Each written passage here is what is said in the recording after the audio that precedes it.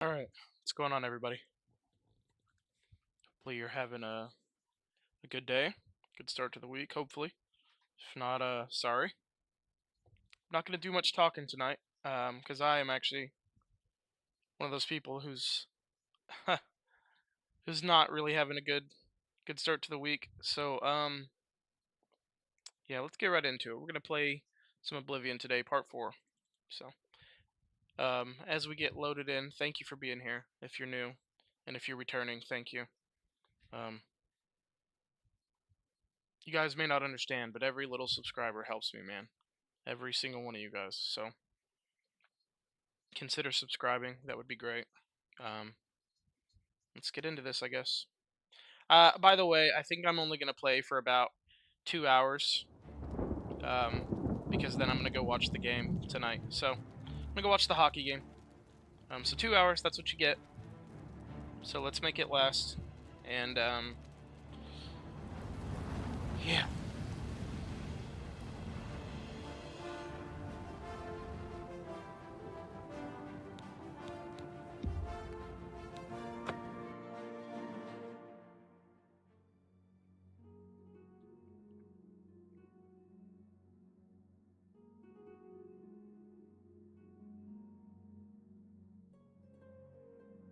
Have you heard any word about the other provinces?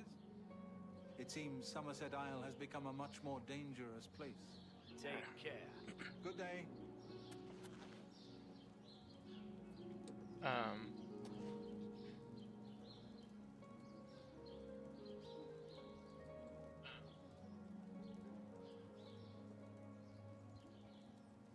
Wait, can you guys hear the game any?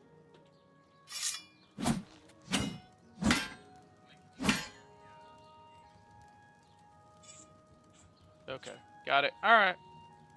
Alright, we got it. Cool.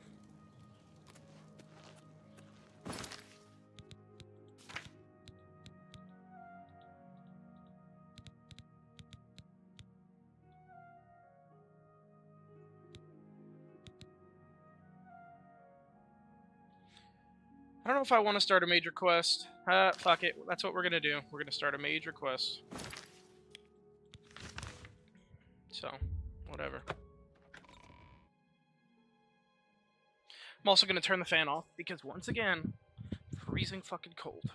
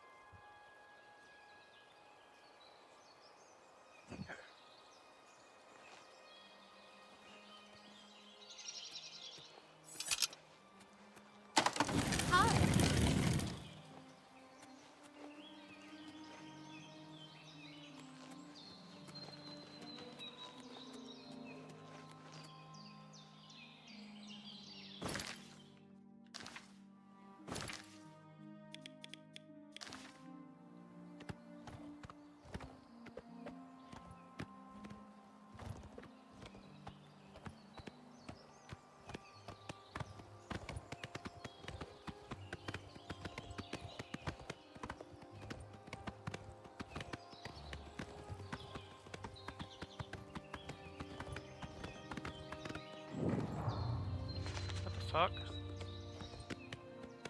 Go!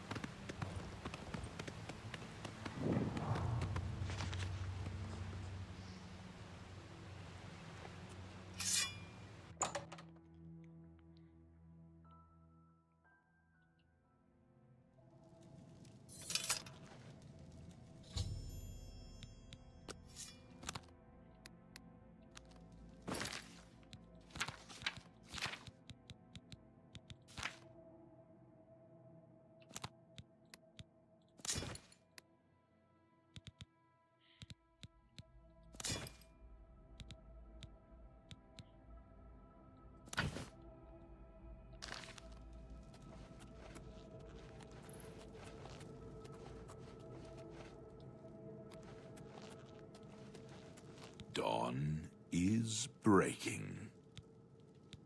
Welcome, brother. The hour is late, but the Master still has need for willing hands. You may pass into the shrine.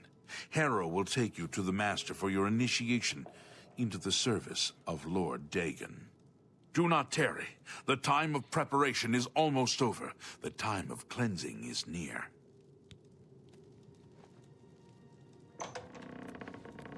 Harrow awaits within. You should not linger here.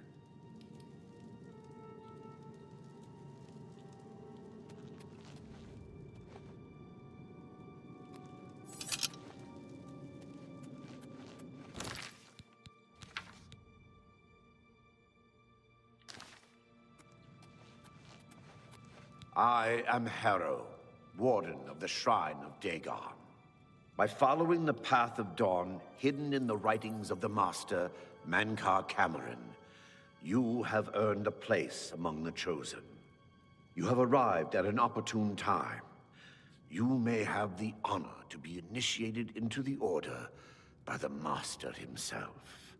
As a member of the Order of the Mythic Dawn, everything you need will be provided for you from the Master's bounty. Give me your possessions, and put on this initiate's robe.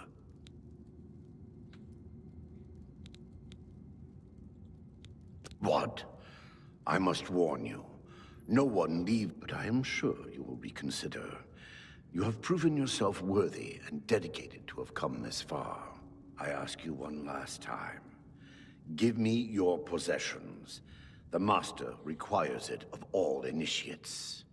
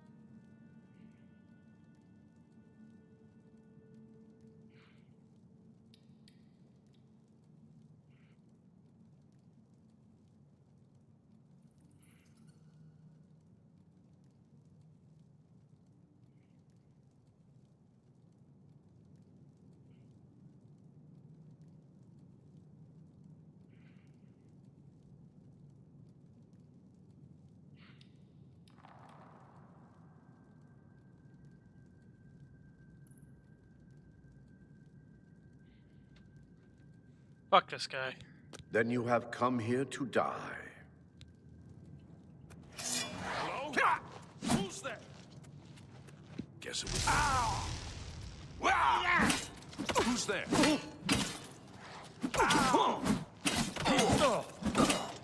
Be glad! You will not live to see the day! Lord, Dagon walks the Like earth! the gods you pray to. You are weak, Lord like the Dagon will gods you welcome pray your to! soul in Oblivion. Be glad! You will not live to see the day! Lord, Only the Dagon chosen will walks the survive the earth! cleansing. The dawn is breaking! I do not fear death.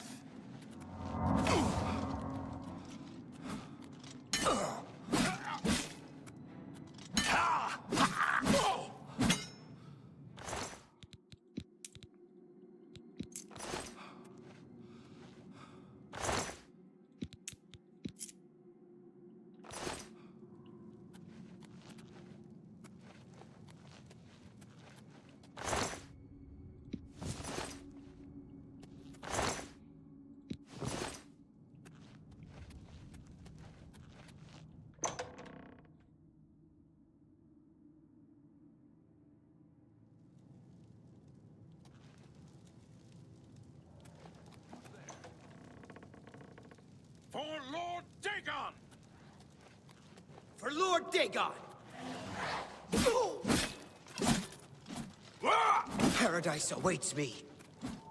You are weak, like the gods you pray to! You are weak, like the gods you pray to. Die, unbeliever! Be glad you will not live to see the day Lord Dagon walks the earth! I do not fear death. The dawn is Be breaking! glad! You will not live to see the day Lord Dagon walks the earth! Only the chosen will survive the cleansing! Lord Dagon will welcome your soul in Oblivion.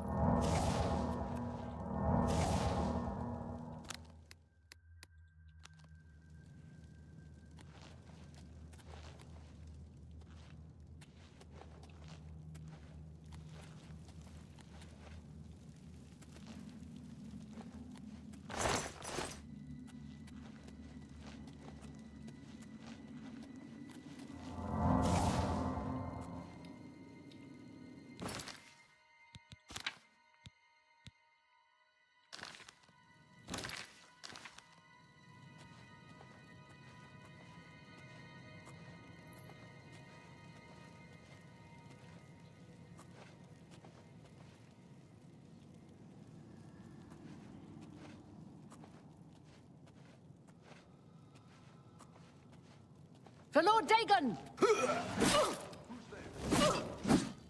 I do not fear death. Die, unbeliever! Paradise awaits me.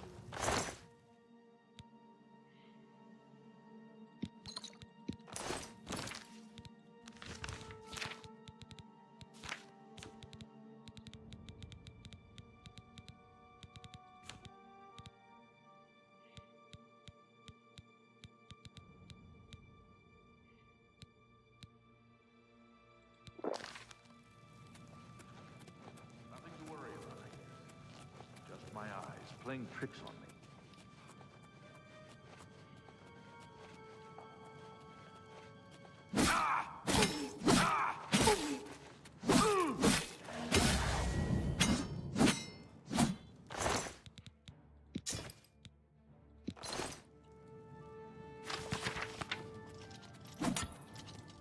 You are weak like the gods you pray to!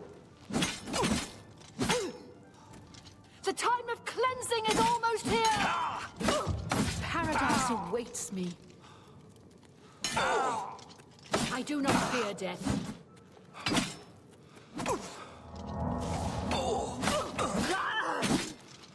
I do not fear death.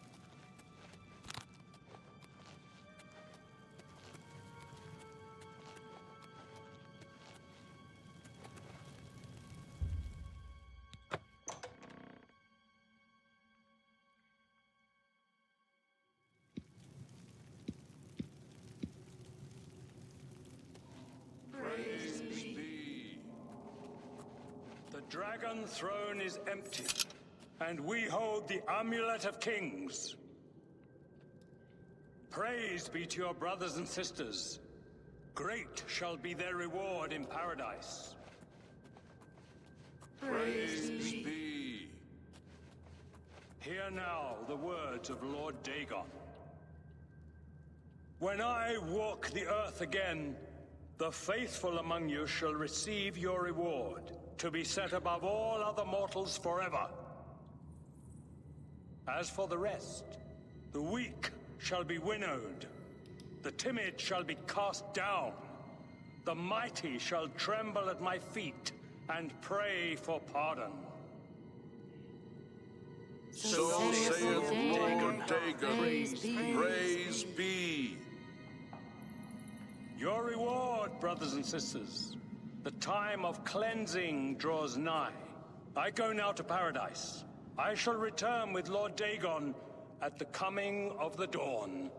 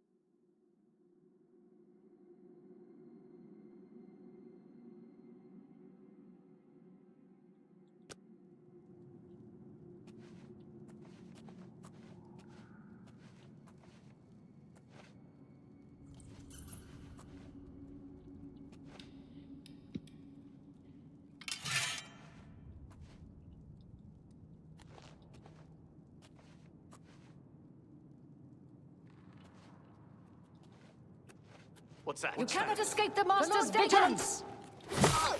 Be glad you will not live to see the day Lord Dagon walks the earth.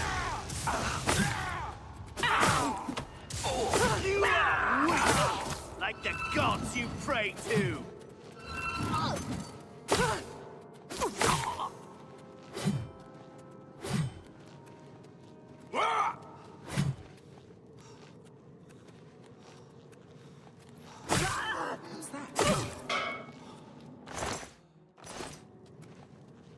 For Lord Dagon, Master's vigilance! only the chosen will survive the cleansing.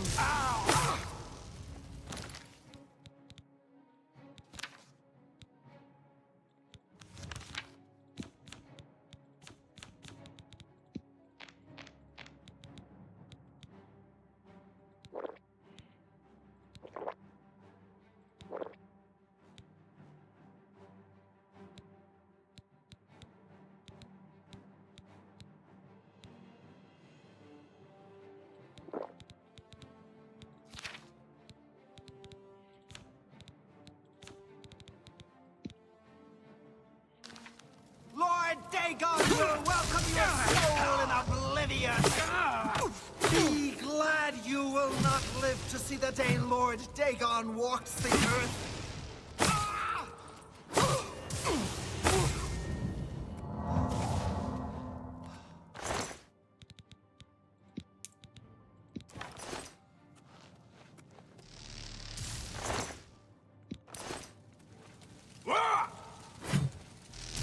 Come here, motherfucker. Bitch, come here.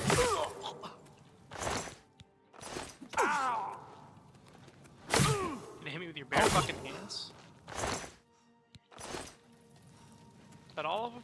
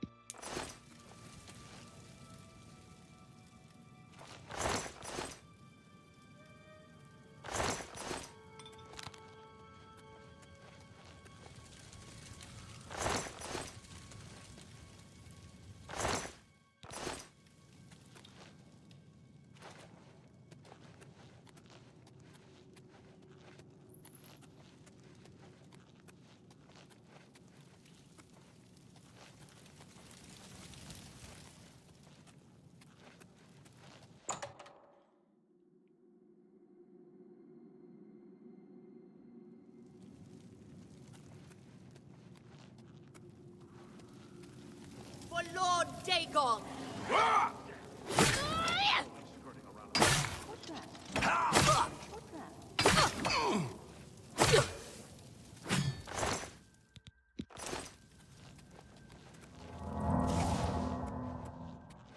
For Lord Dagon! Whatever it was, it's gone now. Is it? Gone, bitch?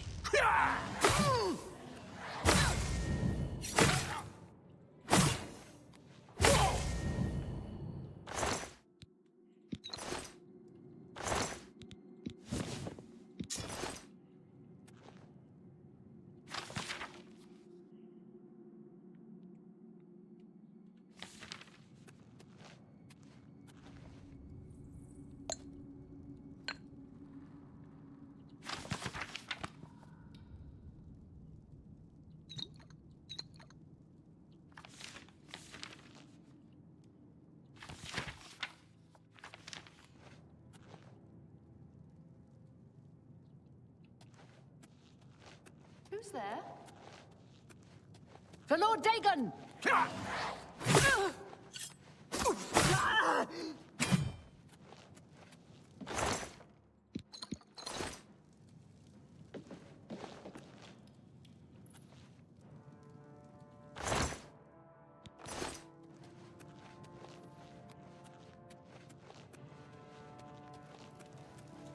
For Lord Dagon!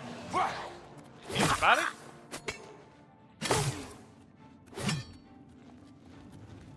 What's the matter, champ?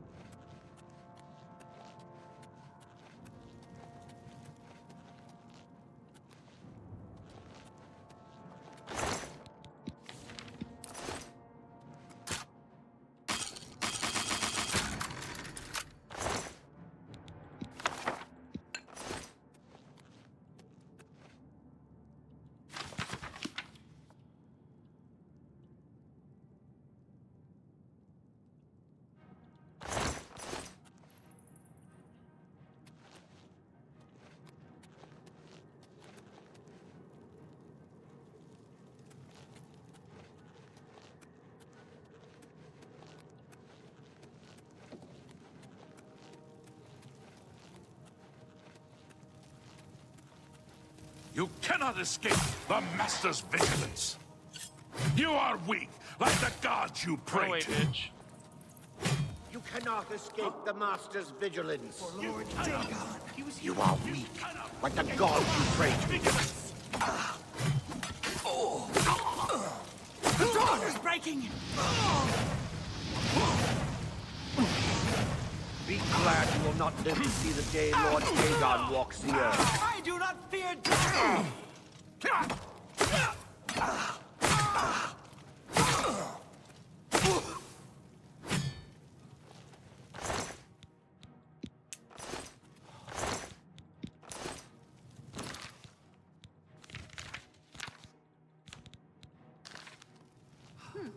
Whatever it was, it's gone now. For Lord Dagon!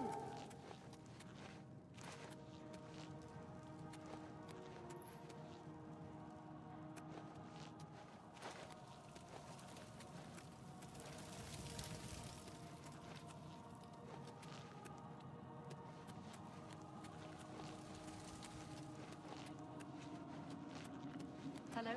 Who's there? For Lord Dagon!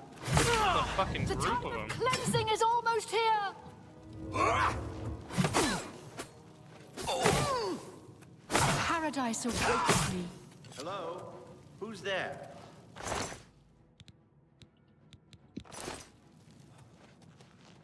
You cannot escape the Master's vigilance. Paradise awaits me. Be glad you will not live to see the day Lord Dagon walks the earth.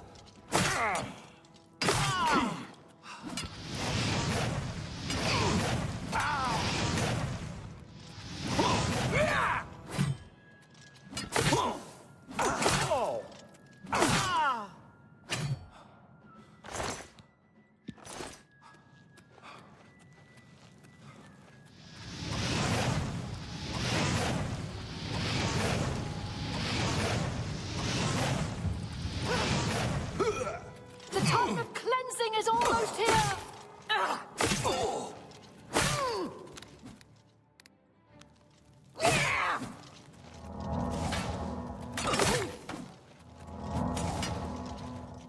What am I stuck on?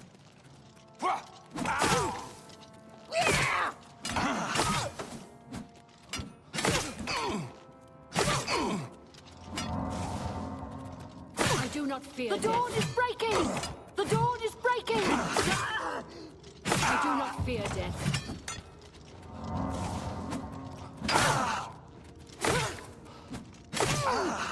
The dawn is breaking!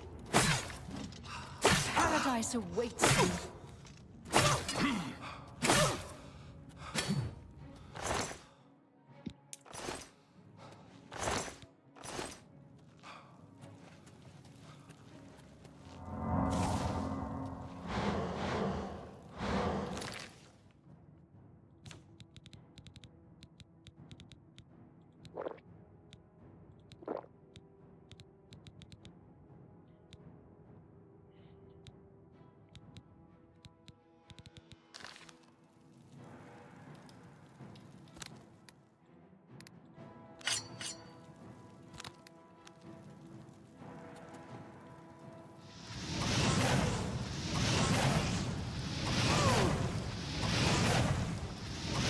You guys can just stand there and get burned.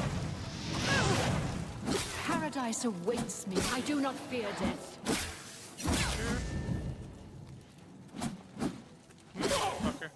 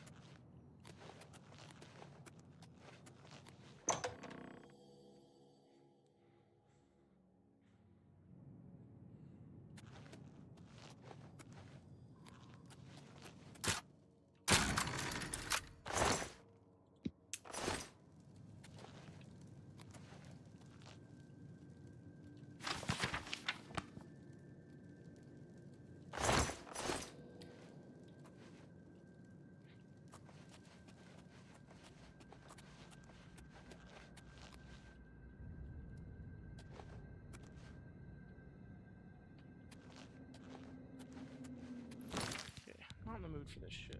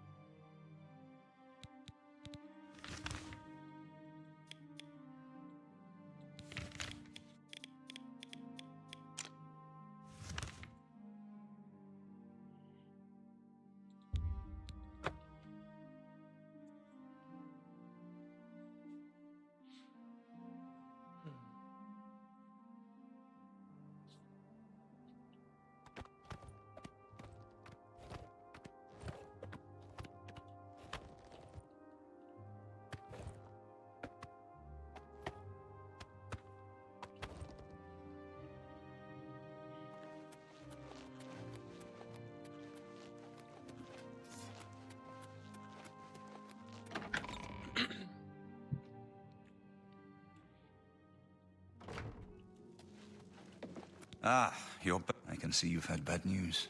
You didn't... By the Nine! Such a thing is dangerous even to handle. Forgive me. You were right to bring it, but... I don't know. Maybe. I suspect that the secret of how to open a portal to Cameron's paradise lies within these pages. But I will need time. Tampering with dark secrets, even just reading them, can be very dangerous. I'll have to proceed carefully. In the meantime, you should speak to Joffrey. He was concerned about reports of spies in Bruma. It is now clear to me that the only way Emperor, Amulet, and Dragonfire, with these divine gifts, while the Dragonfires burned, the divine barriers kept the Daedra from making more than fleeting visits to our world. But the Dragonfires can only be relit by... This was the essence of Manca Cameron's plot. We must recover the Amulet of Kings.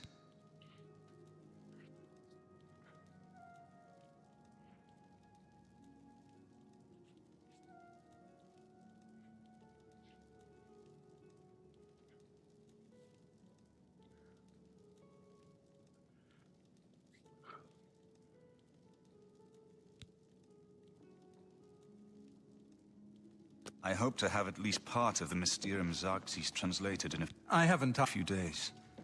Speak to Joffrey about those spies in the meantime. Good evening, sir.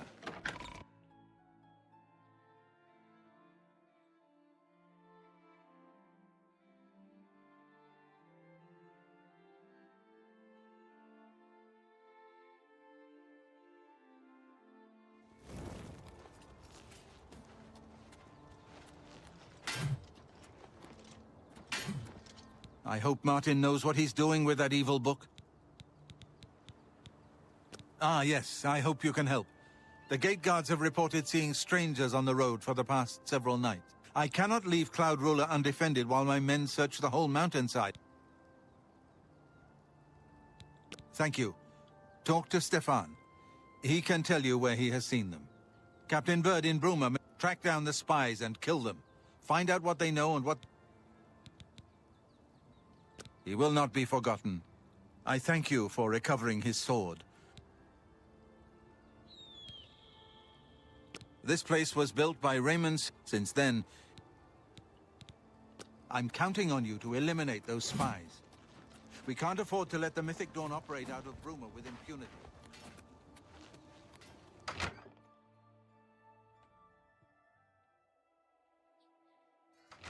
I'll feel better when you've eliminated those spies. There's no telling what they may be planning. What can I do for you? We always see them near the rune stone at dusk, but it seems that you have been given the freedom to attack the... Farewell.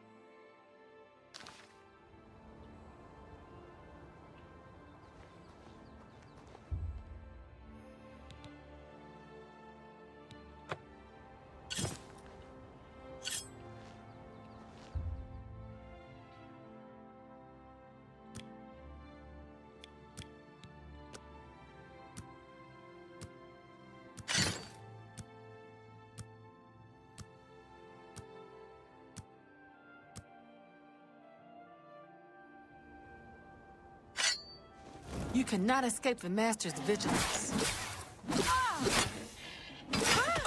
The dawn is breaking!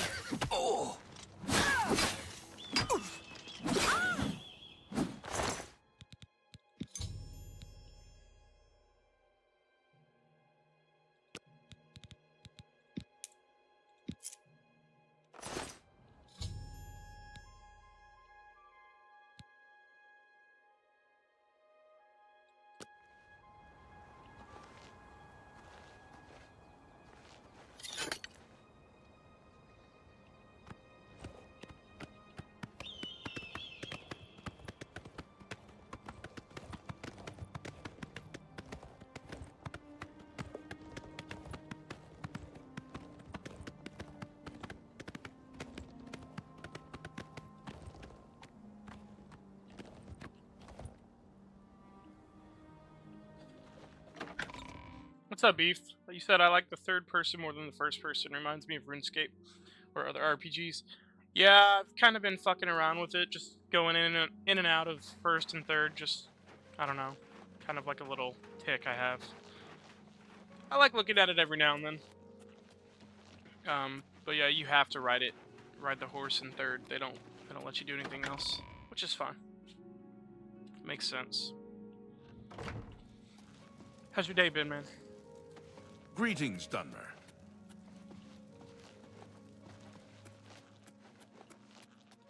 Hello.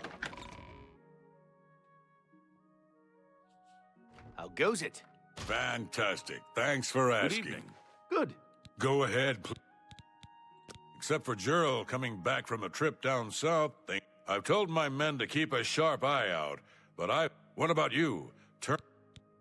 God's blood. So she was the spy? Since you're working with Cloud Ruler Temple, I'm going to authorize... Good day. Stupendous. You still doing MMA? Well, first of all, I'm glad your day was amazing. Mine was pretty shitty. And, secondly, no, actually, yes and no. So, yes, I will be doing it in the future. I'll be picking back up in the summertime, maybe July or August, once I take care of some financial stuff, some obligations and things I've got to tie up. I've got some loose ends I need to fix. But until then, I won't be training. And it's actually funny you ask. I got a text over the weekend asking to renew my membership at the dojo, and I texted back earlier this evening and said I won't be doing that. Not yet, at least. And I haven't heard anything back, so hopefully they'll understand. But I don't know. I've just got too much going on to train right now. Too much going on.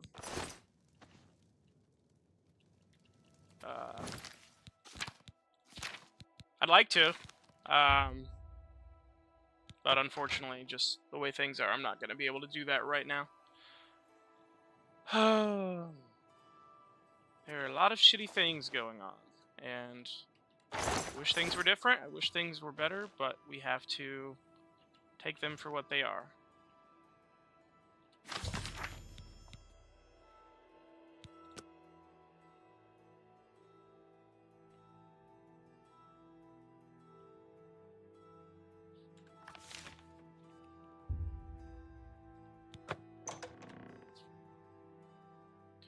Practice striking on your own.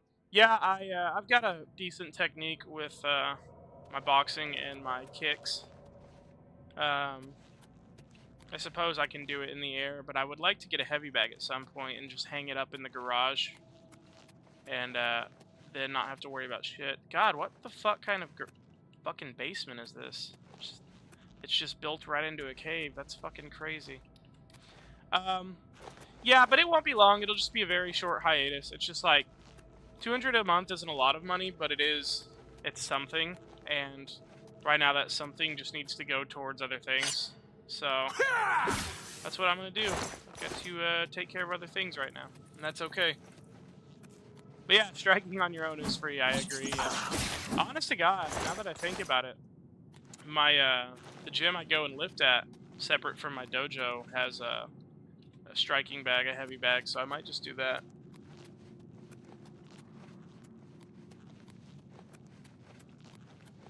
You know, one of these days I'm gonna figure all this shit out, I swear to God. One day I'm gonna have this channel up and running the way I want, and I'm gonna have Discord for it, and I'm gonna make a social media account for it. One of these fucking days, man. It just takes time. It's hard to work for free, you know? You don't have the resources.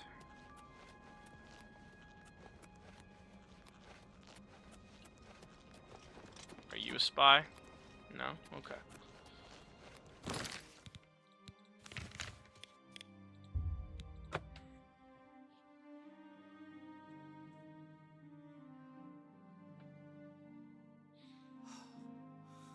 Yeah, man, anything special happened today, or just one of those, like, you know, good attitudes to have?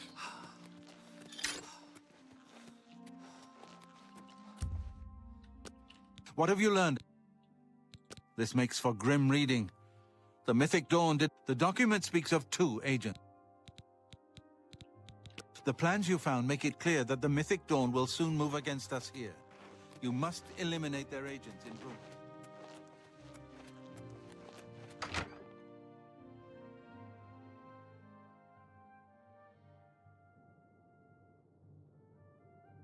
Try to get a deal with the owner in the future. Between you and the owner, that's what I did.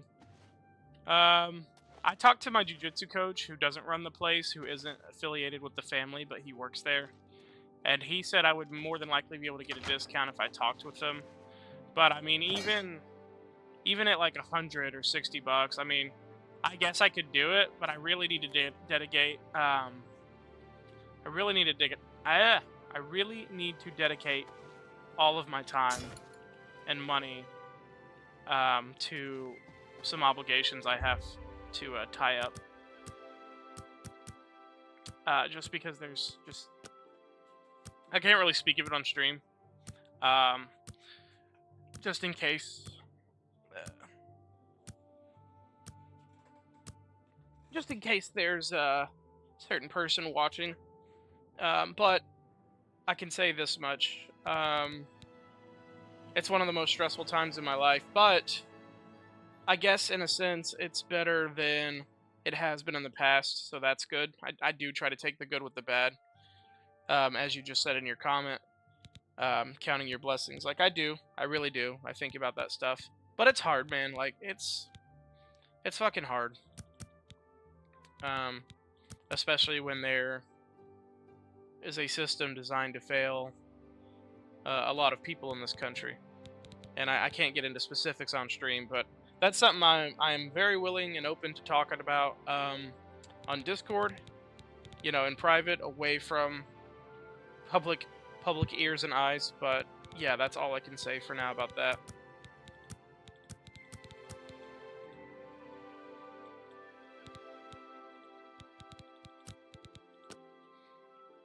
But yeah, man, I mean, it's a good evening. I'm going to stream for exactly 2 hours, so I've got another hour in me, and then I get to go and watch the hockey game. So it's not like it's all bad.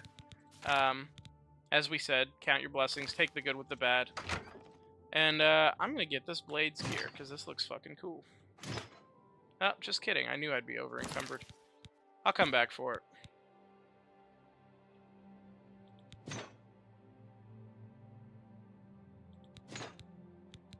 Really need to get rid of some of this shit.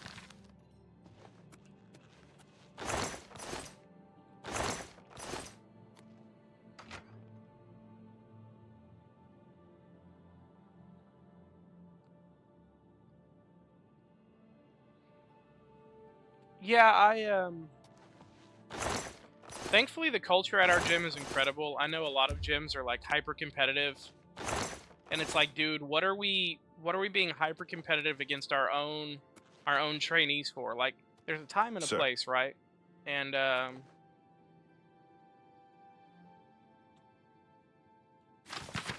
a time and a place, and there are times where you should train hard against other people in your gym, and there's a time when you absolutely shouldn't.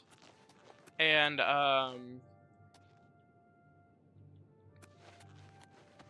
I don't know. I'm under the impression that when gyms are always training hard against their own members, when instructors are allowing people to go 100% and increase the risk of injury and potentially decrease the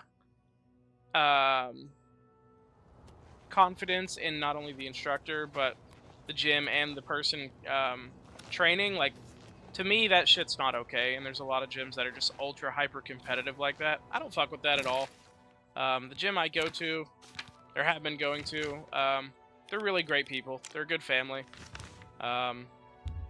It's just that for me, again, I'm not in a place where I want to dedicate money or time to that anymore. There's just too much going on. I love it to death. I love training, and I swear to God I'll be back. I really do think it'll be sometime in the midsummer, like July, or late summer, like August. But I will be back. You can bet your ass on that. I just got some other stuff to do. And it's weird. I hear more shit about gyms being shady or like problematic for people more than I want to. Especially jiu-jitsu gyms. I just hear a lot of shit. Let's see what we've got got around here. town here. So I kind of walked into a gold mine, and the good news is my gym doesn't cap people on like memberships, so I can always just go back whenever I'm ready. A lot of gyms try to sell you on the whole, well, we're only accepting so many Only quality goods for so sale many here. students, you know, What can and I then we're interest full. you It's in? like, I don't know if I believe that.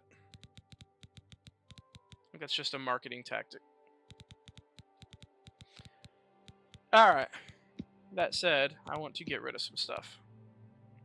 I don't wear these, but they're worth a lot of fucking coin, which is great. So I think I'm going to get rid of them.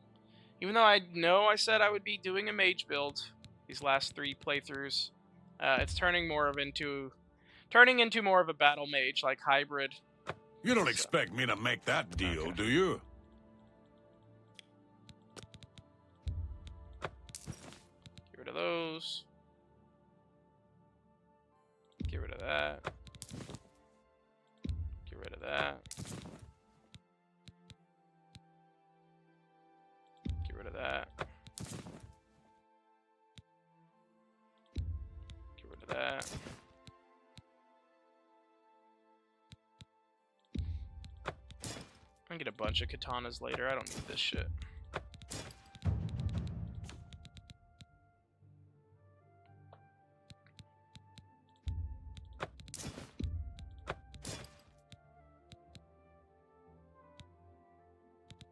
Oh, I'm a dumbass. I should have just duplicated, I should have duplicated that. Oh my god, I sold it for 800, and he's selling it back to me for 8,000 fucking coins. Bro, are you telling me I bought it? I sold it for 10% of its worth? What the fuck? What the actual fuck? Okay. Just kidding. I'm good, Chief. I guess I can, Ooh, I'll duplicate this staff, because it's worth the most, and it's the lightest.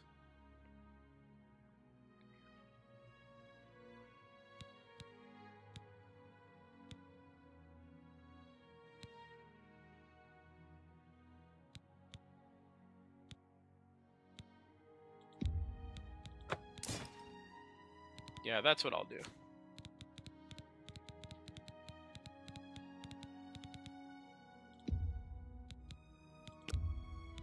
You're a fine negotiator. I know you guys saw that shit. Fucking 8,000 coins when I sold it for barely 800. Get the fuck out of here. That's insane. I'm looking for lockpicks. They don't have Come it. back and see me again. Good day. Okay, so we're gonna dupe for a minute, just for a minute, as fast as I can do it. And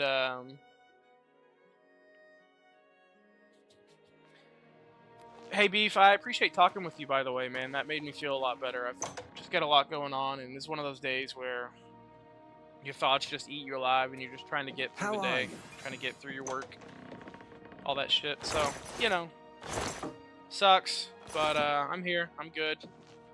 I'm alive. That is really all that matters, I suppose, at the end of the day. If you got breath in your lungs, you know, you can get through a lot, so.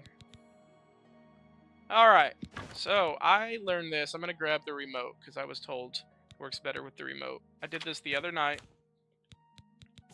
on the playthrough. And a stick. Nope, just kidding. Wait, did it work? Oh shit, I think it worked. No, just kidding. Okay, stick the staff in there. Then stick the iron arrows in there.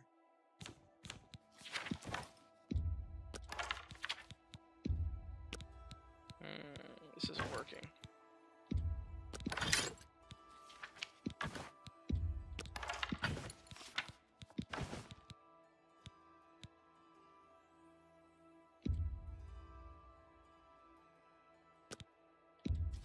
Here we go. Hell yeah, baby. 1,400 staffs. You're goddamn right. Fuck me, man. Love this duplication glitch. Fucking love it.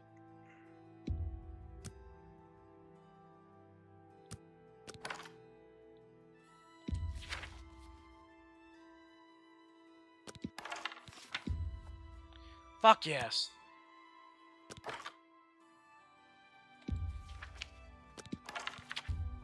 Fuck yes. Okay. Okay, cool.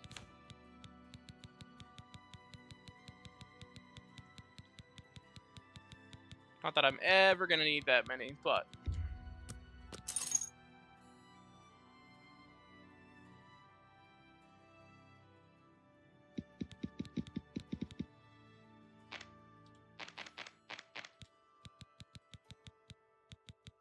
Cool.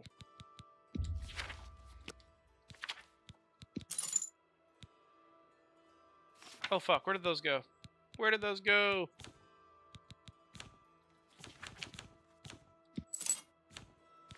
Fuck.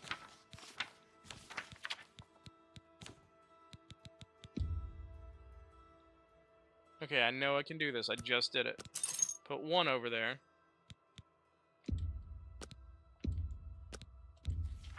There we go. There we go. You have to hear that click sound. You guys hear that shit?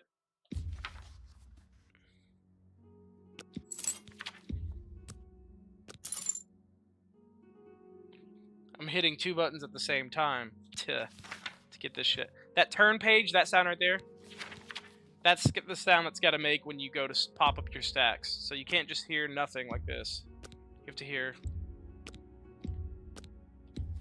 There we go.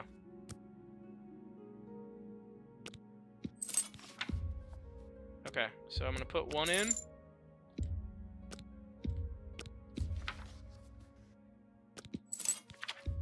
There we go.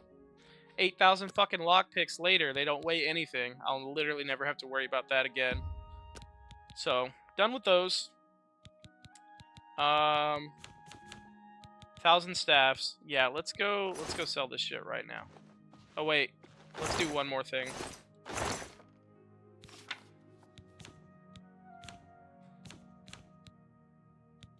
This duping, by the way, everybody, this literally only came about the other day because I was trying to figure out a quest, and I looked up a tutorial, and the guy said just dupe your shit, and that way I could get my sneak up with my lockpicks.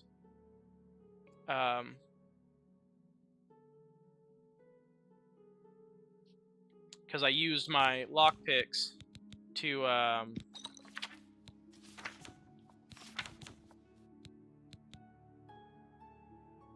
I don't need 1,000 potions, but whatever.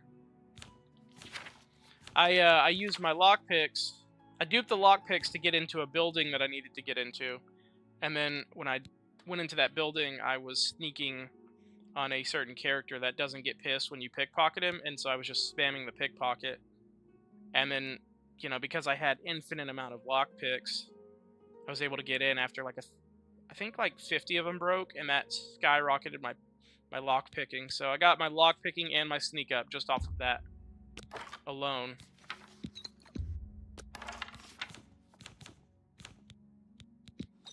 Let's try this again.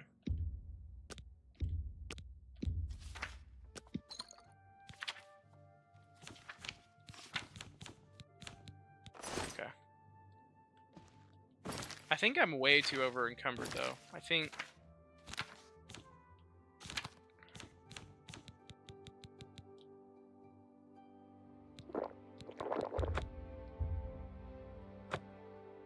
I don't think it's gonna matter any. No, it doesn't fucking matter. Okay. But that's cool. I wanted some of Well met. these. Hi there. Don't get on Jaskar's bad side. I wanted some of these duped so I can, when I'm over encumbered in caves, and I really don't want to drop anything, I can just carry them. Good day. I'm Tolgan, Okay. herald to Countess Narina Carvane here in Bruma. She requests your company at your earliest convenience.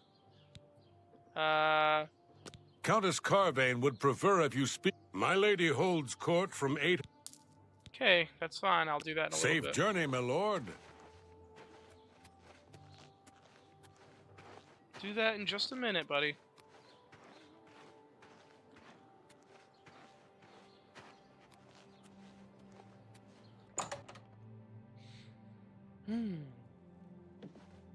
Everybody watching, how are you guys doing today, man? Now that we got a few people in here. A pleasure to speak. Can I interest you in some of my wares? Oh, no, but I can interest you, motherfucker.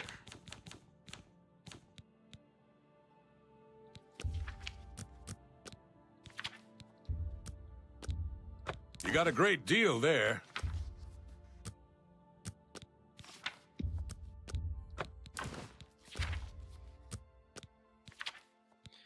He's gonna sell it back for 1,000.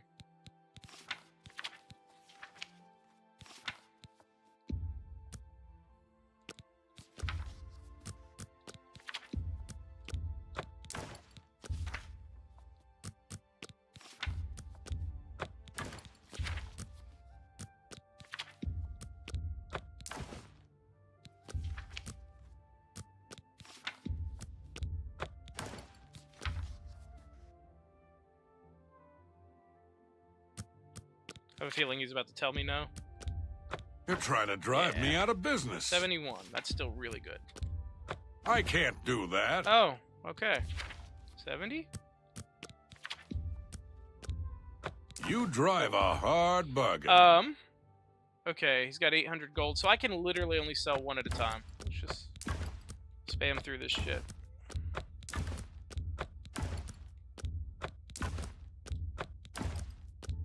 That seems a fair price. You've made a good bit of gold.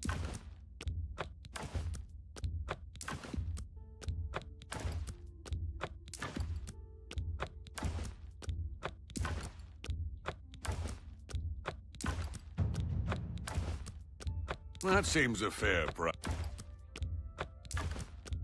You got a great deal there. Let's try the potions. It's 10 apiece, so...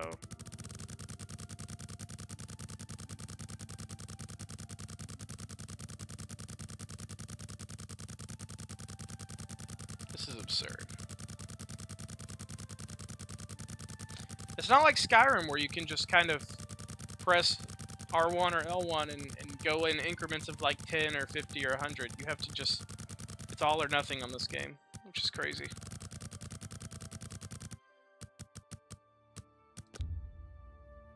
Oh. Oh, shit. How much is one of these going for? 10 gold, right? My math's off, isn't it? Yes, it is. 10 gold, not 1 gold.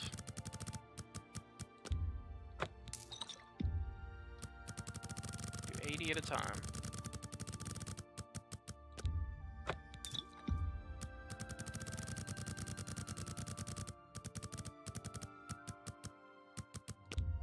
You got a great deal there. Fuck, man.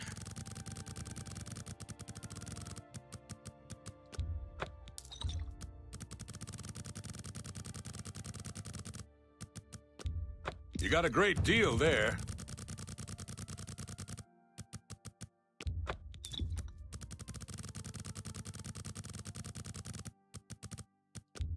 A good price for a good customer.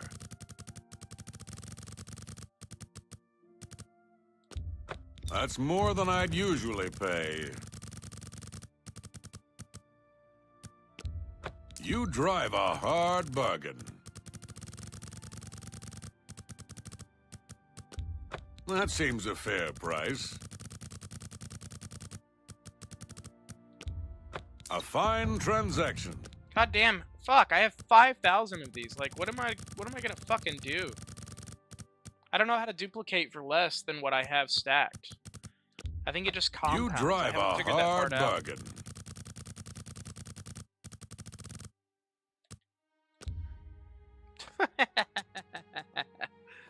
Fuck. Thank you for your pay. Farewell. Let's see what this does. A pleasure. Quick save. May I interest you in some of my fine wares? You're trying to drive me out of business. Yeah, something like that. I'll take those back, though. I'm gonna dupe the shit out of those a few times. Alright, now you should have more than enough gold, motherfucker.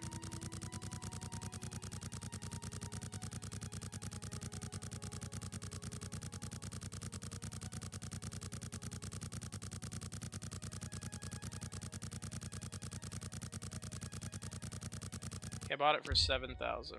I can't make that deal. Oh, you're such a bitch. You're such a fucking bitch. You'll need to make a better offer.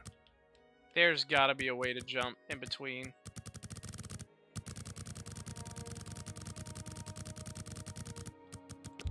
An excellent bargain.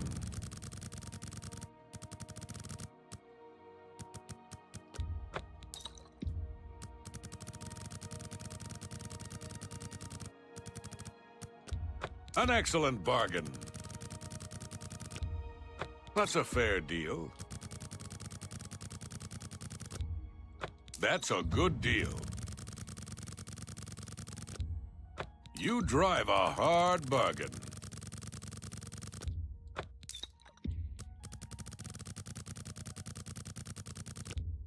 Ah, fuck.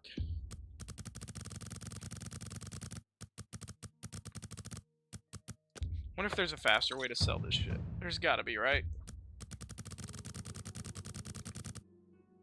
Because I don't know that the fencers, now that I think about it, I don't know if the fencers in the Thieves Guild will take this much either. I think they have a limit too.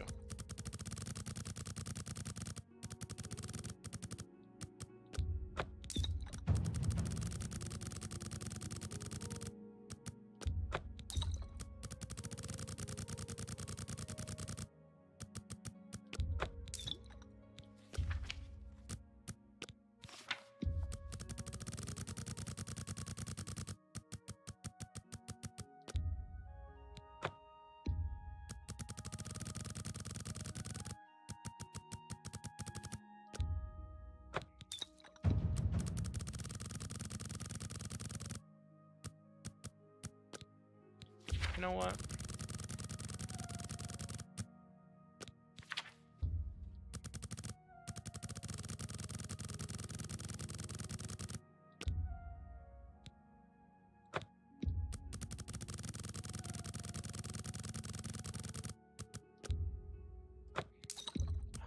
So 120? You drive a hard bargain. 130?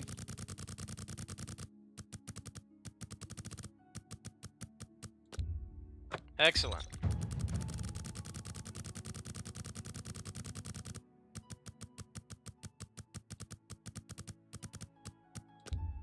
That's a good deal.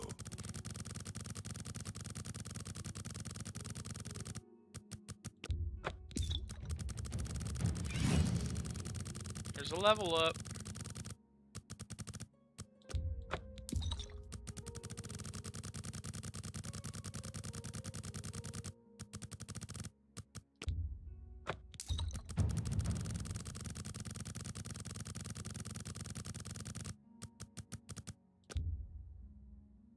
I can't make that deal.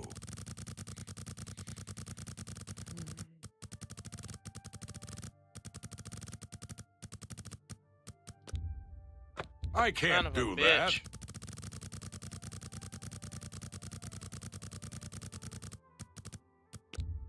You drive a hard bargain.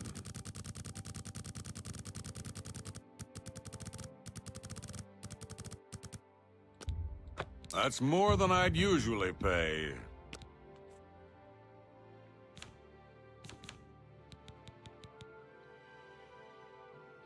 You dupe that a couple times and you're golden.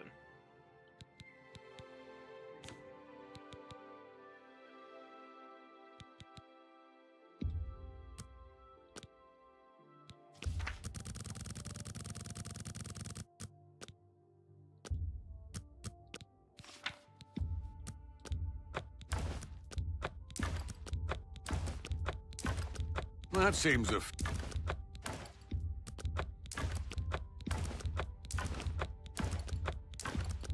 You drive a... That seems a... That seems a... Ooh, shit. I have 1 million coin worth of staffs. You Sell drive that, a right? hard bargain. 800,000, and I've sold An excellent bargain. fuckload already. That seems a fair... That's a good deal. You've made a good bit of... That's a good deal. That seems a fair... That's a fair deal. You drive a... That's more than I... You've made a good bit of gold. A fine transaction. A fine transaction. That seems a fair... So dupe the lockpicks and go for fucking hard doors. You're gonna get your lock picking up immediately, and you'll never have to worry about running out. Dupe really important shit, and you'll make a lot of money and get your mercantile skill up.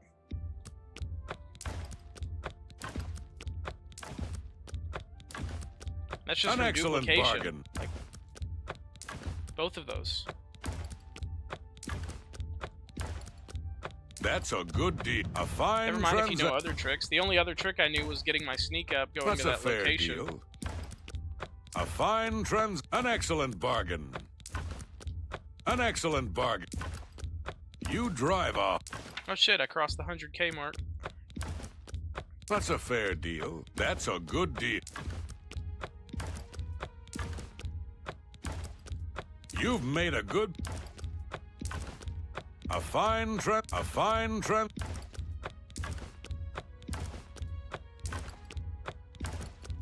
A fine An excellent bargain.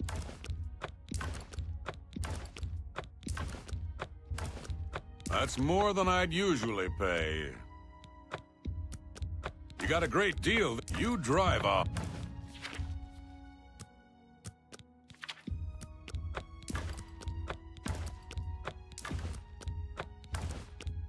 That seems a fair... That's a good deal. The lore is that That's I'm a a good sorcerer. deal. Fucking, I duplicate shit. That's what I'm good at with magic. A good price for...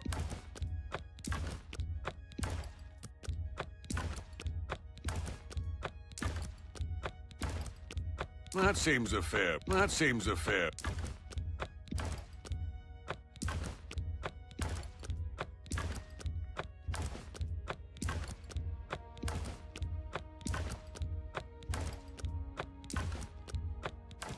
The fuck are these gauntlets? Good lord.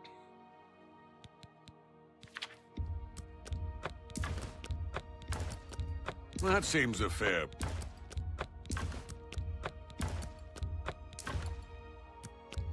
You drive a hard... You drive a hard... Can I just give this to you for You got a free great at this deal point? there. That seems a Be done fair... with it? A good price for... An excellent bargain.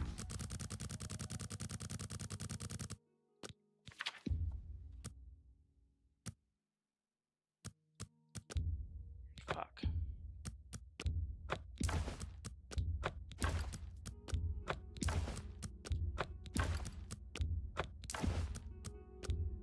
You've made a good bit of gold. You drive a hard bargain. That's more than I'd use.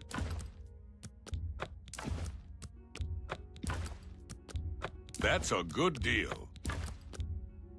That's a good deal. That's more than I'd use.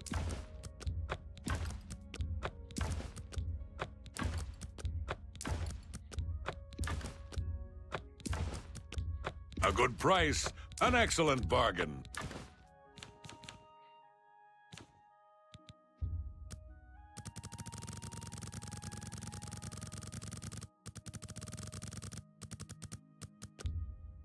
That's a good deal.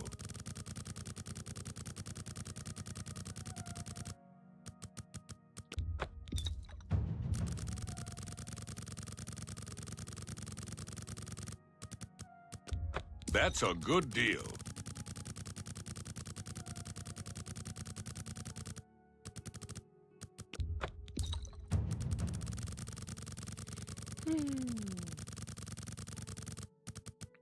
There's got to be a faster way.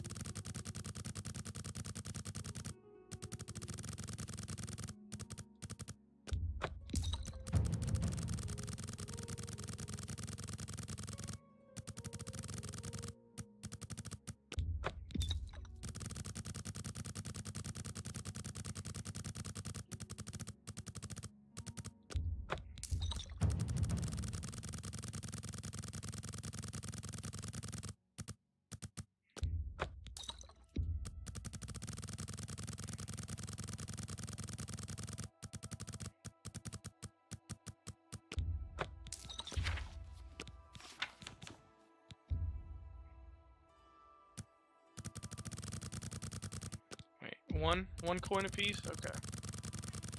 This one might be a little quicker.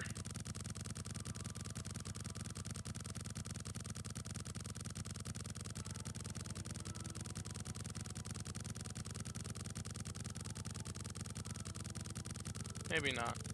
Scrolling alone is gonna take like 30 seconds a pop.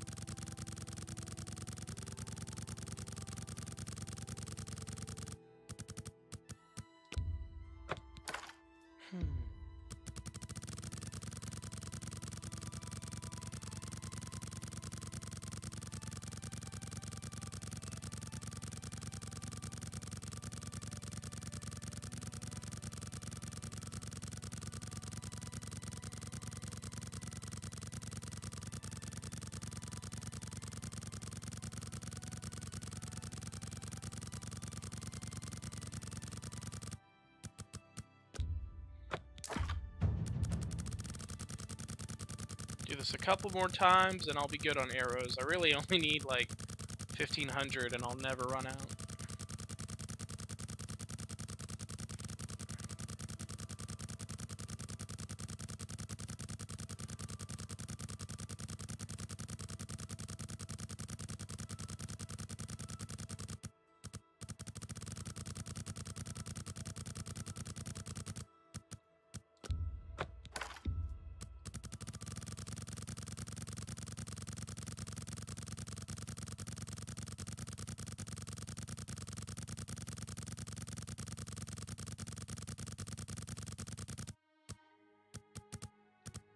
Fuck, keep going.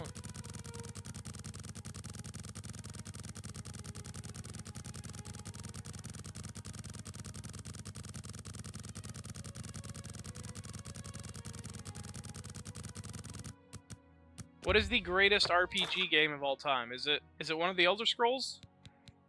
Is it RuneScape? Is it fucking... Is it just tabletop D&D? Is it fucking World of Warcraft? Like, what's the best fucking RPG of all time? I've heard a bunch of different takes on this, and I'm kind of curious. As long as we're sitting here together, what is your opinion on it? And what are some of the worst? I'll tell you what. I like Diablo. I just never got to play it a lot because they never really had any big sales. But if they ever put that shit on sale, I'd be playing that in a heartbeat.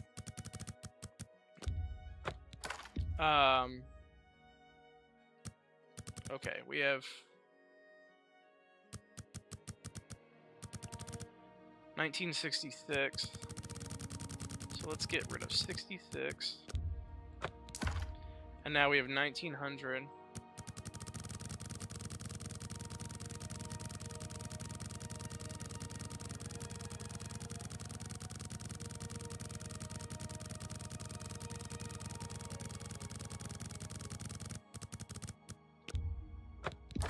Alright, cool. I think I'm good there.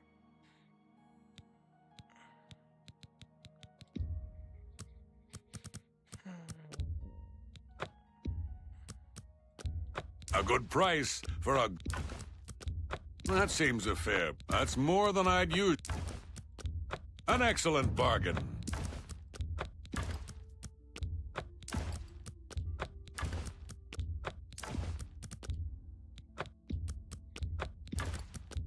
You've made a good bit of gold. That's a I'll tell you an good RPG deal. game I didn't like. You drive a hard...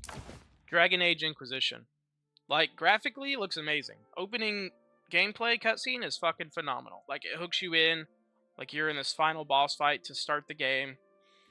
And, you've got all these powers. You've got this gear. You've got a team. Like, it has this freeze mode where you can freeze it and do it, like, top-down style and give them commands. Like, you can play it live or you can play it turn by turn. That's a fair like, deal. Cool. But when I get into the game, why am I hunting for like flowers as the first mission? I just could not get over that shit. That seems a fair And then I did price. it, and I was doing other very drive a menial hard tasks. bargain. A Not fine only transaction. that, but I feel like Dragon Age just... I don't know, like, it didn't give you much guidance. I don't necessarily need my hand held, but I like information in RPG games. I like to learn. That's I a like to fair study. deal. I feel like the Elder Scrolls, That's a fair deal. specifically Skyrim and Oblivion, they give you plenty of information to go off of, which makes the game more enjoyable. You got a great deal Morrowind there. is notoriously bad about, well, intentional, I don't want to say bad. They are notoriously famous for not giving you any information and having to do You've made a a lot good of bit of gold. note-taking, a lot of organic thinking. Like, they don't guide you at all. They don't hold your hand. Like, that's a little too much for me. And Dragon Age is somewhere in between, like, Oblivion and Morrowind. That's a fair deal. It guides you a bit, but it's just so repetitive and menial. It just doesn't feel important. Like, I couldn't see the bigger picture. You drive a hard bargain. But maybe I just don't understand them, and maybe I need to give it another chance. You drive a hard I gave it 2 bargain. chances. I tried it twice. Especially for like $5, I thought it would be okay, but it really, at the time, felt like some of the worst $5 I've ever spent. An excellent bargain. That said, like, I get people like Dragon Age. I just, specifically Exquisition, I just couldn't get into it. Origins, I have no idea. Never tried it. A fine transaction. You drive an excellent bargain. You drive a... That's more than I'd... That's more than I'd... You drive a... That seems a fair price.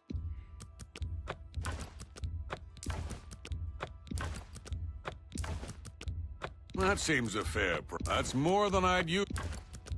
That's a fair deal. That's more than I'd use. There's gotta be trophies for gold, right? What's the achievement on this, man? That's a fair deal. I mean, I'm just selling this shit to get rid of it. I don't like to store shit in a chest, but I might just go do that in a minute.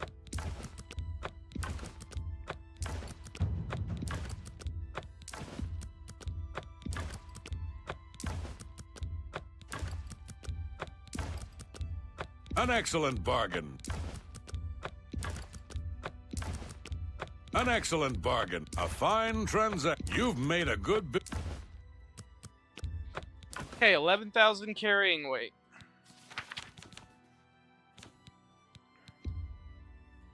Do this shit a few more times, and then we will move on.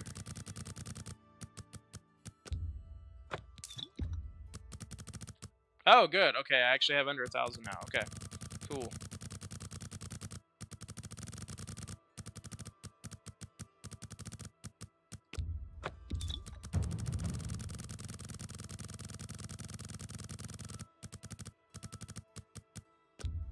A fine transaction.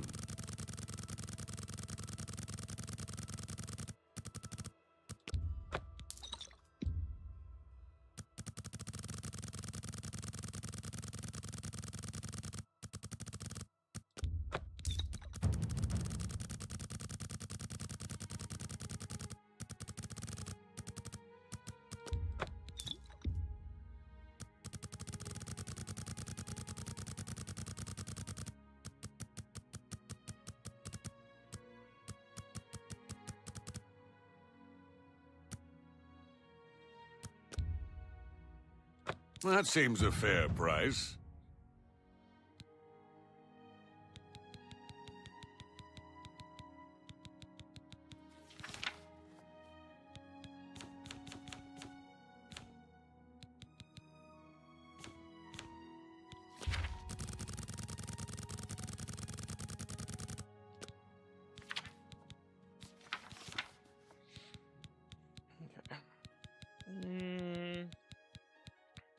Got enough potions. Got enough arrows. It's just these fucking staffs.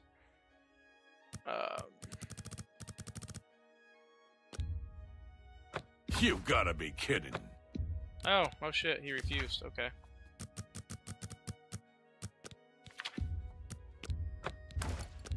You've made a good... That seems a fair...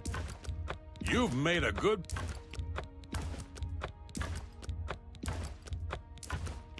A fine an excellent bark. You got a great deal.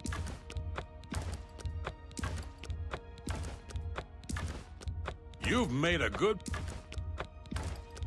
A fine transaction.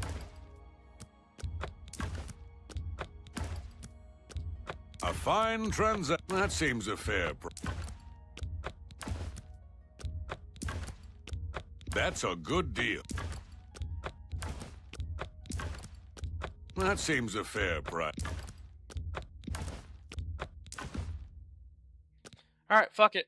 I have 975 of these. Thank you for your patronage. Farewell. Yep, thank you for setting me up for life, motherfucker. What we are gonna do...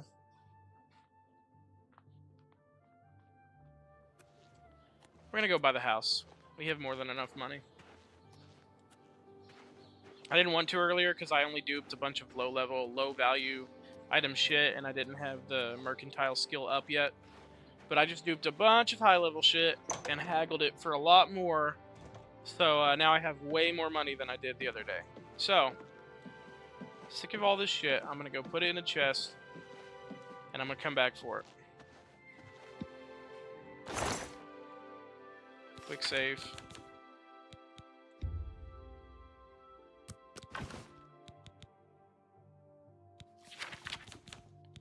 I have fucking 200 potions on me and I'm still good. Like, that's crazy. Okay, let's go buy a house. Gotta do something memorable on the stream. I mean, I did finish that Mythic Dawn quest, so that was good. And the reason I like to dupe out here in Brahma, for one, I like this city. I think it's a really cool city.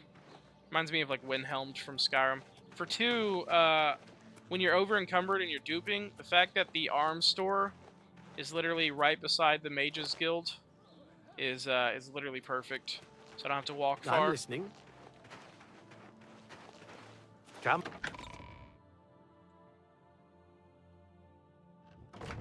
Alright, I've got 30 minutes, but I would be willing to stay on with you guys if well we met, get some Lord. interaction. I'm just going to put that out there Good now. day. I trust the stipend Tolkien gave you whetted your appetite. Good point. Allow me to formally introduce myself. I'm Countess Nerina Cavain. I assume you've noticed all the Akaviri relics I'm displaying. Oh, this is great. Well, it's safe to say I'm a collector of sorts. I've invested a great deal of time and money acquiring these bits of ancient history. This is hilarious, you guys. In fact, I'd be so bold as to I'll tell you why proclaim in my just a collection second. the most complete in all Cyrodiil, perhaps even beyond. Except for one thing. A particular relic has eluded me for many years. I'm of course referring to the Draconian Madstone. Okay, time out. I think it's hilarious that... I mean, it's a game. They didn't program the dialogue to change based off of your actions, but I stole all of her shit. I'm gonna show you these display cases. I stole her shit yesterday. Including there's a fucking side quest where you steal her ring in her room. No, that was a different countess. But anyway, regardless, I stole this bitch's shit. Look. Please consider my I proposal. stole her shit. It's all gone. She ain't collecting nothing. She's collecting dust. That's Hi what there. she's collecting. Stole it, sold it. When I Hear was me. broke. The stone is a fine bit of Akavir. The Madstone appears as a snake coiled. Through my sources, I've learned that the... That's cool. I want to buy a house. Are you familiar with it? No, and I don't Look, care. there's no need to be rude. There's Not that I strangers can here, think of. Go ahead. Please consider my I'm proposal. morning. who to talk to buy Well, the then, house. I know it's like I her understand the right Fighters hand or Guild is whatever. hiring new members. Not bad. Have you ever I wanted want to buy learn a to house, use mate. destructive magic? I hear Jaskar can teach you. Those It's are 11 in the dangerous morning. She skills should for be a around novice. here. I hope he trains people well. Heard any news from the other? Go ahead. Goodbye.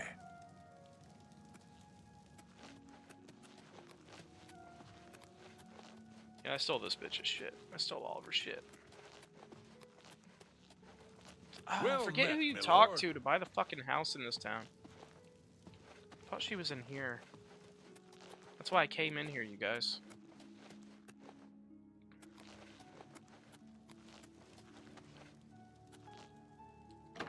Guess we're gonna go figure it out real quick. It might be on my quest, actually, now that I think about it.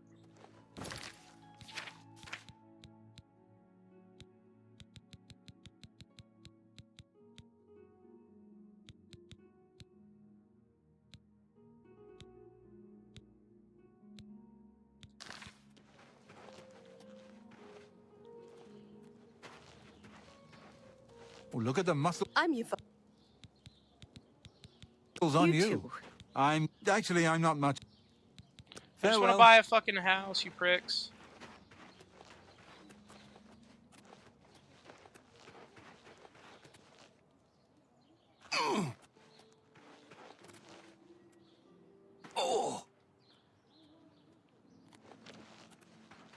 Afternoon. Be seeing you. Go ahead. Be seeing you. Somebody Google this shit for me, please. Oh, have pity, sir. What do you want? Farewell.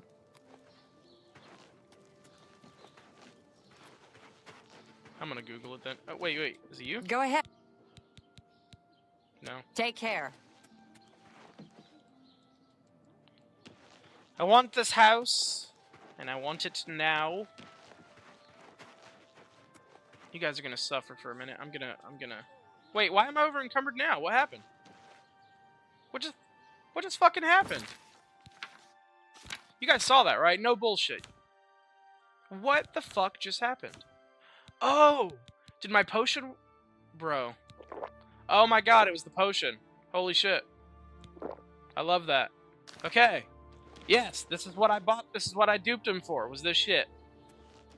Okay, cool. How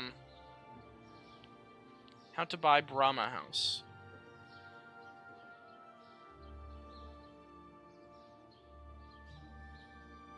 Speak to Countess when her disposition is over 60. Oh, okay, so I was in the right fucking place. I knew I was. She's just being a little cunt. Hello. Little cunty cunt. Look at the A muscles royal on you. twat. You skank.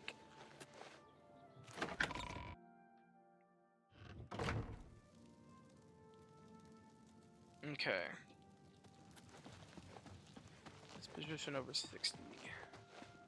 Well met, Miller. Fuck off. Hear me? Go ahead. For me. Thanks. I've been it's a quaint. Wonderful. As I said, it's located. I've had a look at the place myself. I'm fairly certain that Suratan at Nova Roma here in Bruma. Please Excellent. consider my proposal.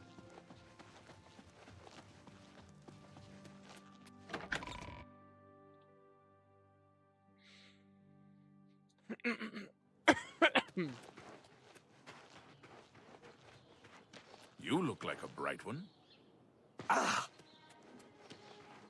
Guys, I'm fucking hungry. I don't know what I'm gonna go eat. I might make some lasagna. Oh, wrong side. What sounds good for dinner, everybody? Greetings. Well met. Greetings, What's new with you? whore. I saw. Can I rename the house? Make this my active quest. Now that I've arrived at my new house, I might head over to blah blah blah. Get some furnishings. Sure, I will. Okay. Cute. Cool. Awesome. I do fuck with the small layout, though. I do. 2 stories. Nice. Very cool. Very good. Master bed. Awesome. I fuck with it. I do. So, like, the common area. Fucking bedroom. The entry. The hall. And then the living room. I fuck with this heavy, actually.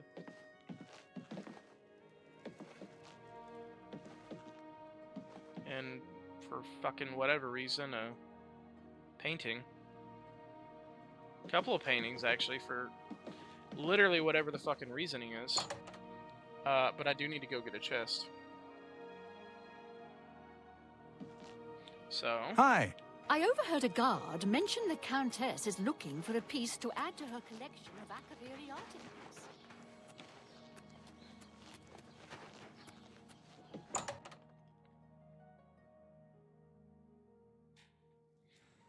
Okay. Yes? Oh, my mercantile skill's high enough to invest money now. Or is that because I bought the house? Make it quick. Thank you. I would gladly let you invest in my... Have a look around. You won't find better prices in Holy all shit. Tamriel. Cool, man.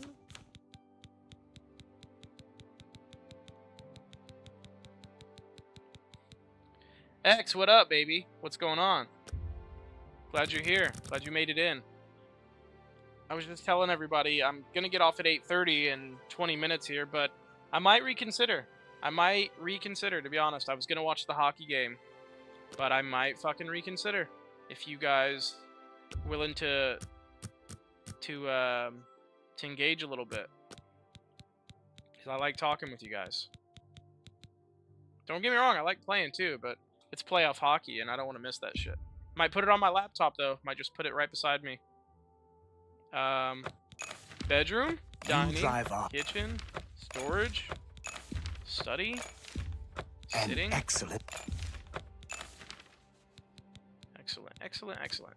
I think I just bought literally everything I need.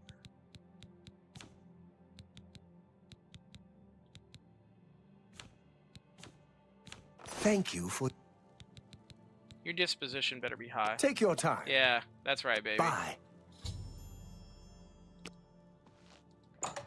That's right, baby.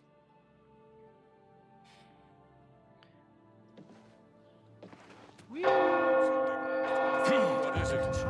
What's going on with I you? think Olfin could be the one to do it. It is a disgrace to our whole city. Alright, let's see if it's all pimped out in here. Oh, this is beautiful. This is nice.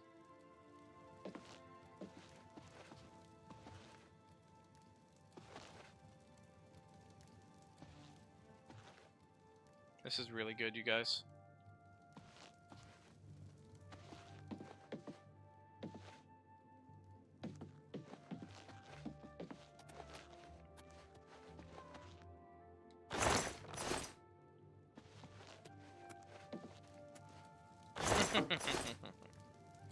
Yes, bitch. Yes.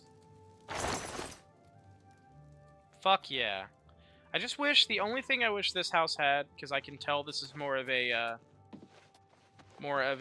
like residential, like non-warrior house, like a working man's house. I wish it had an armory rack. Like, I wish I could put my weapons on a rack or something like that. But it's a great house. Very cool. There's got to be a way to like put books up here, right?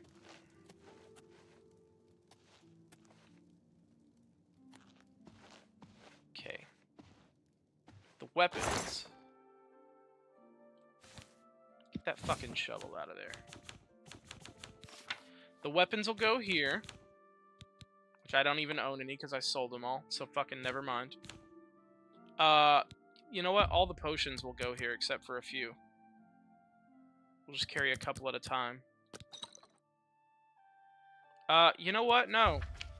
We're gonna dupe them now that we're fucking here. That's what we're gonna do.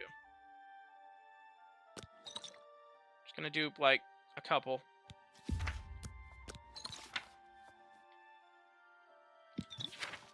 Oh, wait. There we go. There we go. Okay. Cool.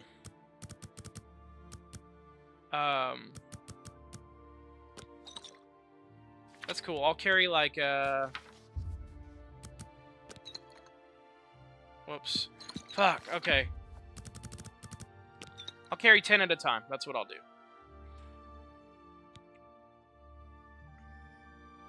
So that's 5 pounds of potions. So I'll put,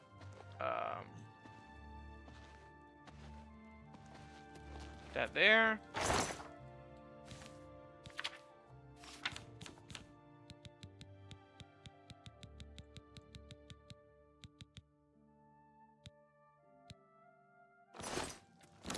What the fuck?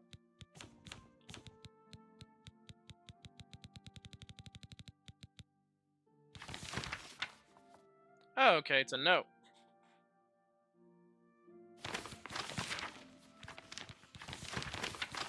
Cool.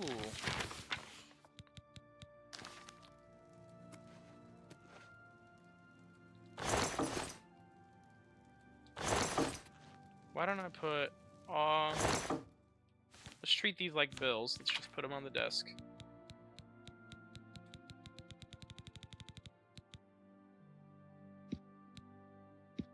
Wait, I can't remove quest items? I finished the quest, did I not?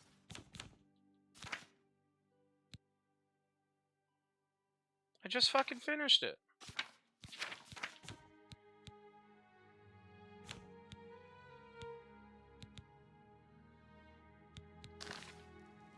Yeah, are you fucking serious? I know it doesn't weigh anything, but like, it's in the fucking way.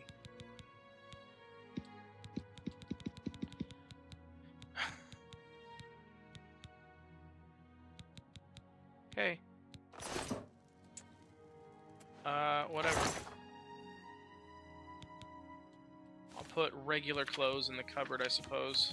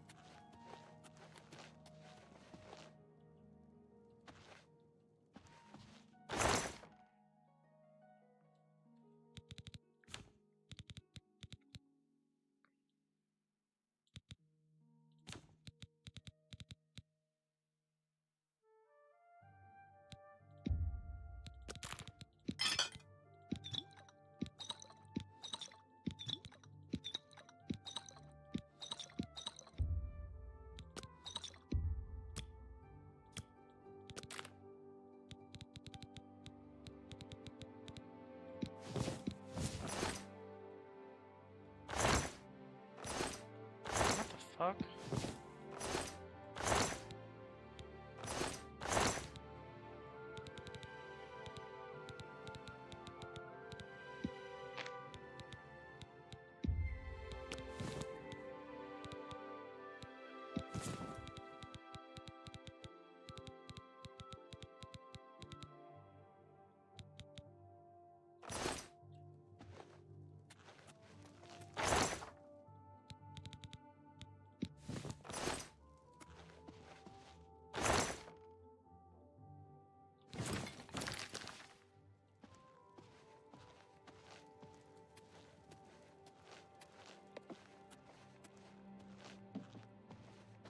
Potions, ingredients, alchemy shit, right here. That's where I want them. That is where I want this shit.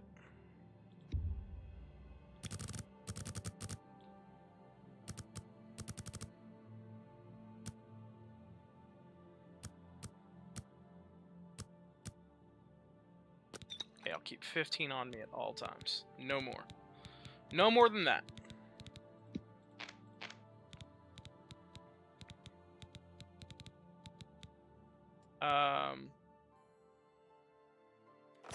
Potions and ingredients, cool. Regular ass clothes. Gear. All gear or just weapons? Weapons. Weapons it is.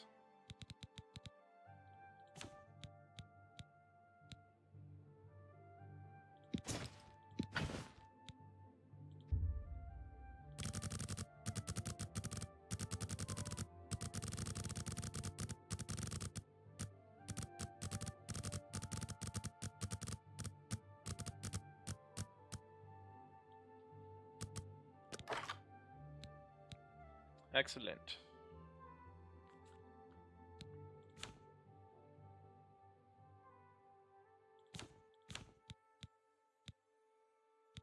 Store weapons in here.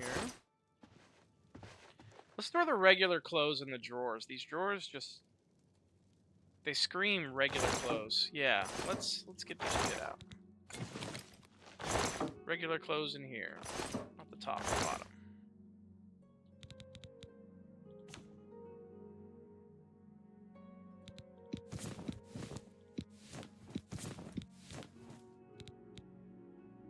I don't know. I see the Dawn robes as kind of average as well, but... And then... let's put all the actual gear, the war shit, in here.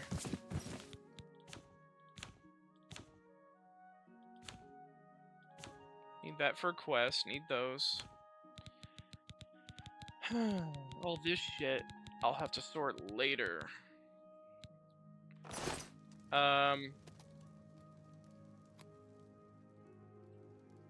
Feels like there ought to be something here, but whatever.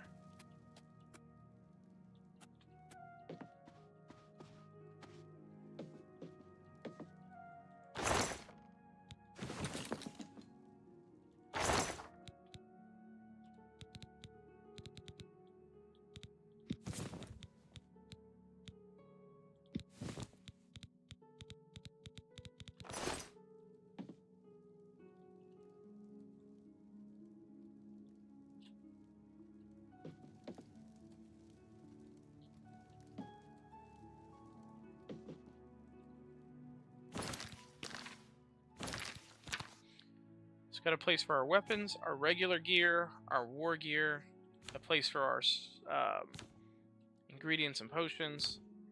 We need a spot for our misks, which I don't fucking know which should be which. It doesn't really matter, I suppose.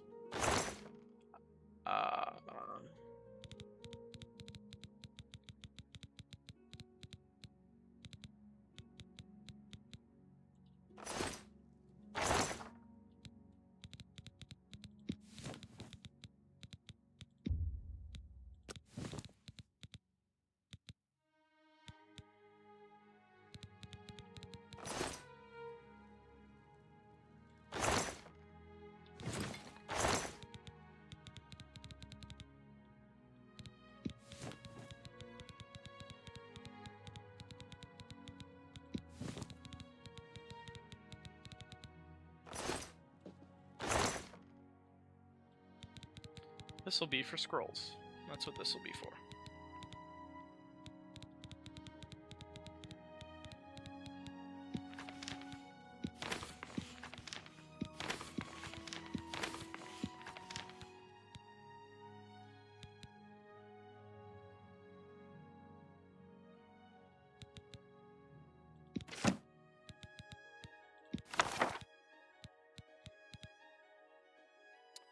Scrolls and soul gems. Because as it stands, I don't use either right now. I will in the future, I know that much. Oh shit, it is 7 minutes till the hockey game. I think what I would like to do, you guys, is stay on, because I'm really having a ball, and just put the hockey game on my fucking laptop and watch it beside my computer. Are we cool with that? Because I really kind of don't want to get off at this point. I was only getting off to watch it in peace, but I'm having fun now.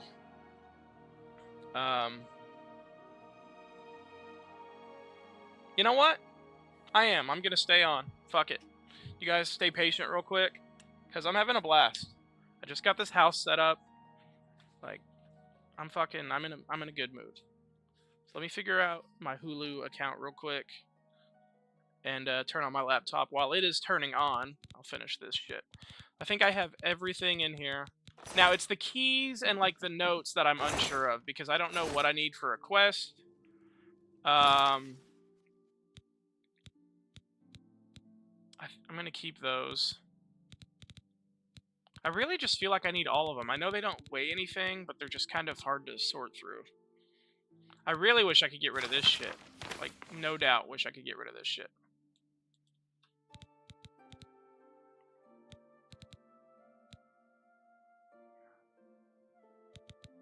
Okay, my laptop just loaded up. 1 second, everybody.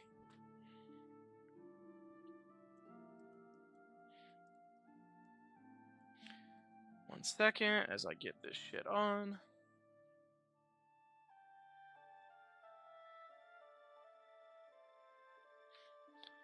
Let's see. Hulu. Hulu.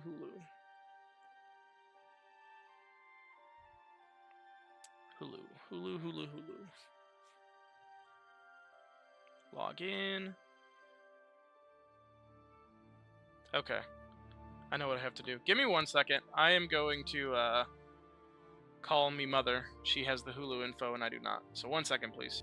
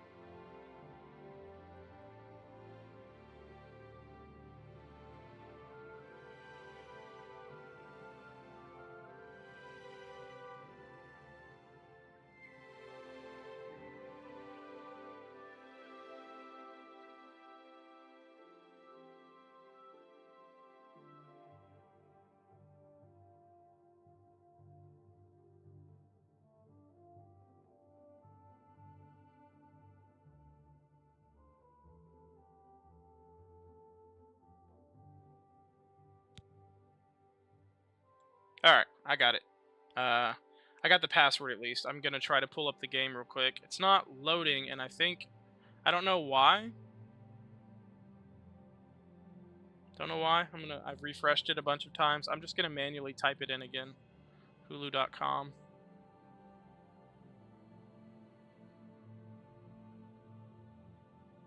Yeah, it's not fucking working.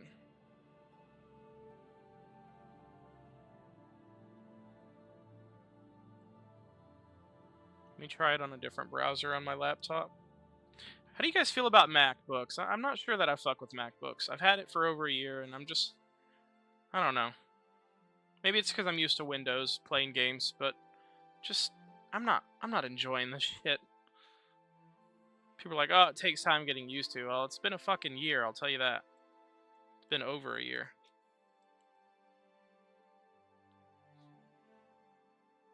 Oops. Oh, X, I don't know if you're still in here. You said what game you're watching. I'm trying to watch the Stars game, Dallas Stars. You know, because I live in the DFW area. But, damn it. I'm trying to get it logged in.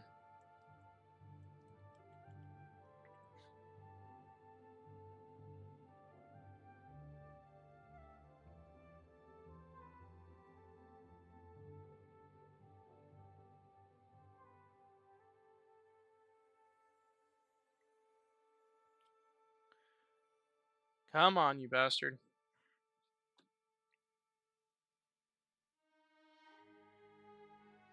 Okay, I'm in. Now I gotta go find it, because they never pop up on my recommendations. Even though it's supposed to be saved to all my shit. Yes, game 5. Here we fucking go, ladies and gentlemen. Okay, if that shit is loud in the background, please let me know. But I am going to,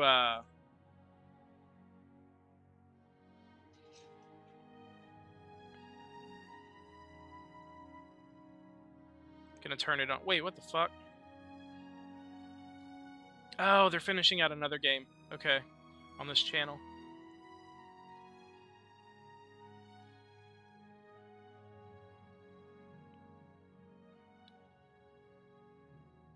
I don't like shared broadcasting from ESPN. Like, you have to wait for one game to end before they can broadcast the other one. That's fucking stupid.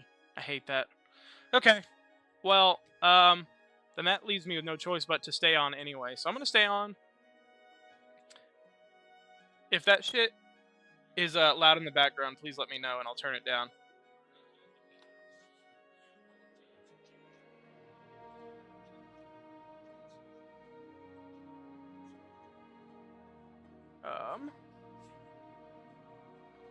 Cool. Excellent. Now, thank you guys so much for your patience. What we were doing was, we were gonna put keys in here, but I don't know that I believe in that at this point. We've got everything stored away. I'm gonna go put those Mythic Dawn books up.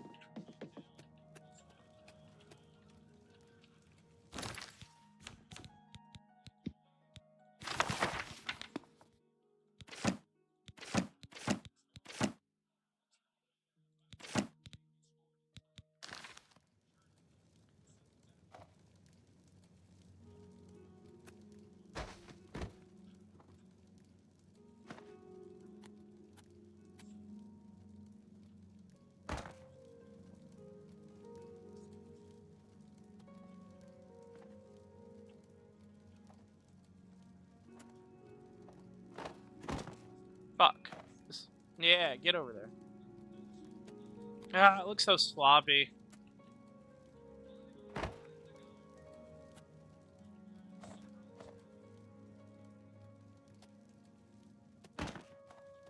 Fuck! What the fuck, man? Just sit on your ass. Crisscross applesauce.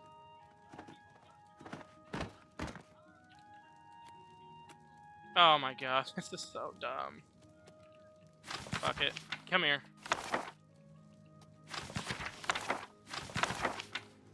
The fuck over here.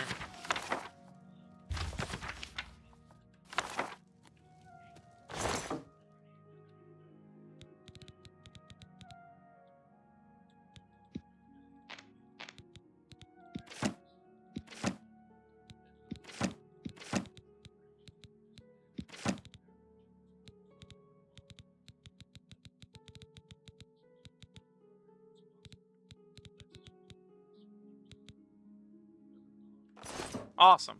Alright. Let's go get some fucking clothes from the armory. How's the game, guys? Not too loud, right? Can't hear that in the background? I don't know, I can't. I can't hear my own stream. I don't have it pulled up right now.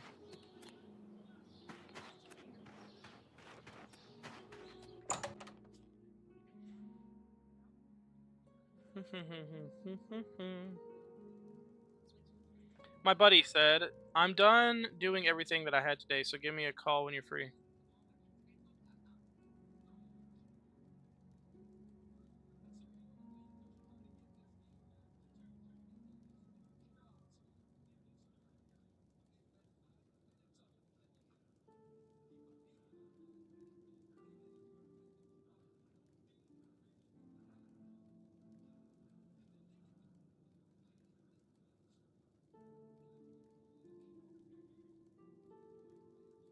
Okay. Fjotrid, you need armor or weapon? Cool. What I need. May I interest you in some of my fine wares? Armor and weapons, now that I have plenty of carrying capacity. I can get these from the blade, so I don't need this. That's what I was gonna do. I was gonna go up to the whatever the fuck that place is called. Sorry for the lack of lore there. And I'm gonna go and get the blades gear because I like it. I really don't need this so much as I want it back, so I'm gonna buy it back. You're a fine negotiator. I'll take the Elven Bow's fucking heavy, man. Is there anything that's not so goddamn heavy? Wait a minute. You're telling me this is 340 fucking... What?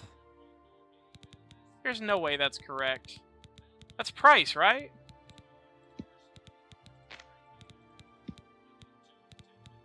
What the fuck? I don't... Health. Damage. Health, damage, weight. Okay. And then coin. For some reason, it's not showing up. Okay.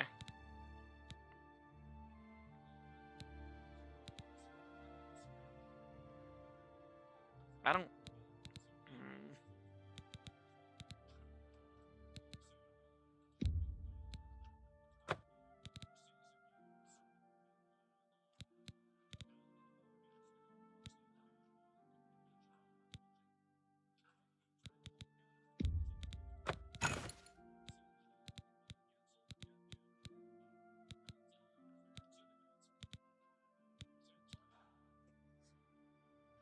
Oh shit, this game just got tied, so they might go into overtime, which means my game will get even more delayed.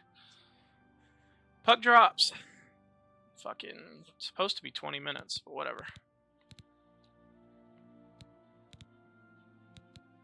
Ooh, elven arrows, these are cool. They do more damage.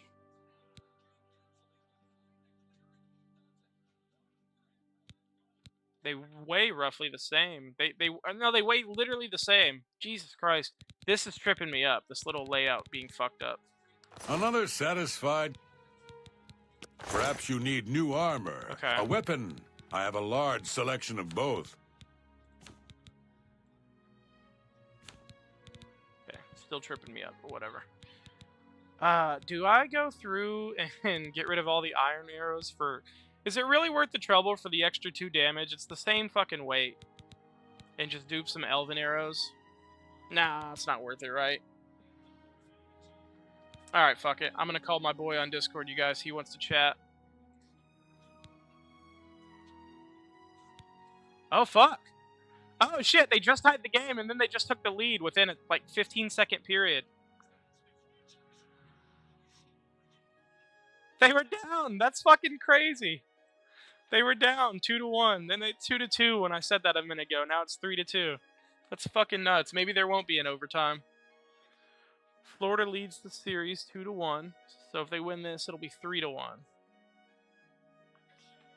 That's fucking crazy.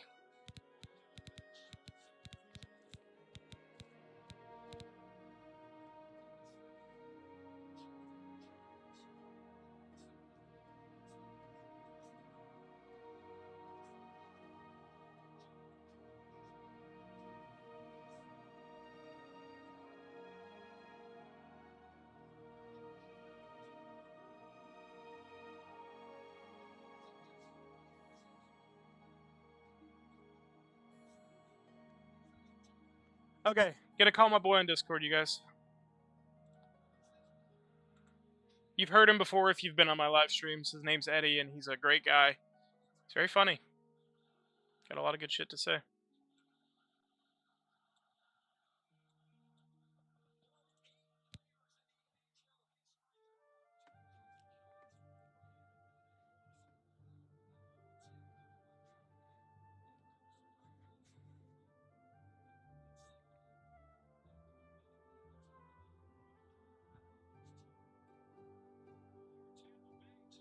Hey, what's up, man? Oh, hold on, I can't hear you. My Discord is fucked up again. Can see your shit moving, I just can't hear you. Does this every time. There he is. It's doing this shit again. Okay, now, there we go. Cool. What's going on, There big he dog? is. Is my mic still off? Oh my god. Jesus Christ, I'm so sorry. My Discord defaults to my controller every time. Every time. So I couldn't hear you and I was trying to say what's up. Anyway, how's it going, man? It's going pretty decent. I went to the gym. I hit the gritty. Then I went shopping. I got a couple things for the house. And then I was home for maybe 15 minutes. And then me and one of my friends went on a walk by this trail that's like 10 minutes away from my house. And I've never walked the entire trail before, but yeah, we were just talking about like general shit with life, and before I knew it, we walked the entire fucking trail. Which again, I've never done that. It's over a mile long at least. Take care. Real quick, so you we can't walked... hear the game on in the background, can you? I'm watching a hockey game. No. Okay, cool. I was just making sure that wasn't... It's kind of loud for me, but I was like, I hope it's not, like, bothering you. Yeah. Yeah, no, we just walked the trail, and then walked it again, so... I went to the gym and I walked a bit over 2 miles today, so I feel good about that. Sweet. Right on. Hell yeah. How has your day been, my guy? It's been, something. It's been interesting, to say the least. And kind of a shitty day, but it is what it is. I just don't really want to talk about it, just kind of want to move on. I'm in a better place tonight than I was this morning, and all day is what I will say. I'm in a much better place. Fair. That is fair, my guy. I know we've talked about this before, but I really do believe time has a way of fixing things, and I don't necessarily think things work out for the better. I think that's wishful thinking. I'm pretty blunt on that stance. I really don't think things just get better. Because the world is random. Like, I don't necessarily think there's divine order. I don't think there's a purpose. I think things just kind of happen. But I do think time has a way of healing and fixing things. Again, that's not like, oh, you know, things always work out, because I don't believe that. But there's just something about, like, processing and growing and understanding, like, yeah, okay, this is a thing. This has happened to me. This is happening in my world. And it's going to take some time to heal and adjust, but when I do, like, all is okay. It may suck, like, it still sucks to think about, but you get to a point where you're okay with the uncomfortable situation or the crappiness of whatever's going on. You know what I mean? Like, time just kind of has that way of healing things. No. It's just, you know, it sounds simple or cliche, but a lot of people don't really understand that. And that's what kind of sucks about suicide, is people that give up, it's usually because they just didn't wait it out, you know? Again, I don't necessarily think that means their situation would have gotten any better, but, you know, if you don't utilize your time and you don't wait, then you'll never fucking know. And so Yeah. when you kill yourself, you're giving up early. Your any potential for things to be better is just gone because you decided to end it. So, and I'm not hinting at that. I haven't had any of those thoughts recently. I was just thinking about it. It's like, time heals, time fixes things in a way that is really unexplainable. Yeah. I would agree, honestly. It's Um, it's weird, but they say it in Harold and Kumar. The black dude is like, things tend to unfold as they should, and I like it's kind of a meme in the movie, but like I genuinely believe that. Like I honest to God, I do think things generally speaking tend to unfold as they should. yeah.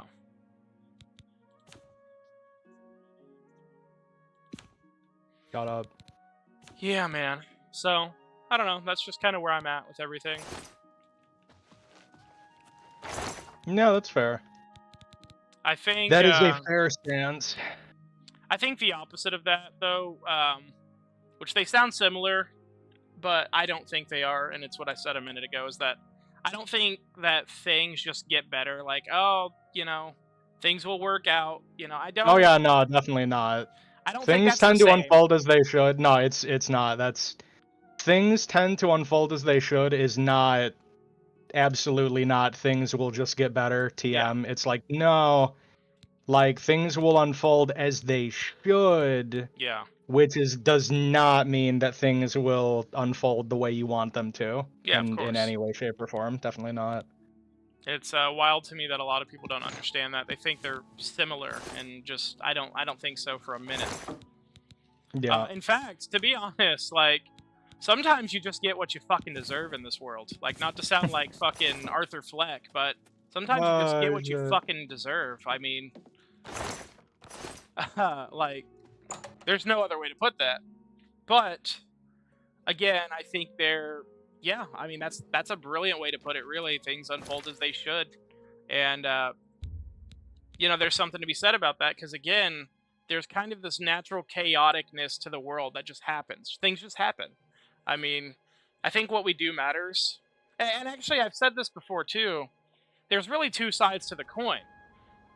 If you believe that we're here for no reason and there's no purpose and everything is just a big ball of suffering and misery, then great, your ceiling is unlimited. Your floor is literally that statement that nothing matters, so I can do whatever the fuck I want.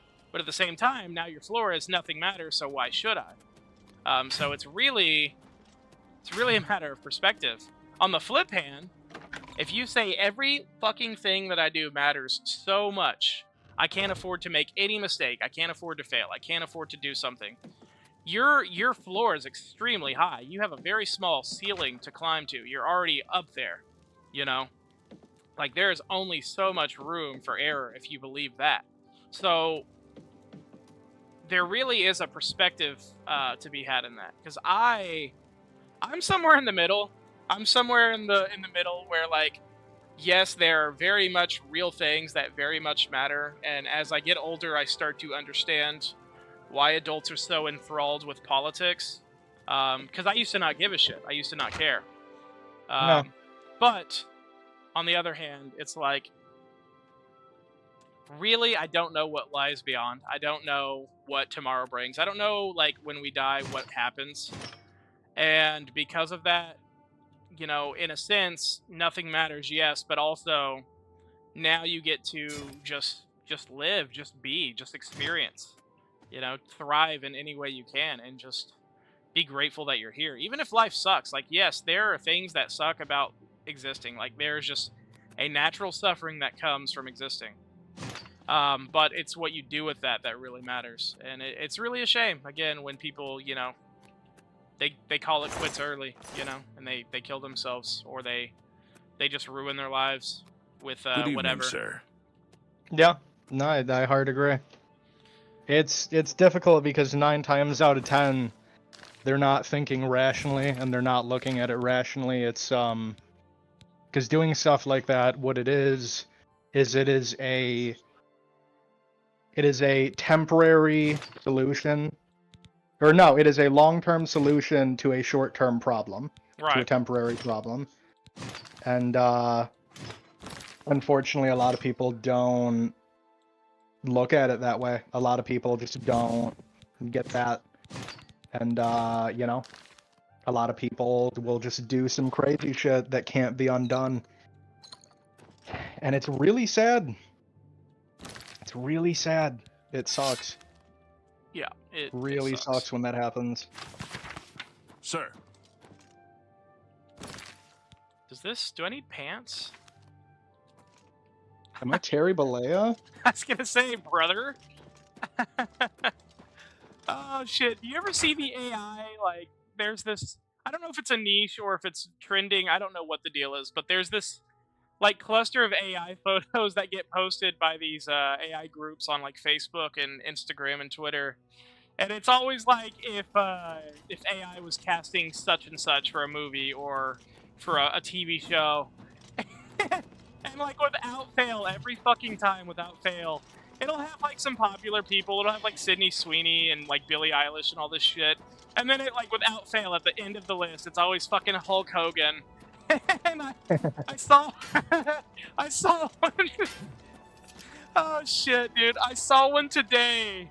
That was fucking it was Elsa from God, what the fuck's the name of that franchise?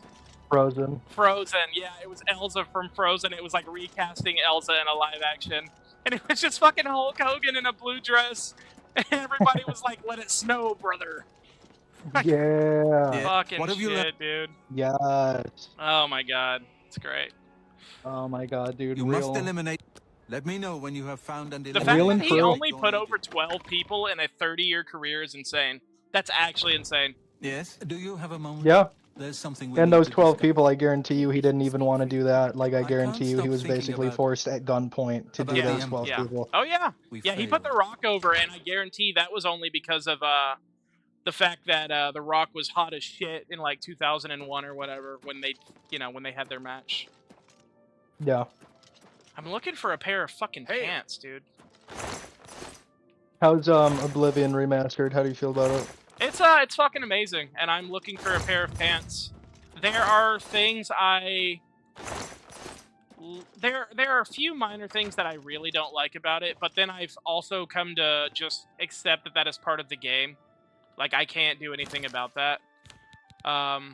So otherwise, if I remove that from my mind, I fucking love it. I think it feels good. I think it looks amazing.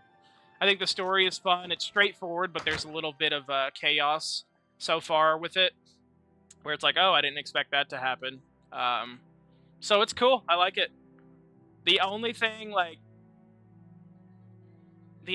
that really fucking bothered me right off the rip was the use of magic, or I should say, like, the lack of use of magic. Like, that kind of pisses me off. What is it, Well,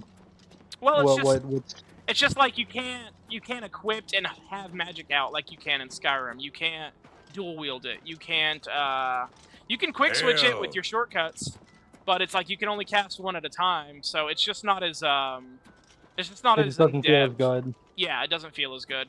And it's like I went to build a mage, so now I don't even feel like a mage because for one, I'm having a hard time finding enchanted like robes or equipment. And for two, again, the magic is just like, it's not user-friendly. It's not... You can use it kind of... The way I see it is you might as well be a battle mage. You might as well have, like, all heavy armor and a really good sword, and then you can kind of use magic in between. That's the way I kind of see this. Because otherwise, like, you're just... I don't know. It just doesn't... It's not as intuitive as Skyrim, is what I'm trying to say. Yeah.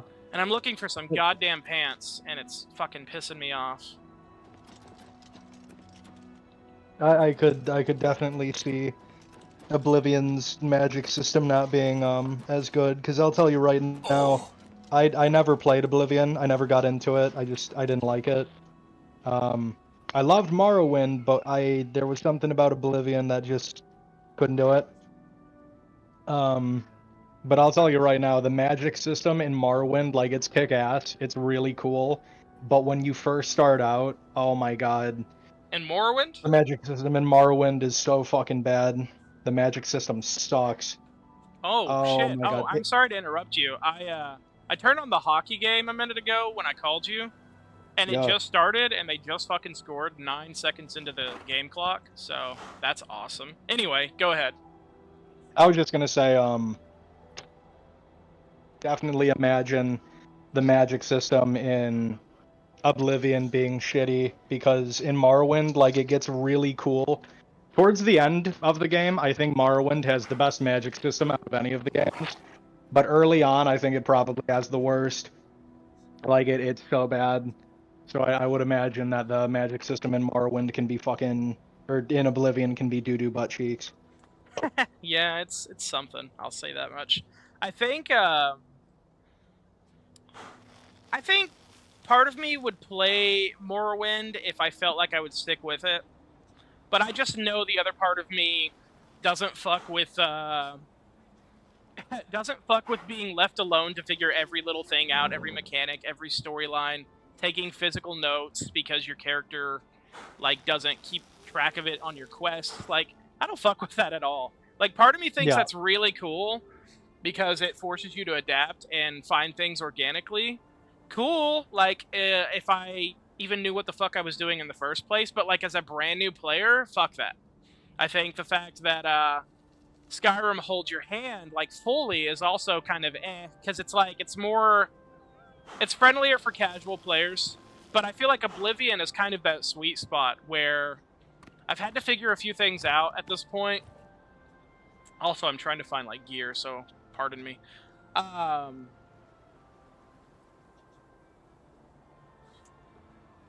I've had to find a few things, and do a few things related to quests that were a little tedious, where the game didn't outright tell me how to do it, or where to go, but then I did it, you know?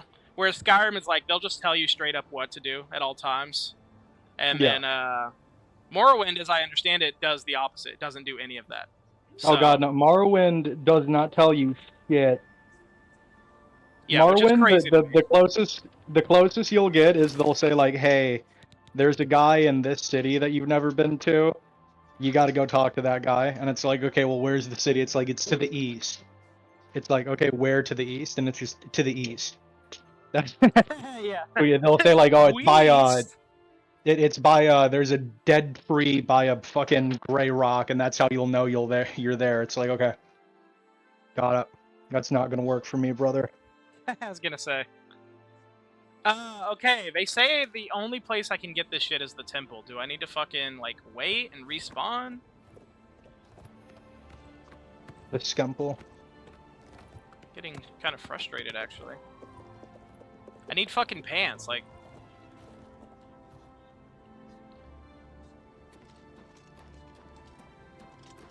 kind of want to go in the main temple and see. But yeah, no. Yes? I'm having a blast. I think it's a great game. So yeah. Yeah. I don't know if I told you, I made kind of an interesting life decision. Oh shit. Which, before you tell me, did you quit, like, Walgreens or whatever the fuck yet? No. Okay. No. No, I have not done that yet. But I think I'm gonna work at Walgreens until after this wedding in June. And then I think after the wedding in June, to be completely honest, I think I'm gonna put all my chips into trying to get a job at Amazon. Ooh. And I genuinely think I'm just gonna go all in with Amazon. Just try to work your ass off there. Well, yeah, because I mean, at Amazon, they start you, regardless of what you're at, they start you at like 20 an hour, like 20-something. And you can work your way up, you know, like you can naturally grow in the company. We've got a friend, their name is Cam, and they've been working at Amazon since like 2022, 2023 or something like that. And Cam, they make like 22 an hour, and they get like fucking... I think they do like 12-hour shifts pretty consistently. And that's exactly what I want, to be honest. That's what I'm after. Hail! It's just Amazon is so rarely hiring anyone. They're never fucking hiring, at least not out here where I'm at. They have like hiring seasons, and you have to get in during that season, and you have to do good, and if they like you, they'll, invite you back to work full time. But yeah, I think I'm honestly just gonna keep working at Walgreens until I get something going at Amazon, or until they fire me at Walgreens. Right on. Yeah, I'm just gonna work there until I can get over at Amazon, and then I mean, I don't want to, but I'm gonna fucking run wild with Big Daddy Bezos. Because unfortunately, I do not want to be living with my parents until I'm fucking 30. Yeah, I don't blame So you. it's ridiculous. They tell me at Walgreens, like, oh yeah, it's a good career if you just stick with it. Hail. When, bitch? You're paying me 16 an hour. What the fuck? You gonna start paying me 18 an hour in 2039 when I'm in my fucking 40s? Are you shitting me? I was gonna say, that doesn't work for me, brother. Yes? What have you... Yeah, it's not gonna work for me, brother. Who the fuck do you think I am? Yeah, it's a good... It's a good job. You just gotta, it's a good career. You just gotta stick with it. Yeah, for how long? How long until the pay isn't garbage, poo-poo dog shit? I was gonna say, because the customers ain't changing anytime soon, baby. Yeah. Yep. It sucks that all of these fucking jobs and all of these dumb fuck boomers are just like, these kids today, they just don't want to work. It's like, okay, that's one way to look at it. Or, hear me out, they don't want to work for free, bitch. The price of living is minimum 20 an hour, minimum. And there's other places that are fucking higher than that. Like in Los Angeles, you better be making like 30 an hour if you want to fucking survive. Yeah. And it's like, as if people are out of pocket for wanting competitive wages with the... Like my mom right now, she's working overnights at a gas station, she's only making 16 an hour. It's like the idea that like you're a piece of shit for wanting more money. It is the cost of living in America right now is $20. Bare minimum. And it's the 20 an hour. And let's be real, it's not... I hear a lot of people saying, oh, it's global demand. Global demand is why everything is skyrocketing. No, it's literally greedy corporations, and that is the corporate talk that they use to mask the fact that they're shitty assholes. Like, yes, inflation is real thing, like demand is real, supply and demand is very real. But the problem is, when supply and demand gets a little tight and iffy, these greedy motherfuckers jack the prices up, like sky high. And they call it, oh, it's just global demand. The whole world is being taxed. The whole world is being put under pressure because of supply and demand. There's just too much demand globally. Like, no, you guys are cutting costs, making record-setting profits, and we're not out of food. In fact, we waste some of the most produce in the entire world. Like, there is no fucking demand to be had. There's no global demand. You guys are greedy pricks. Refusing to pay people, refusing to do what... Oh, nice, the armory. There we go. Refusing to do what needs to be done to take care of your people. And that's the shit I was texting you about earlier, where I just had existential dread about all of this. It's like, you boil it down, and what are we? We're dog shit. Like, our education sucks. Our teachers don't get paid. We're not learning useful life skills. Our kids are overstimulated and overwhelmed by all of the shit they have to learn, which, again, isn't even fucking useful. Oh, and if you want to go to college, you better put it on your grandchildren's fucking grave, because that's how long it's going to take for you to pay that shit off. Let's talk about our food. Our food is literal poison. It's fucking trash. It is not whole food. It is literally chemicals and dyes and ingredients all mashed together and put in boxes and quote-unquote called food. You want fucking... you want social and economic justice for people that aren't like you? Go fuck yourself. That is not happening. What else? If you're a parent in this country, be prepared to be fucked out the ass if you get in a divorce or a custody battle, because your children will literally be the fucking the weapon. Your children will literally be the fucking pawn in your court case. Like, there are a mutiny of problems that I don't even know how to get into. Like where do you even begin? Like, those are just the tip of the icebergs. Yeah. Like, No, literally. Oh my god. It's genuinely unreal. The entire world is run by Terry Bollea. Like, it's honestly how it feels. Literally. That's honest to God, that's how it feels. It's like Vince McMahon is the government, and Terry Bollea is the upper 1%, like CEOs and greedy corporate fucks. That is what America is. That is the American dream. And I like the way George Carlin put it. They call it the American dream because you have to be asleep. Because you have to be sleeping to believe it. To believe it. Oh my god. You know what we are great at, though? We're great at bombing the shit out of other countries for absolutely no reason other than to be swinging our dicks and making some oil off of it. You know, we're pretty good at that. I've made some. Oh, I love Farewell, it. my friend. Love it or leave it. Get the fuck out if you don't like it. Yeah, I love the Bill Burr bit about that, where it's just these fucking retards that are like, I'm not taking the vaccine. I'm not taking the vaccine. Now fuck you. And then immediately this is America. Get with it or leave it. Love it or leave it. But I'm not taking that vaccine. I will not listen to anything the government tells me. It's like, oh, that's weird. It sounds hypocritical and insane. It's like love it or leave it if you disagree with me. That's about it. If you disagree with me, love it or leave it. If it's the vaccine or anything that like I feel strongly about, then it doesn't count. My freedom. Yep. Don't tread on me, brother, or I'll suck that cow. Ah. Fucking so stupid. And we've talked about it. I genuinely think picking sides is fucking stupid. I think like extremism and radical politics is really dumb. In fact, that's exactly the way it's designed to be, is to literally confuse and anger people and keep them more divided than ever before. But you know, it's crazy to say that in my time in my 20s specifically, that I've been a little bit more left than anything. If anything, I don't identify. You know, I would call myself a moderate or an independent, if anything. But yeah. You know, fuck. As I get older, I literally just see myself getting more and more left-leaning. And I don't know where, like, family and kiddos fall into that narrative. I don't.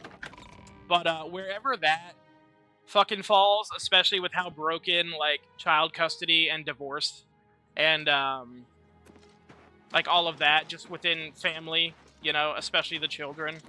I don't know where that falls, but I stand on that side first and foremost. Like, I used to be really big about the economy, and granted, I think the economy is extremely important. I think when people are making good wages and prices are down, and there's access to plenty of goods, like, I think that's important. That is incredible. You know, that is a quality way to live life in a capitalist system. But the problem is, we're not living that way right now. So therefore, the way we live with our capitalism is not fucking conducive to a good life. Everything is sky high.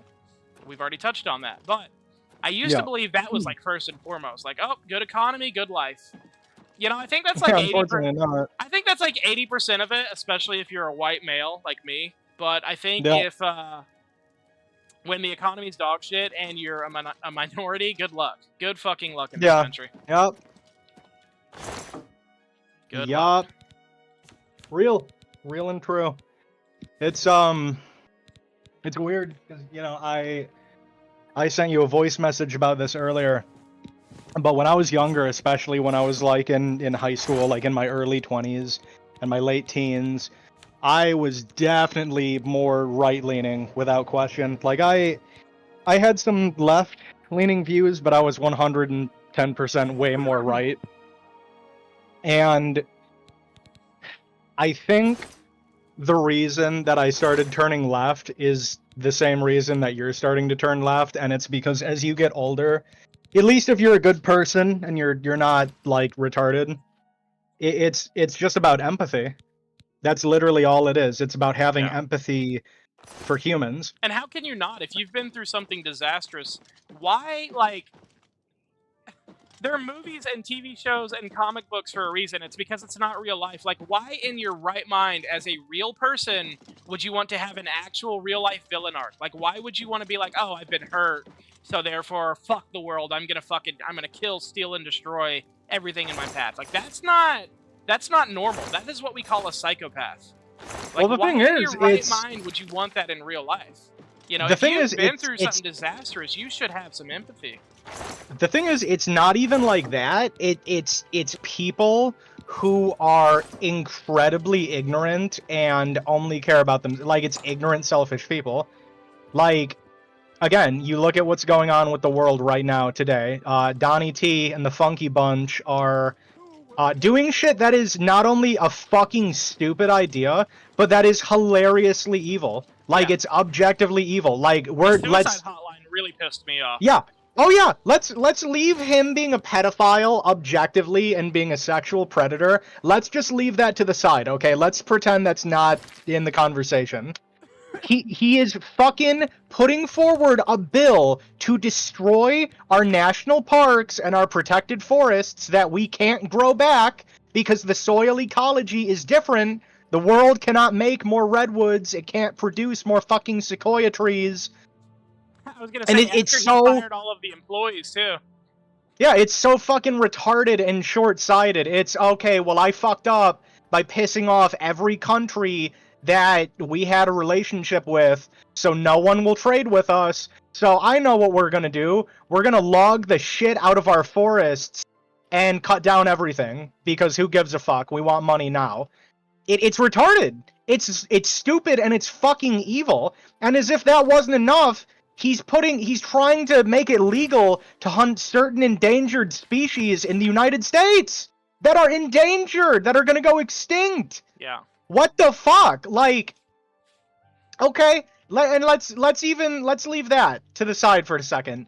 There are people who are immigrants, black, white, brown, like people who are getting basically grabbed off of the fucking street and taken by what are essentially the secret police, and they're taken for questioning because they made the mistake of being born not white. What the fuck? Like, his presidency is fucking evil. He's an evil person.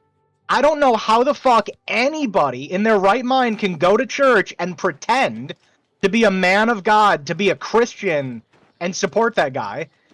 Like, do I understand why people voted for Trump initially, like, when faced with him or Harris? Yeah, I get it. I get why people did it. I disagree with it. I think it was a dumb decision, but I can see how people got there. I can see why they made that vote.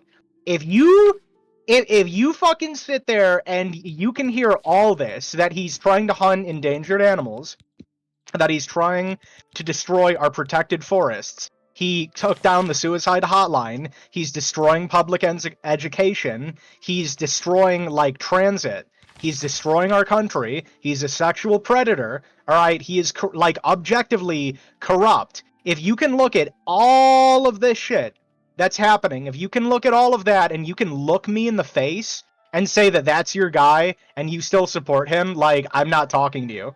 I'm not maintaining a relationship with you. Like, that's fucking insane. Yeah, and it pisses me off because the majority of people who are siding with Trump, who are ride or die with Trump, are Christians. They're people that go to fucking church. Yeah. Are you fucking kidding? Do you think Jesus would have anything in common with Donald Trump? Do you think Jesus Christ would want to have a conversation with the dude who's like, yeah, you grab him by the pussy? Who is a sexual predator? Are you fucking kidding me? And that's what it is. It's people who don't have empathy. Hi. That's the fucking problem. Because if you go to people on the left and you look at, like, what is the biggest negative about the left, right? It's just people who are really fucking annoying. The Zimzer, I don't have a gender, I've got fucking pink and yellow hair, call me Smiggle Scumps, and if you don't, if you call me Jessica, I'll kill myself. They're annoying. They're just fucking annoying, and that's it. If you swing it to the right, it's like, okay, well, what's a big issue with people on the right now? And it's like, racism, object racism, homophobia, misogyny, xenophobia, like shit that is real, actual fucking problems. Like, if you're doing this gender shit and you're like, I don't have a gender and, like, my name is Shoelace and I've got, like, multicolored hair, I feel like you would do well to go to a psychiatrist, you know? To talk to somebody, but beyond that, you're pretty all right. Like, I don't think you have any big problems beyond, like, you're just annoying, and I probably don't really want to talk to you. You go to people on the right, and it's like, N-word this, I hate people that are different from me, I hate women, their property. It's like, if you're a grown-ass man, and you are in your 20s or God forbid your 30s and you genuinely think that way, you're like, you need to go get some help, because that's not normal. Like, it's not normal in the slightest. And that's what it comes down to. It's about fucking empathy. It is about having empathy for other people who are not you. That's why I kind of shifted. That's what it was for me. I started seeing shit from the perspective of other people. You know, I've got, yeah. I was just gonna say, and I think even if I grew up in a moderately conservative household. Like, it wasn't like strict ride or die, you must believe this, but it was pretty staunch. Like, there were things that we just grew up that were not to be questioned. And I think if it was the other foot, it still would be the same thing. I think if it was, like, if I would have grown up in an extremely liberal democratic household, I think my viewpoints might have shifted more conservatively over the years. Because it's not, I mean, it is about empathy, don't get me wrong. I don't disagree. And, it really is important to understand empathy and to have that in your soul for somebody. But I think it also comes down to ignorance, like you said earlier. Most people, first of all, I think pretty much any emotion, like, to really tap into it is takes a bit of intelligence. Like, empathy to me was learned. I learned how to be empathetic. When I was 16, I didn't give a shit about anyone but me. I didn't. Like, I didn't give a fuck. You know, and now I'm 25, 9 years later, and I'm one of the most caring people I know. Like, I hate to sound prideful or, like, egotistical about it. Like, I'm not trying to be not humble about this, but, like, I fucking care almost too much about people, like, on a grand level. But if you would have asked me, like, 10 years, even 5 years ago, I'd be like, no, fuck people. Fucking people suck. You know? And they do. But the thing is, you have to understand why they fucking suck. Like, yeah, there are a lot of shitty people. But do they mean well? Yeah, sure they do. You know, do they try? Yeah, of course. There are also people that suck and they don't fucking try. They don't care. Andrew Tate, prime example. There are, so the thing is, it's like, even if I would have grown up staunchly liberal, I think my viewpoints would have potentially shifted slightly conservative, only because, so part one of that was empathy, but part two is the fact that it takes intelligence to not be fucking brainwashed into believing one side is superior to the other. Again, that's literally, there's a million reasons why I don't fuck with politics, why I think politics are stupid. But the biggest one, the encapsulating reason, is that politics in America specifically are designated and designed to keep you isolated, to keep you divided, to keep you angry, to keep you frustrated, to keep you questioning yourself. Our politics are literally the social embodiment of, like, manipulation and gaslighting. Like, we are being told, oh yeah, you must believe this, you must do this, and if you don't, well, fuck you. And it's like, what is that gonna, like, if people would really sit down and think about it, like, what is that gonna do? What is that gonna solve? It's like George Carlin said, like, I'm gonna refer to George Carlin again, but it's like, do you believe in God? No? Well, fuck you. Boom, shot dead. It's like, okay, do you believe in God? Yeah. Okay, do you believe in my God? No. Okay, fuck you. Boom, shot dead. It's like, what is the point in believing in something so staunchly that you're willing to kill and destroy and be angry towards other people about it? Like, believe your shit. Cool. Like, that's great. But also, like, let other people believe their shit. And if you can't do that, there's a serious fucking problem.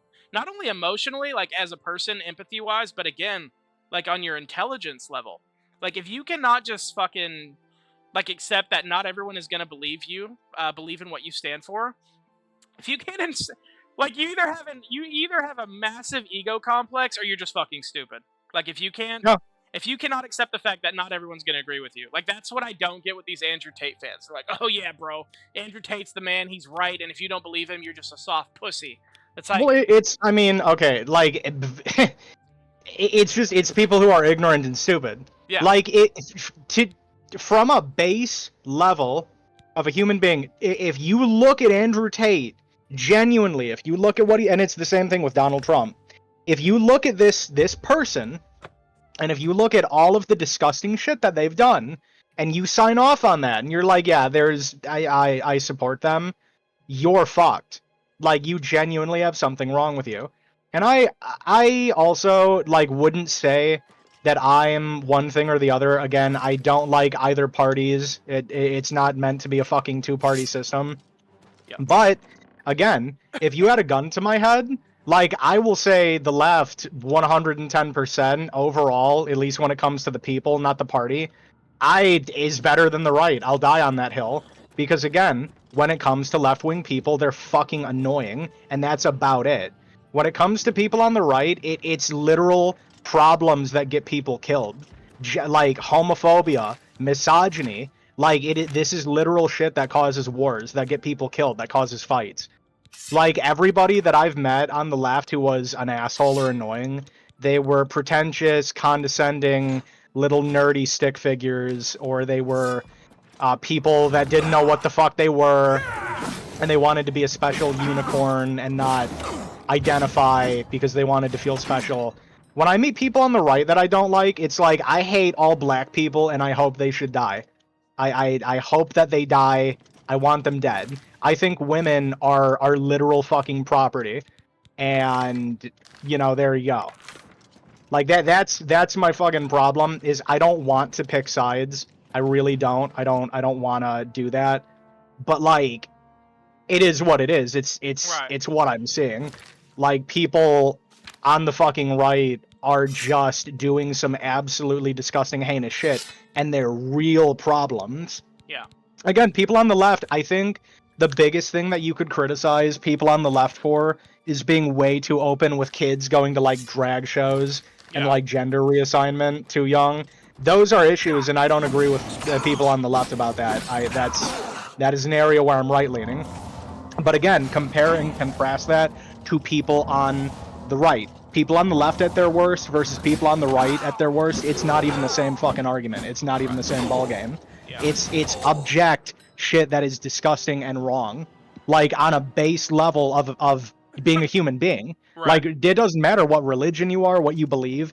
If you are homophobic, racist, sexist, misogynistic, and you go to church, and you call yourself a man of God, you are a piece of shit, degenerate, and you are a fucking fool. And a hypocrite. Like, yeah, and a massive hypocrite. And that's just, at the end of the day, that's what it is. That's why I say it comes down to empathy. Because you have to lack empathy you have to lack empathy and be very ignorant to be that way. And that's what it is. That's the problem. Is it's a ton of people that are just ignorant and have no empathy for other people. I don't care. It's a deadly combo for sure. And the problem too I see is, like, at least with conservatives, it wasn't this way not even 5-10 years ago. The problem is, for better or worse, and it suddenly, I mean, it seems like for worse in this day and age. Donnie T, he shook the system in a way that it's never been shook, because he's obviously a very polarizing, very opinionated, very loudmouthed person, and he's gonna say what he wants to say, and that's why he was so appealing when he first ran in, like, 2016. It's like, he says the shit that everybody wishes they could say to their boss. He's the real-life Stone Cold Steve Austin. Like, he says the shit where you're like, oh, wow, he just said that. Like, we could never say that, you know, and he did it, you know? He was everyone's muse for, like, we want to say this shit and we can't say it. Not only that, but, I mean, in all fairness to him, nothing other than what I'm about to say, he did really good with the economy for, you know, for the 4 years he was in. It took a minute, you know, it took a minute to kind of balance things out, but once he had a steady economy, I mean, there's a reason people were drawn to him in the first place, and there's a reason people stuck by him. But now it's like, literally, even if you're doing all of these things, you know, in the name of the economy, which I don't believe. I think only a couple things are really important with what he's doing. I think if you can sit there, like you said, and tell me, yeah, what he's doing now is, like, God's work, he's incredible, like, you're full of shit. You're fucking stupid.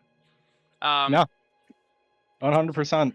And it's like, again, like you said, if you voted for him in the re-election, you know, his second term now, like, I get it, you know? No. Because the economy and the state of the country for the last 4 years has not been great. But it goes to show you also, like, at the end of the day, it really just boils down to what we've talked about, politics in America. are not designed to help the people. They're designed to do the exact opposite. No, it's all a business. And what's crazy, it's oh shit, there's a mountain lion. I like this staff. This is cool. And what's crazy is we're literally lied to and told, like, yeah, you gotta vote, you gotta do this, you gotta do that, you gotta pay attention to the news, you gotta do these things because they're important, and we're literally being gaslit. We're literally being lied to. Like, vote, it's important. Also, who you believe in matters. Who you think is important for this country matters. Your voice matters, and it's like that's so wrong. That's not even close to accurate. Like, the shit we do in this country to keep ourselves divided, and most people just aren't aware of it. Like, it's crazy. It's literally fucking crazy. Like, well, like, you're gonna, like, tell me one thing that makes us so fucking good, makes us so great. It's like, tell me one thing. And also, something as far as, like, you mentioned very briefly trade routes. As far as, like, this whole we hate China thing, first of all, we don't get nearly as many goods from China as we think we do. So this whole we're not going to trade with them because fuck them because we hate them. Like, okay, like we're not really going to be that affected by it. This whole like Trump hates China, we hate China, like dick flailing contest of like, well, we're just not going to trade with them anymore. It's like, okay, fine. Like, we get a lot of shit from Mexico. We get a lot of shit from Italy. We get a lot of shit from France. We get a lot of shit from Canada. We get, I don't know, like maybe 20% of our goods come from China. So, do with that what you will. But yeah, again, it's like, just to be told like, oh yeah, we gotta hate China because our Lord and Savior, Donnie T, he fucking hates China. Like, okay. Like, well, the thing is, too... That's exactly the problem. Well, the thing is, too, with China, one, oddly enough, it's not the Chinese imports that are fucking us. Oddly enough, it's the exports. China actually gets a lot of things from the United States, and they buy a lot of things directly from us. And that, I think, is the biggest part of the trade shit with China that's, like, concerning people that's fucking shit up right now. But even then, even trading aside... Bro, America has existed for only a few hundred years. China has existed for a lot longer than America's been around, buddy. And, like, I'll tell you this much. If there is a country that, like, I would not want to start shit with, it's China. Yeah. Out of everybody on the planet, it is China. I would not want to fuck with them. So...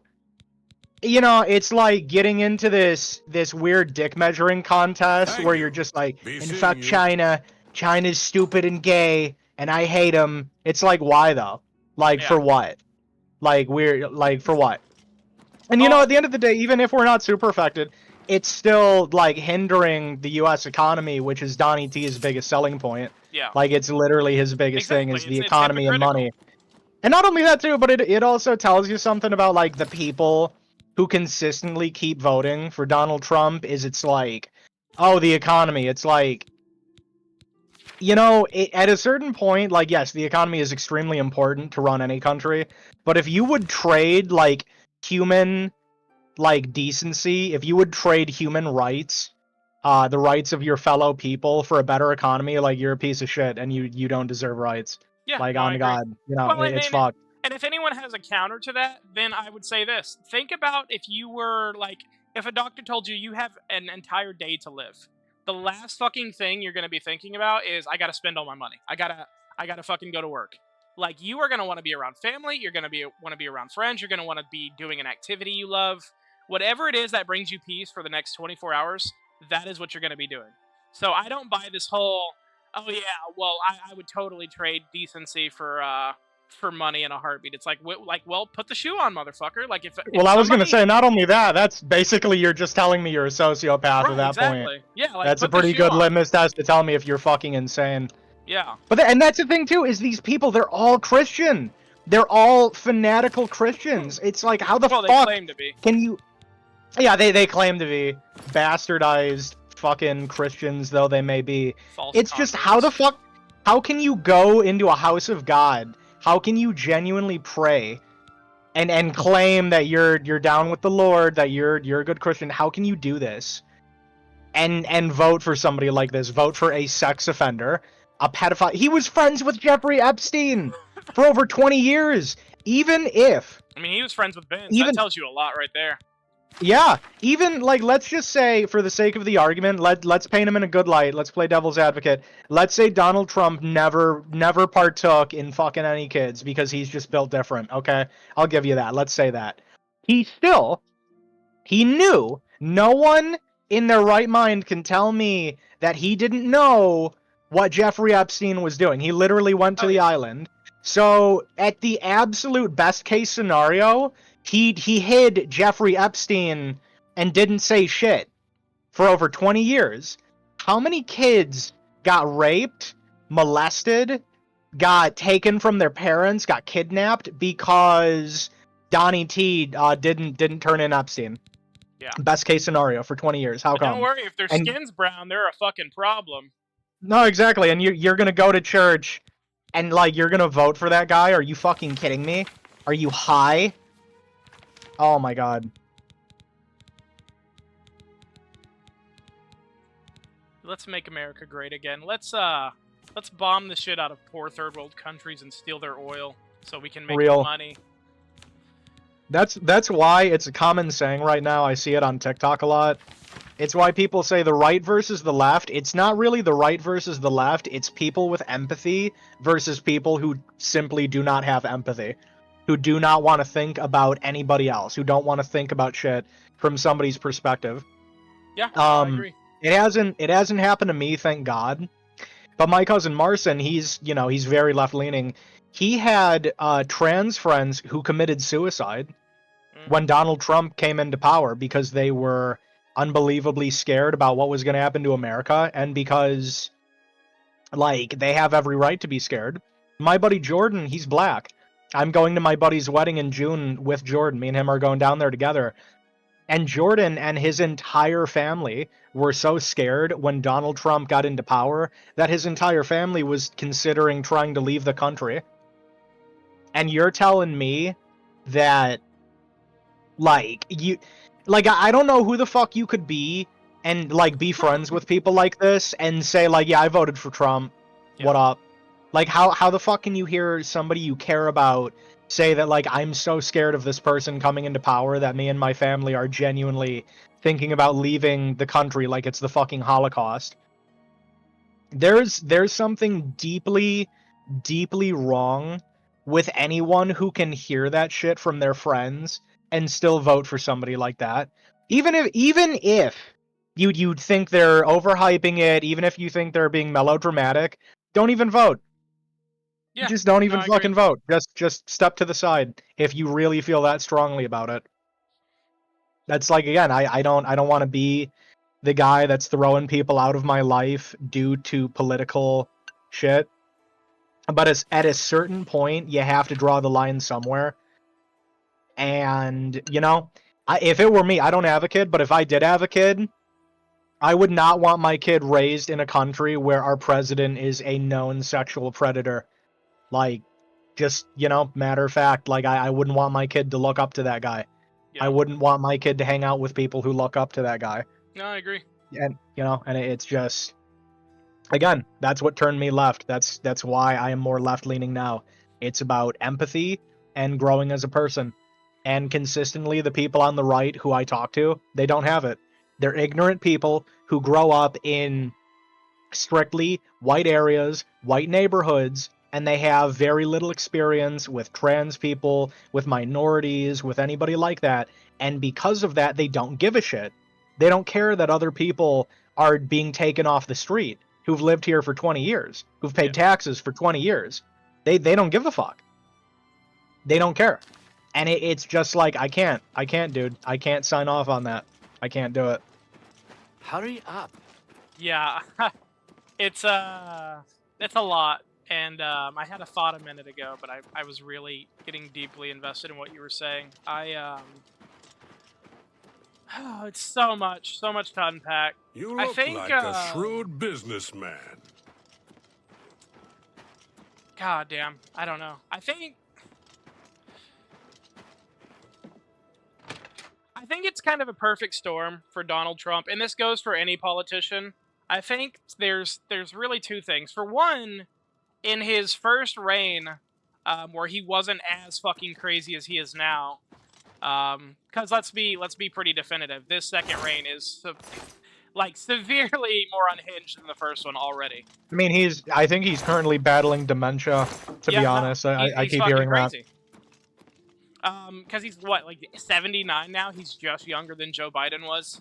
Like Joe Biden or whatever the fuck. They're like both in Yeah, their late Sleepy Joe. 70s. But anyway,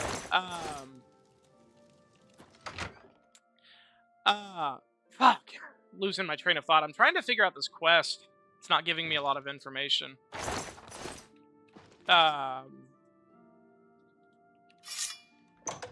Anyway, it's like, at least to his credit, his first reign wasn't as unhinged. Not that it was like socially any better, I suppose.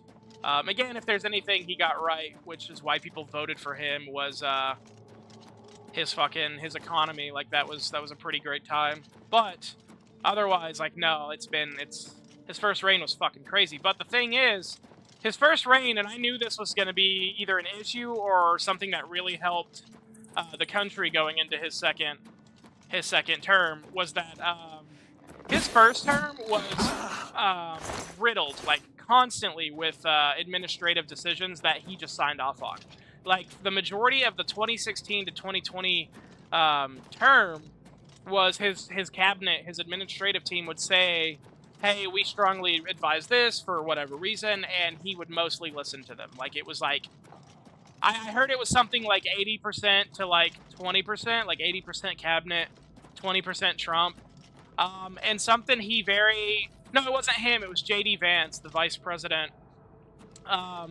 Something J.D. Vance said going into the second election for him was that Trump is no longer going to be held down by his administrative cabinet, and all of his decisions are going to be his final thoughts. So anything he signs off on, it's going to be fully because he wanted to, not because he was persuaded by his cabinet. Like, J.D. Vance said that.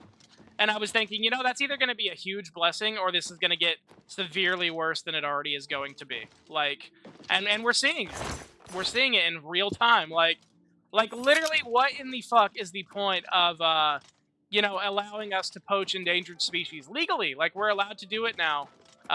Like, how does that benefit the economy? Please tell me. God, I cannot figure out this fucking quest. Anyway. So there's that. It also stands to reason that, you know, he's benefited from the fact that he got in first term, right? And a lot of people enjoyed him because, again, he says the shit that, you know, at the time nobody was willing to say, but things have changed in the last 9 years.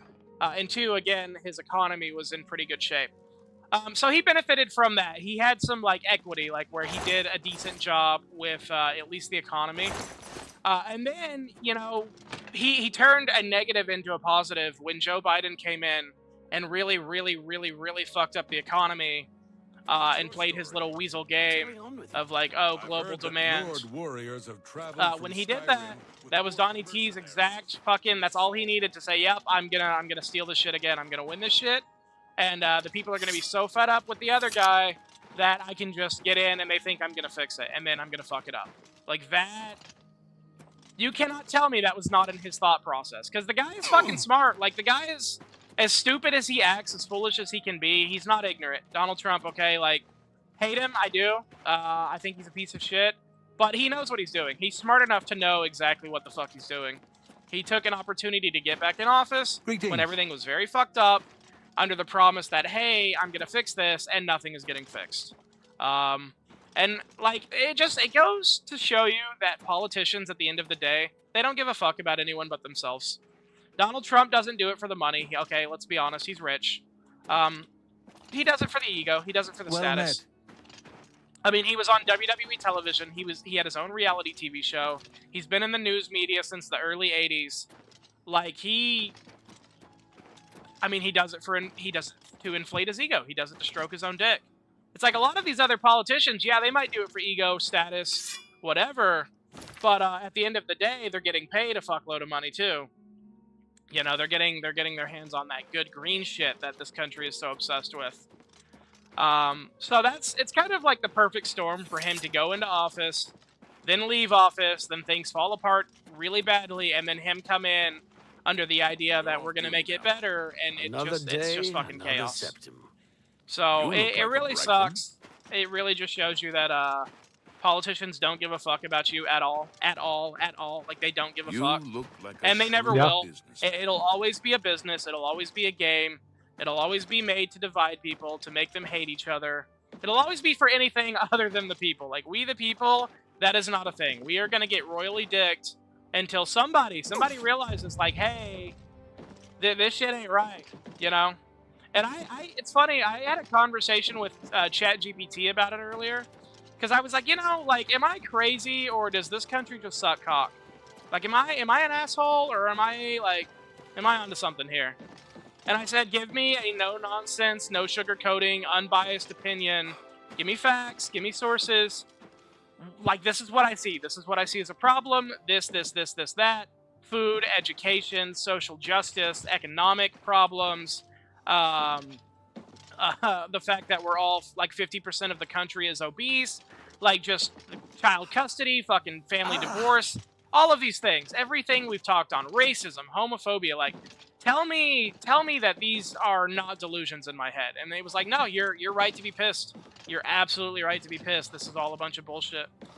And I was like, if an AI model can understand that we have issues on an unbiased, filtered system that just spits out facts, like, there's a fucking problem. There's a legitimate fucking problem.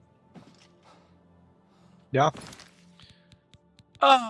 Land of the fat, ignorant, lazy, stupid, complacent, fucking retards.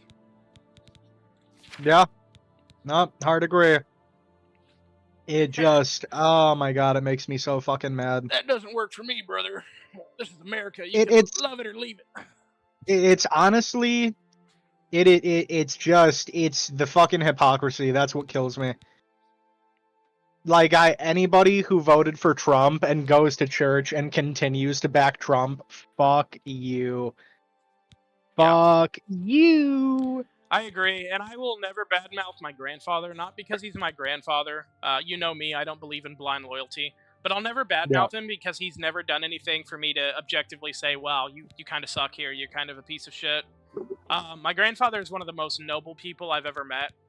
And I'm gonna preface it by saying this: he did vote for Trump, but he told me explicitly, dozens of times. I think he's old school, like he's 75. Of course, he wants to vote. That's fine. He wants to do that. He has every right to do so.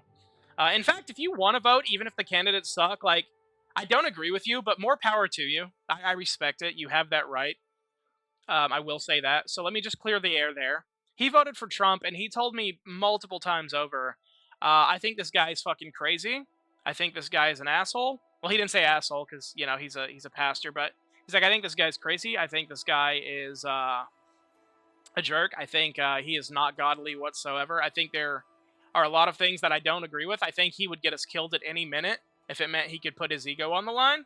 Like, I really don't like Donald Trump at all, but I'll tell you what, he ran a really good economy, and I stay in my lane with that. You know, I hate that there's a lot of oppression. I hate there's a lot of terrible things happening when he's around. He's very divisive, and I know he likes it that way, but I will admit he runs a good economy. But he told me that going into this election, and I have yet to talk to him about it, but I'm curious to hear his thoughts at this point. I mean, yeah, I know don't. changed. I know they haven't changed. I know he's going to say he's crazy and he doesn't like the guy. But I almost wonder if I wonder what his stance on that would be like. Do you condone this to the point where, like, the economy is still first and foremost? Because I don't think he would. I think he's an empathetic, caring person. He's one of the truly one of the only Christians I really know where it's like, you know, I'm not a false convert, hypocritical piece of shit claiming to be a Christian. I think he's a great guy, but I'm almost very curious to know his stance at this point. Yeah, no, it's weird. Like, it's weird. Like when I I don't know, when Joe Biden got in and fucked the economy up, a lot of the left was like, yeah, he fucked the economy up, but he did what we wanted socially, so it's fine. Like, it's like, okay, at least they acknowledge it, but, like, I haven't heard shit from the right about Donald Trump. Like, the economy's not fixed, and we're about to be 5 months deep into this thing. And granted, I know you have 4 years to do it, and we're just starting, but it's like, I have yet to hear anyone fucking on the right, like, yeah, he's doing some fucked up shit, but he's gonna fix the economy. I haven't heard shit. Like, the Trump supporters I know haven't said shit about him, good or bad. And, like, that alone is enough to make me very suspect. Even if I didn't already feel the way I feel, like, again, at least, like, the left, they kind of owned up to it. They were like, yeah, Joe Biden kind of fucked a lot of things up, but he also did a lot of good, socially speaking. It's like nobody has said shit about Donnie in my world. And I can promise you, the first person that tries to tell me, like, oh yeah, Donald Trump, he's a great man, he's a godly man, I'm gonna stop them dead in their fucking tracks. But I haven't heard shit from the right. Like, I have I have a buddy, you can already picture him, he wears cowboy boots, he wears Carhartt fucking hats, he wears shades, he's got a mustache and a mullet, and, wears a flannel shirt all the time. And he's like a hard Trump cocksucker. He hasn't said shit. And he used to post every day about Donald Trump. He hasn't said shit since Donald has taken office. So, yeah. I don't know. I'm curious. I'm curious if they are, if anyone that voted for Trump is, at least anyone that's not backing him still publicly, like on social media or in person. I'm curious if anyone would admit, like, we might have made a mistake here. Like, his first reign, like, that was something, but it's like, we didn't know it was going to get worse. I don't know. I'm curious. Regardless. Yeah, no, I would also be curious. Regardless, it fucking sucks. And I think as long as Americans are unhealthy physically with the food we eat and the garbage we put in our bodies, and then the medicine we have to spend, that we have to buy, that is also not that very good for us, that we didn't need in the first place from all the garbage that we ate, and then paying for an assload for it, as long as we're doing at the minimum that, we're not getting out of here, bro.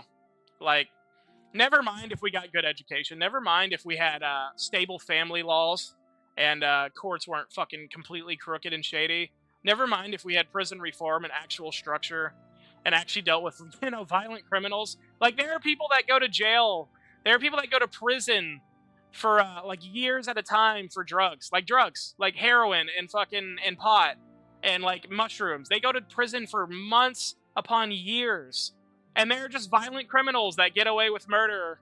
Like, there's evidence to put these guys away, and they're getting like 5 years. They're getting 10 years.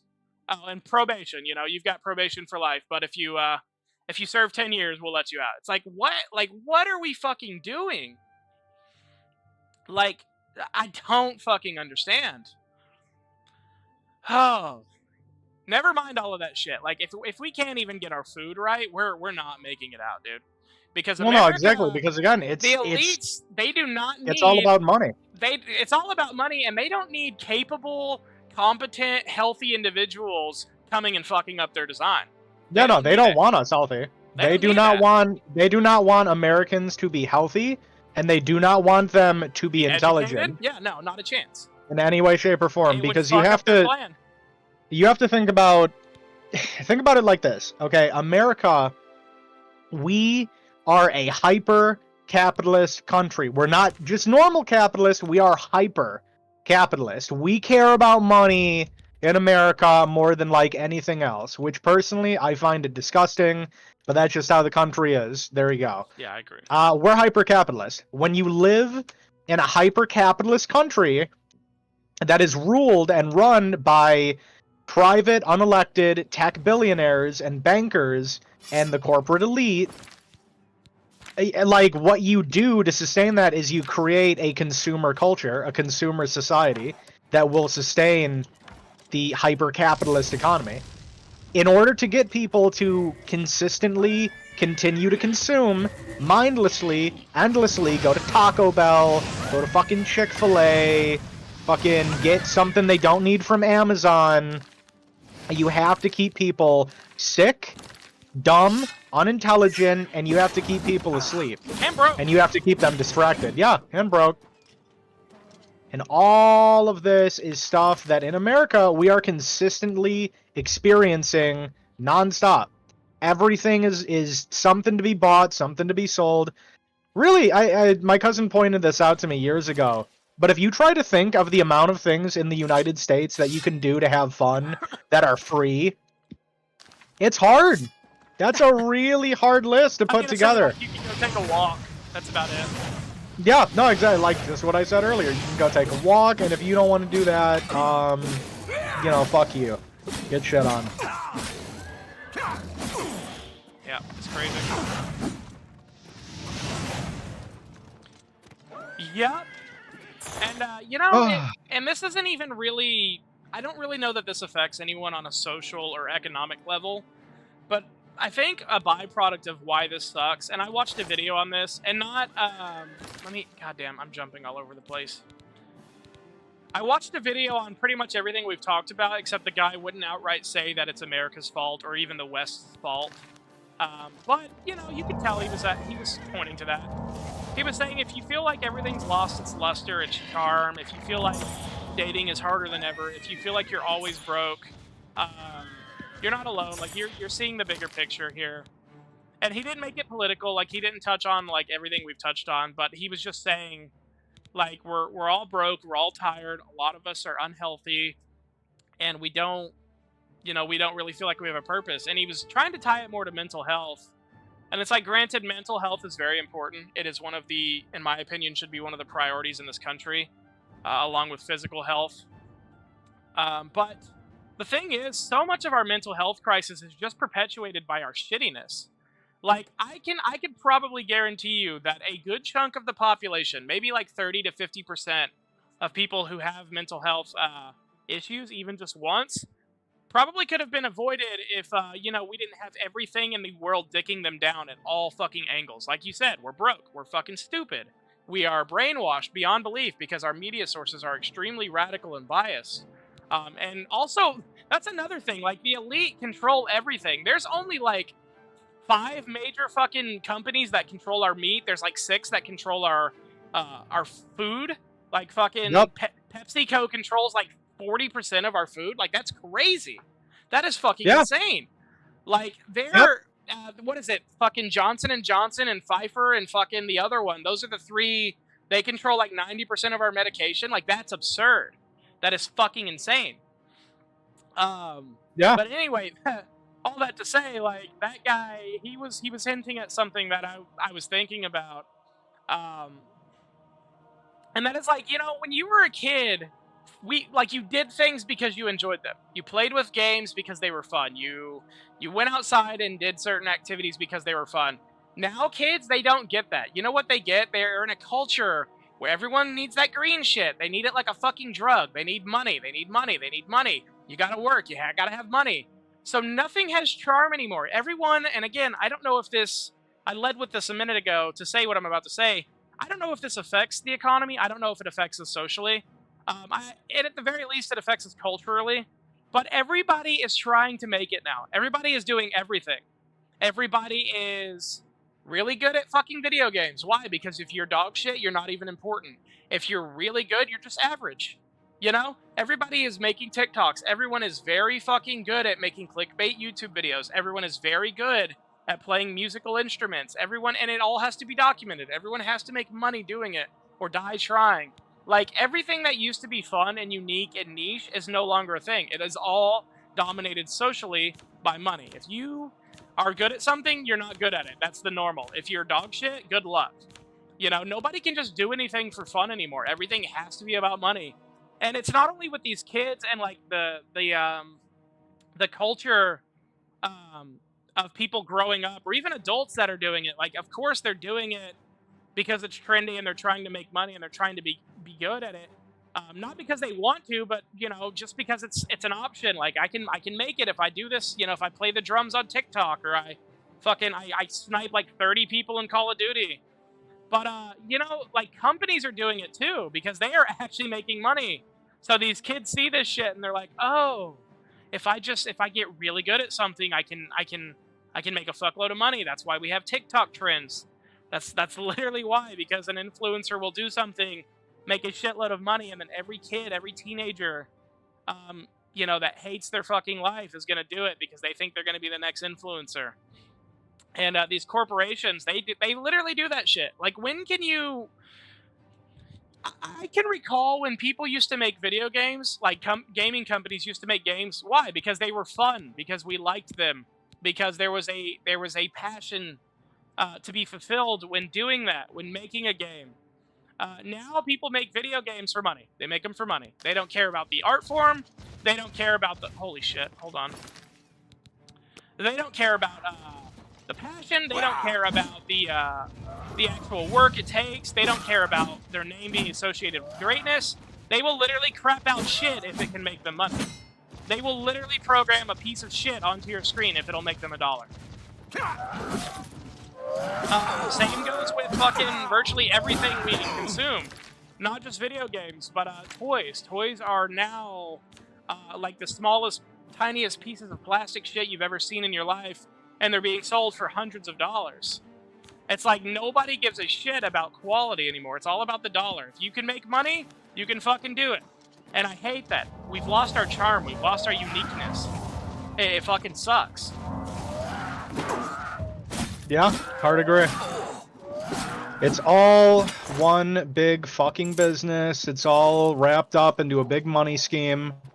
Because consumerism, baby, you gotta consume, you gotta buy. It's all about the money. You know what's also shitty about, like, first of all, let's just clear the air. We made up capitalism, okay? Capitalism is only a thing because a bunch of people decided that this is how we should operate. Like, that's it. It's made up. You know, people used to barter. People used to literally fucking, oh, you have food that I desperately need, and a bed, and also I really like this pair of shoes, but I already have shoes that I don't need these shoes. I want them. Would you take, like, a free haircut, and can I, like, do your dishes for a week? Like, would that be fair? Yeah, sure. Great. But now, it's like, no, you have to have money. You want a service, you have to have money. We literally made capitalism up. Like, trading was very much a thing. Bartering was very much a thing. Oh, fuck. I was going to make a point with that, but that is a point on its own. Like, that is a definitive point. We made that shit up. Yeah. I mean, honestly. It's the whole thing is so disgusting. Because I genuinely really worry about, like, what this country is going to be in 50 years, if it's even still around at that time period.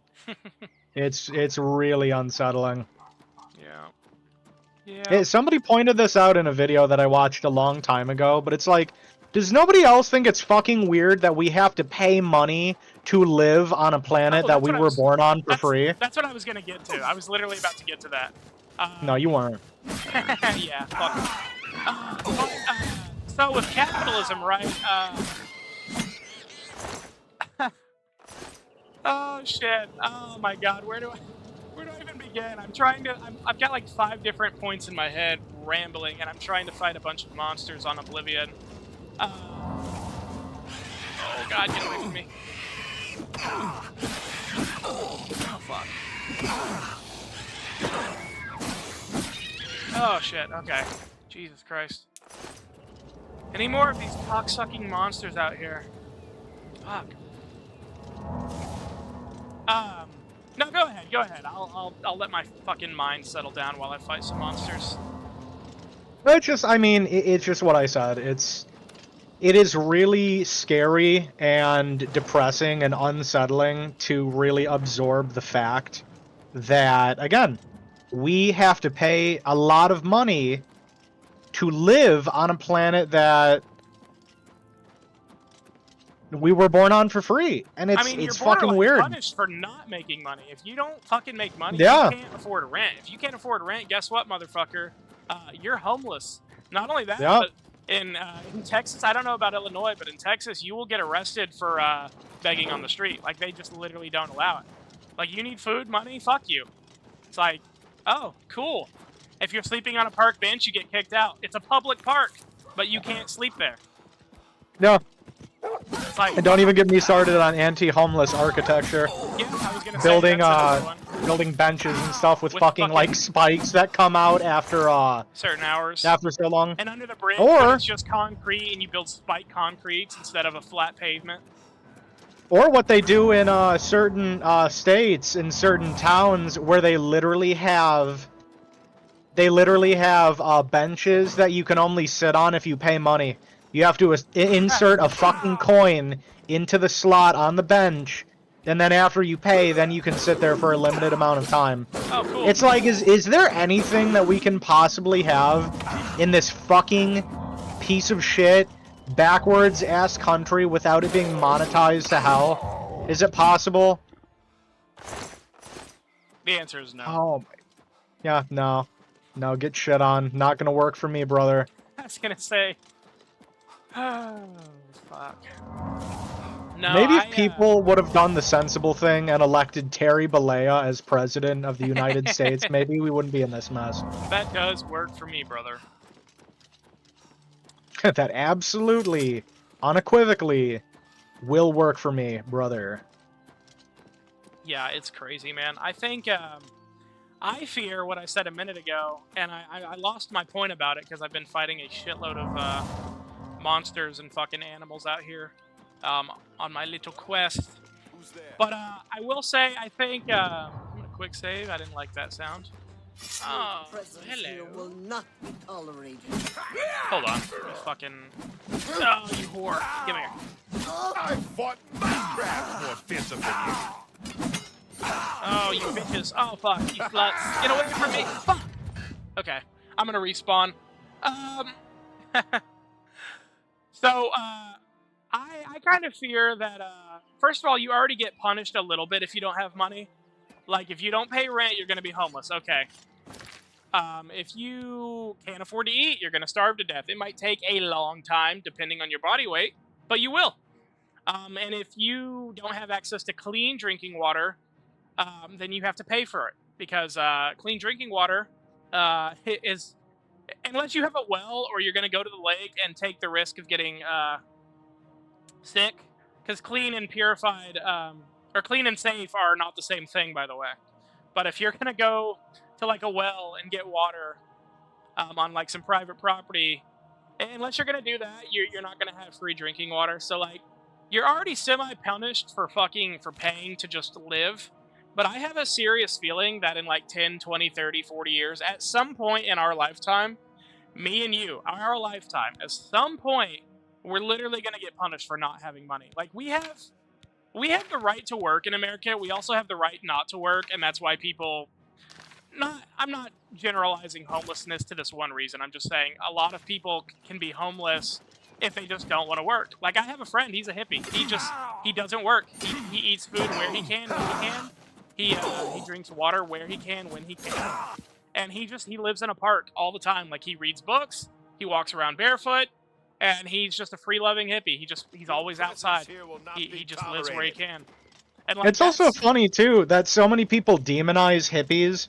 And, like, I think the most common and, like, real criticism is that hippies just smoke pot and they don't do anything. Like, they're just kind of lazy grifters. Okay, that's fair. But, like, why is it so normal to criticize hippies? Have you ever noticed that? Why do so many people shit on the idea of being a hippie? Like, if you told your friends and family... No, it's like if you told your friends and family right now, like, hey, I want to fucking go, like, travel the world. I just want to get the money in my bank account. I want to leave the country, and I just want to go from place to place and kind of wander around. If you, like, that, for me, in my opinion, that's a very real and, like, honest thing to want. I don't think there's anything wrong with that. To be honest, I think about doing that. I think about just traveling state to state, just fucking, you know, being a wanderer, going where I please. But if you told most people, like friends and family, that you wanted to do that, like, hey, I just, you know, I just want to leave the country, or I want to, like, go from state to state, like, I just kind of want to wander around, people would look at you like you're fucking high. Like, why? Why? What's the problem with that? What's wrong with that? Like, what, like, where exactly am I wrong for wanting that. Yeah, no, I agree. But what I was gonna say with that was, you know, I have a friend that's that way. I have a feeling like in 10, 20, 30, 40 years, sometime while we are still alive, I have a feeling you're literally going to get punished for not working, not having a job.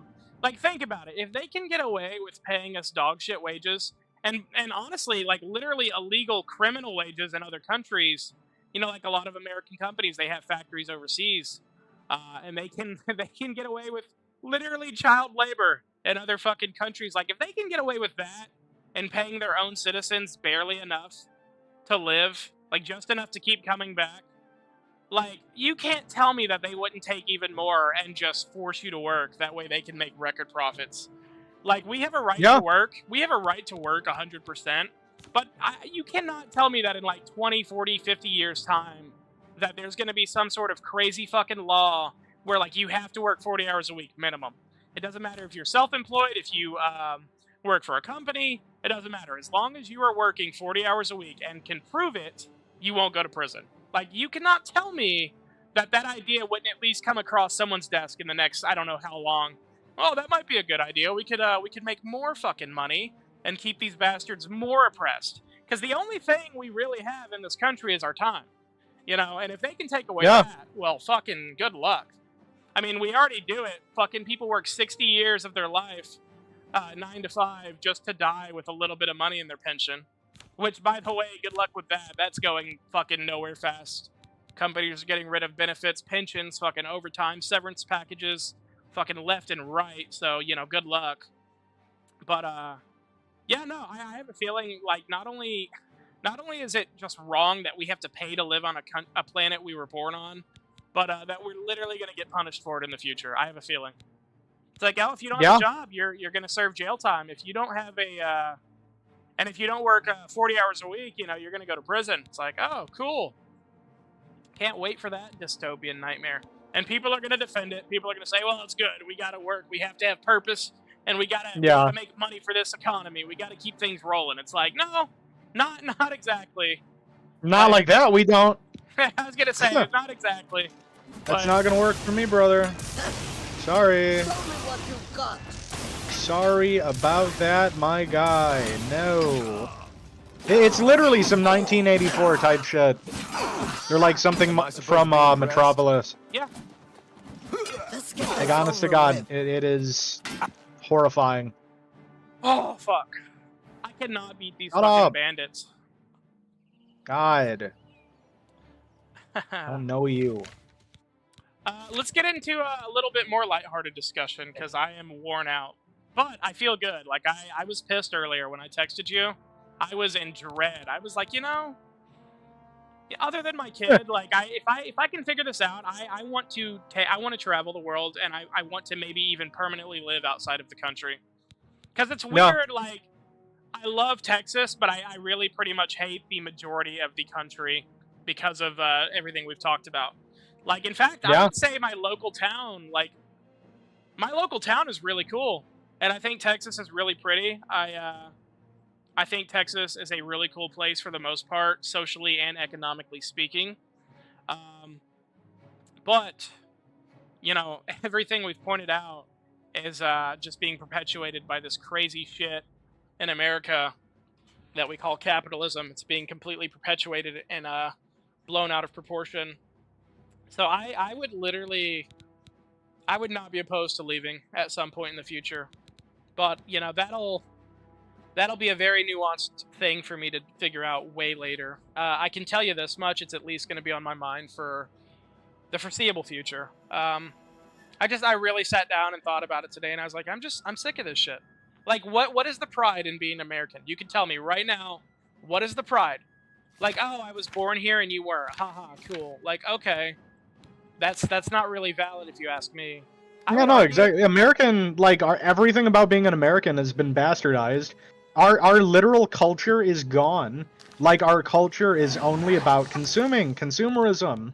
Buy more things, that's it. Like, what the fuck do Americans even do beyond buying shit that other people don't do? What really is there to being an American at this point? Yeah, no, I agree. It's so sad. It really is.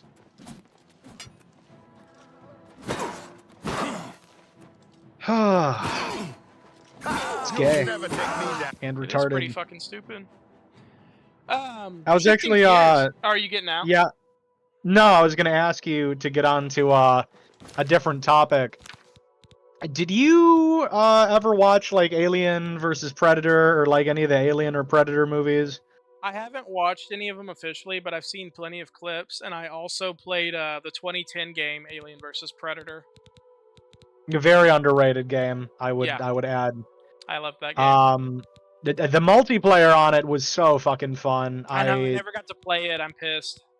Oh my god, dude, Playing as the that Xenomorph was fucking yeah, amazing. playing as the Xenomorph was my favorite thing. I loved it, loved it. Why did Hulk Hogan offer you a deal? Yeah, Terry Bollea is gonna be an AVP, baby. But I was gonna say there's a lot of new stuff happening with Predator.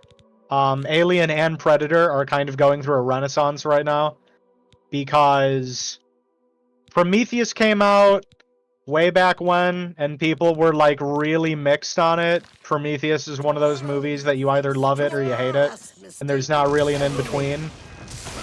And then Alien Covenant came out, which was pretty dog shit. Like conclusively, that movie just sucked. And Predator was in a similar thing where, what was the movie? I think it was literally just called Predator, or like something like that. And it came out and it sucked dick. People didn't like it. And after that, both of the series kind of hit the wall for a little while. But now, Alien and Predator are going through a bit of a renaissance of sorts. Because Alien Romulus came out. And I would say, in my opinion, Alien Romulus is easily the best Alien film since Prometheus. I am one of those people that I like Prometheus. The things that it got really wrong. Like, there are some things in Prometheus that are laughably dumb, like hilariously fucking stupid. But I do enjoy Prometheus for what it is. There's a lot that I like about it. Realistically, I think Alien Romulus is probably... It might even be better, like, overall as a movie than Prometheus. It's really good. And then with Predator, Prey came out. And Prey, I don't even think it's close. Prey is the best Predator movie to come out since, like, Predator 2. Predators, with Adrian Brody from, like, 2010 is okay. I think it's very mid. There are some things about it that are decent. There's some other stuff about it that sucks, but... Yeah, anyway, there's, like, a renaissance right now where we've got fucking Alien Earth coming out. Predator, they've got Predator Badlands, and Predator Killer of Killers is another one coming out, and it's just, I'm very excited about all of it. It's very cool. Nice. But I wanted to ask you, would you say you're more of an Alien guy or a Predator guy? Hard to say. Because each movie, each clip that I've seen, each character design portrays them differently. Some of the renderings, some of the costumes, some of the animations, the drawings, you know, physical props, whatever. Some of it's really cool for Xenomorphs, and some of it sucks. Some of it's really cool for Predators, and some of it sucks. Right. I've seen some of the Predators unmasked, and they look goofy. And I'm like, what's going on? They're supposed to be these terrifying people from, like, a fucking... you know, another planet. And then I've seen some that are absolutely horrifying. Like some Jason Voorhees type shit. And I'm like, oh. Same with the Xenomorph. Like some of the body, like if you get the body wrong, they look funky. They look funny. But if you get the body right and you, you know, have good production, they look fucking great. So it would just kind of depend off of that. I would say if I had to pick one, like you put a gun to my head,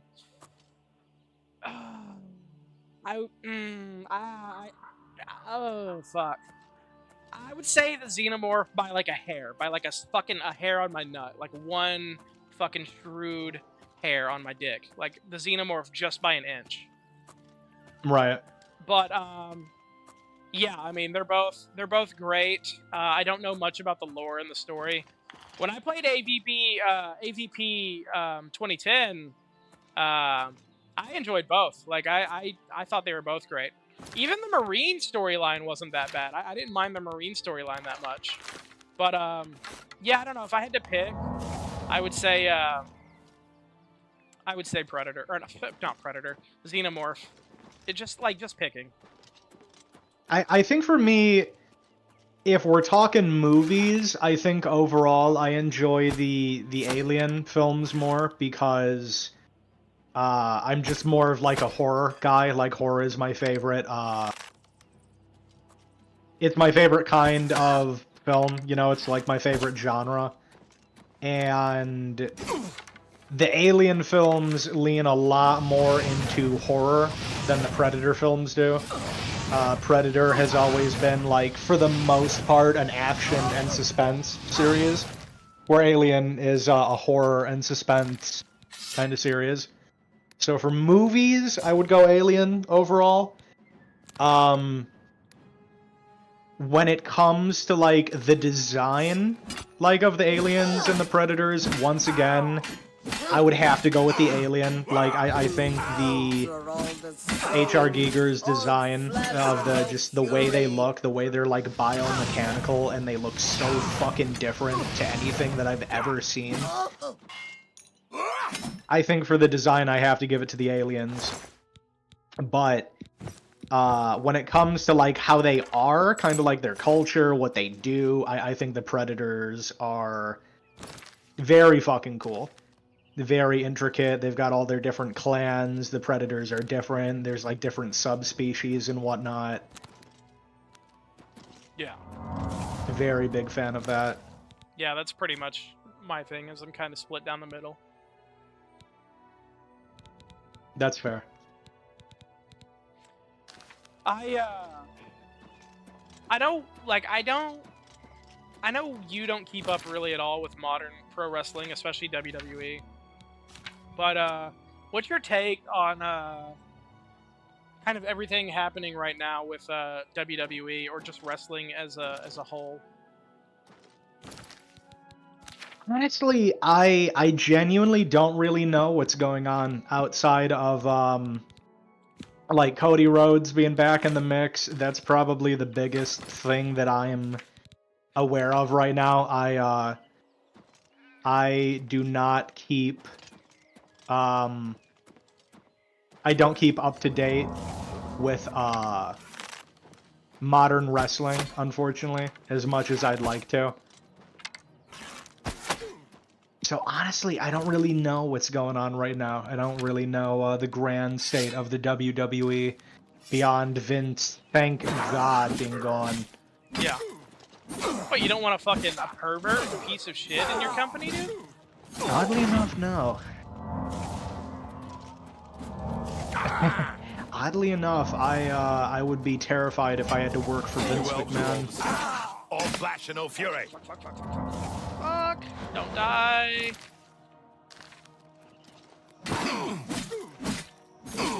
Oh my god, don't fucking die. I quick saved. I got one of these bandits and I quick saved, and now I'm struggling with the other one so much. I've done that so many times where I will be in a hard position and then I'll quick save. But like in quick saving, I end up fucking myself because I get into a position where every time I load in, I die immediately. Like I save in the wrong spot and then I just come in and get fucking shit on. I mean, I have nothing to beat. I have nothing. Oh my god, I have nothing to beat this guy. He just shits on me. Hey, it's gonna come down to like luck and timing. I'm gonna have to dodge his attacks and like, oh god, that's not good. Okay, let's restart that.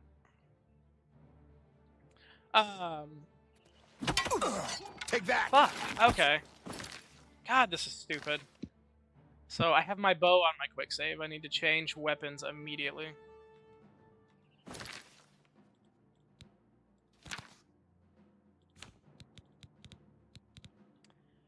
I think for me, there's a lot of things I like about modern WWE, and there's a lot of things I hate about it.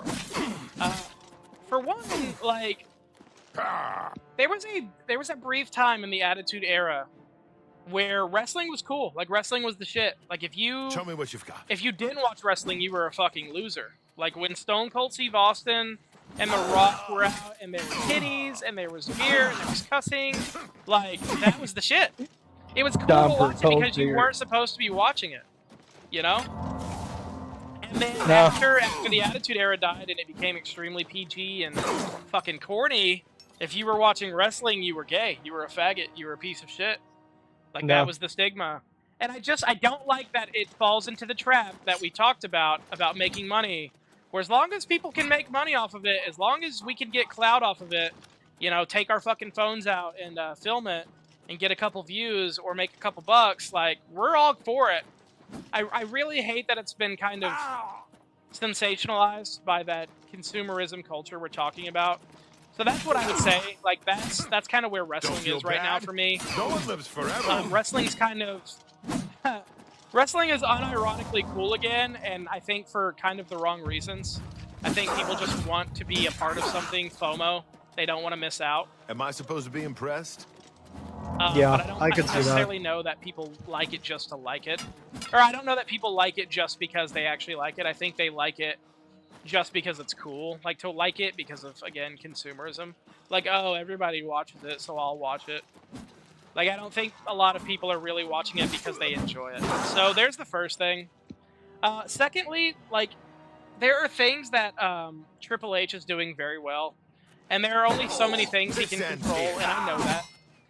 But let's talk about some things. For one, there are fucking ads. I don't know if you've seen it. There are ads everywhere on the wrestling match. Oh yeah, Everywhere. somebody. My cousin was talking to me that there are even ads in the ring now. Yeah, there are ads on the which is mat, just on the so ref. cringe. Yeah, everywhere on the mat. Yeah, I They're fucking on the hate turnbuckles. that. They're on the mat. There's a Prime fucking, of course. There's a Logan Paul Prime station by the announce tables. Like, there's ads everywhere. It's fucking terrible. And don't get me wrong, they've had ads before, but they did it, like, coming back from a commercial break. This episode of Monday Night Raw is sponsored by, you know, Snickers or whatever. It's like, no, now it's literally everywhere. Like, Prime on the fucking ringside. There's, Netflix is the premier brand for Raw now, so their shit is everywhere. I also don't like that there's no consistency between shows. Like, Raw is full of ads. It's on Netflix. It has its own microphone design. It has its own camera angles. But then you go to SmackDown, and it's totally different. Like, the look is totally different. And I don't mean, like, you know, you remember SmackDown had the big fist through the screen? You know, Yeah. and then Raw had the Raw's War. I don't mean inconsistent, like, uniqueness. I mean genuine inconsistency. Like, the stages are the same. The product is the same. But, like, one has a fuckload of ads and funny camera angles and, you know, a different microphone design. And the other one literally is total opposite. And I don't fucking understand that. Because it's not like anything is unique. It's still just bland old WWE programming as far as, like, the way they set up the sets and the barricades. It's all the same shit. They've just kind of slightly modified it to make it seem unique, and it's not. It comes off as lazy and inconsistent. So there's that. I really hate that. What else? I love Triple H's booking. I think for everything he's doing right, he only occasionally misses. I don't know. The product is hard to watch because with Triple H, like, it's a good thing that people are getting rest now. Like, I will not argue that. I think working 300 shows a year plus is retarded. I think that's a good way to die early and, like, get dementia and basically turn into Chris Benoit. So I'm not going to argue that. But in the process, ironically enough, in a consumer culture and a product that has never been more hot, ever, even arguably more popular than the Attitude Era, wrestlers are wrestling, like, once every few pay-per-views now. And not even, like, big-name wrestlers. We're talking about, like, even developmental people are, like, barely performing. And it's like, what are we paying to watch for then? Like, what are we getting? They're wrestling, like, maybe 5 days a year. Like, between pay-per-views. They don't even wrestle on the regular shows anymore. Let's get that established. Like, Yes, if you're a main eventer, if you're a big guy like Cody Rhodes, John Cena, whatever, you don't need to be wrestling every night, every week on Monday Night Raw or Friday Night SmackDown. But, like, if you're doing it, like, never, like, to me now I kind of have an issue. I don't know if these guys are doing house shows, like, untelevised events still, but I do know Triple H severely reduced the schedule. I think guys are working less than half of what they used to. Under Vince, which is good. Again, I'm not going to argue for workers' rights and having a break and not killing your body for entertainment. I'm not arguing that, but I am arguing that when you don't wrestle at all on a Monday Night Raw as a WWE champion, I have an issue with that. And it doesn't. It's not just Cody's fault. Like, but because you're the champion, it extends to everyone. It extends to everyone underneath you. If the champion's not working Monday Night Raw, well then Randy Orton doesn't have to. Seth Rollins doesn't have to. Fucking, you know, all the supposed big names, they don't have to do shit because our champion's not doing it. Because that's the way booking is going now. And again, Triple H is like, he's writing some good shit. He's working with the production team to make entrances cool. He's working with talent to make matches good. He's doing a lot of good shit. But like, we are simultaneously, wrestling has never been more hot and also more dead. Like, there is not a lot going on. You have to wait many pay-per-views in advance to see any action. And it's frustrating. Because in my opinion, there's also never been more talent. There's never been more talent than there is right now. They are creating superstars left and right. And we're not getting much out of it. It's like, I don't know. It's more cinema and less pro wrestling than it is, like physical wrestling.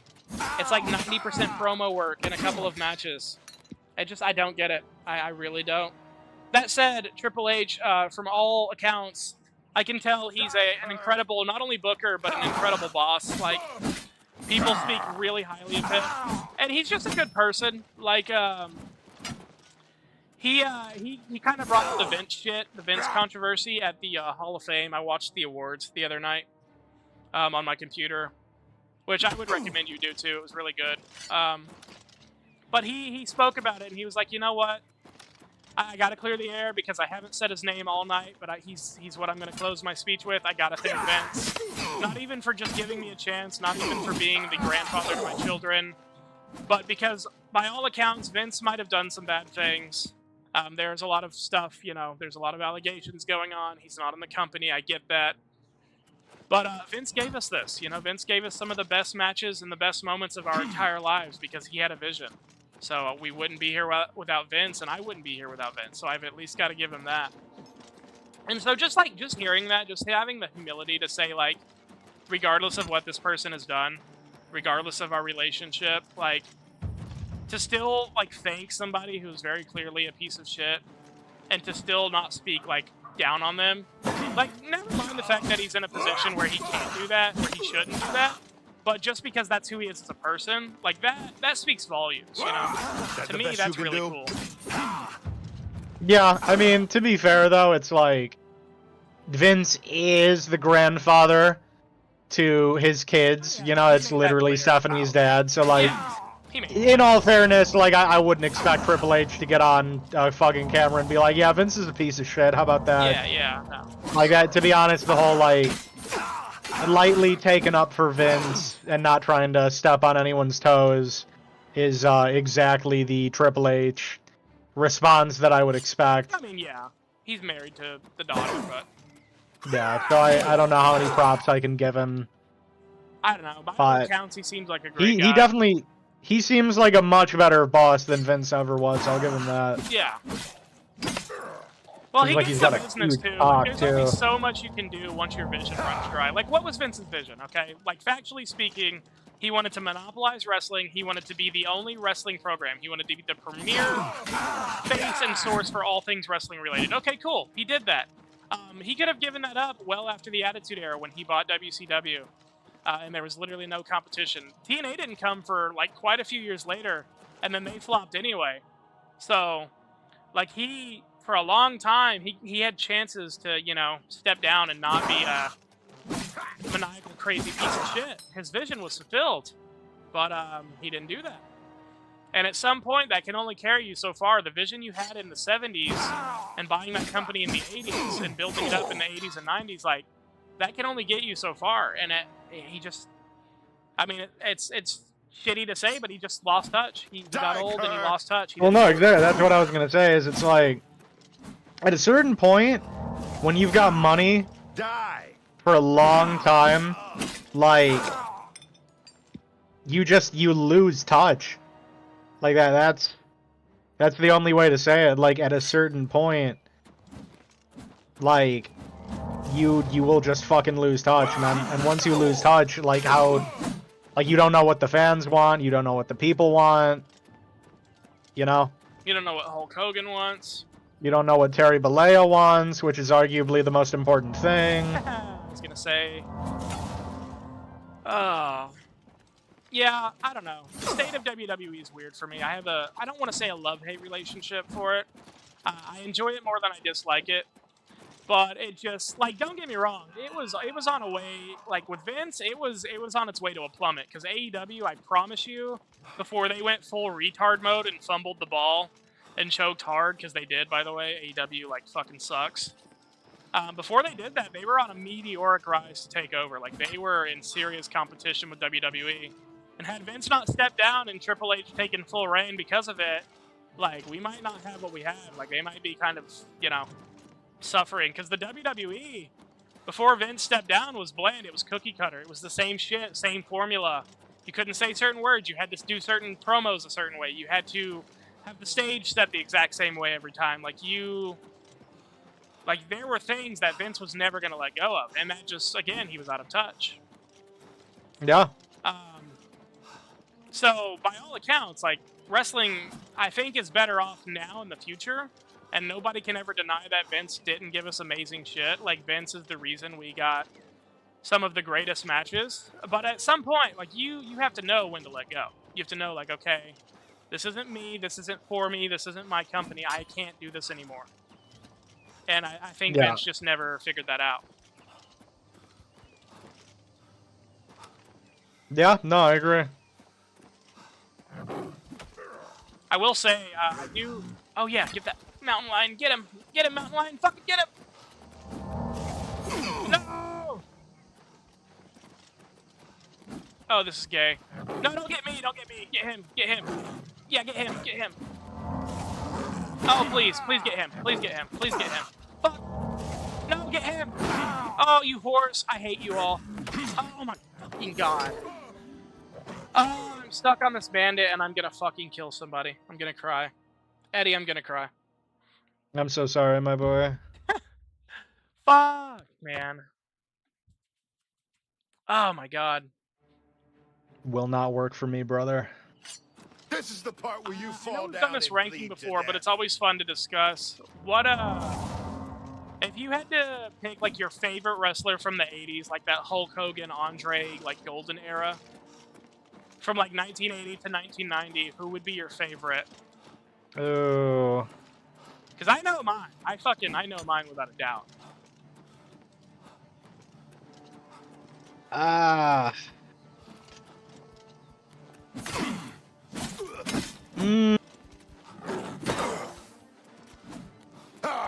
It's so tough, honestly. And are we saying specifically from 1980 to 1990? Is that what you said? I mean, pretty much, like that golden era.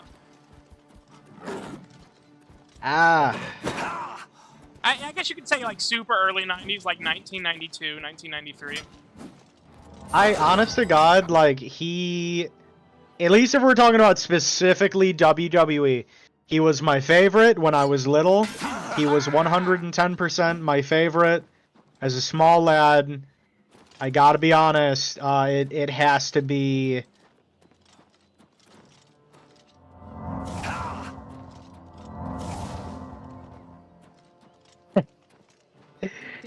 Oh, yeah? It's hard. Is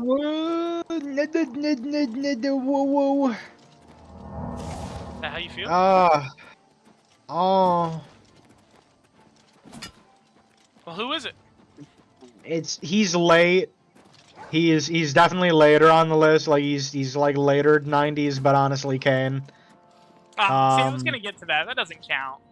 I know. I was gonna get Kane, to the Attitude Era. Yeah, Kane came later, but oh my god, like OG Kane with the mask and the long hair, unbeatable gimmick. Unbeatable. Out So of the it'd be like your golden Attitude age, Era pick?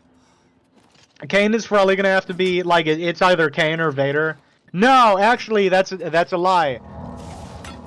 You elves are all For the Attitude Era, it would no fury. technically, I think it would be Hawk and Animal, the Road Warriors. Oh, But yeah. that's cheating because that's you know like the tag team. I fucking love the Road Warriors. Oh my god, in my opinion, they are the best tag team in wrestling history. I'll die on that hill. I love the Road Warriors so goddamn much. Holy shit. But you know what? Actually, oddly enough, I do know who my favorite Golden Age fucking wrestler is. Honest to God, and it's probably gonna surprise you.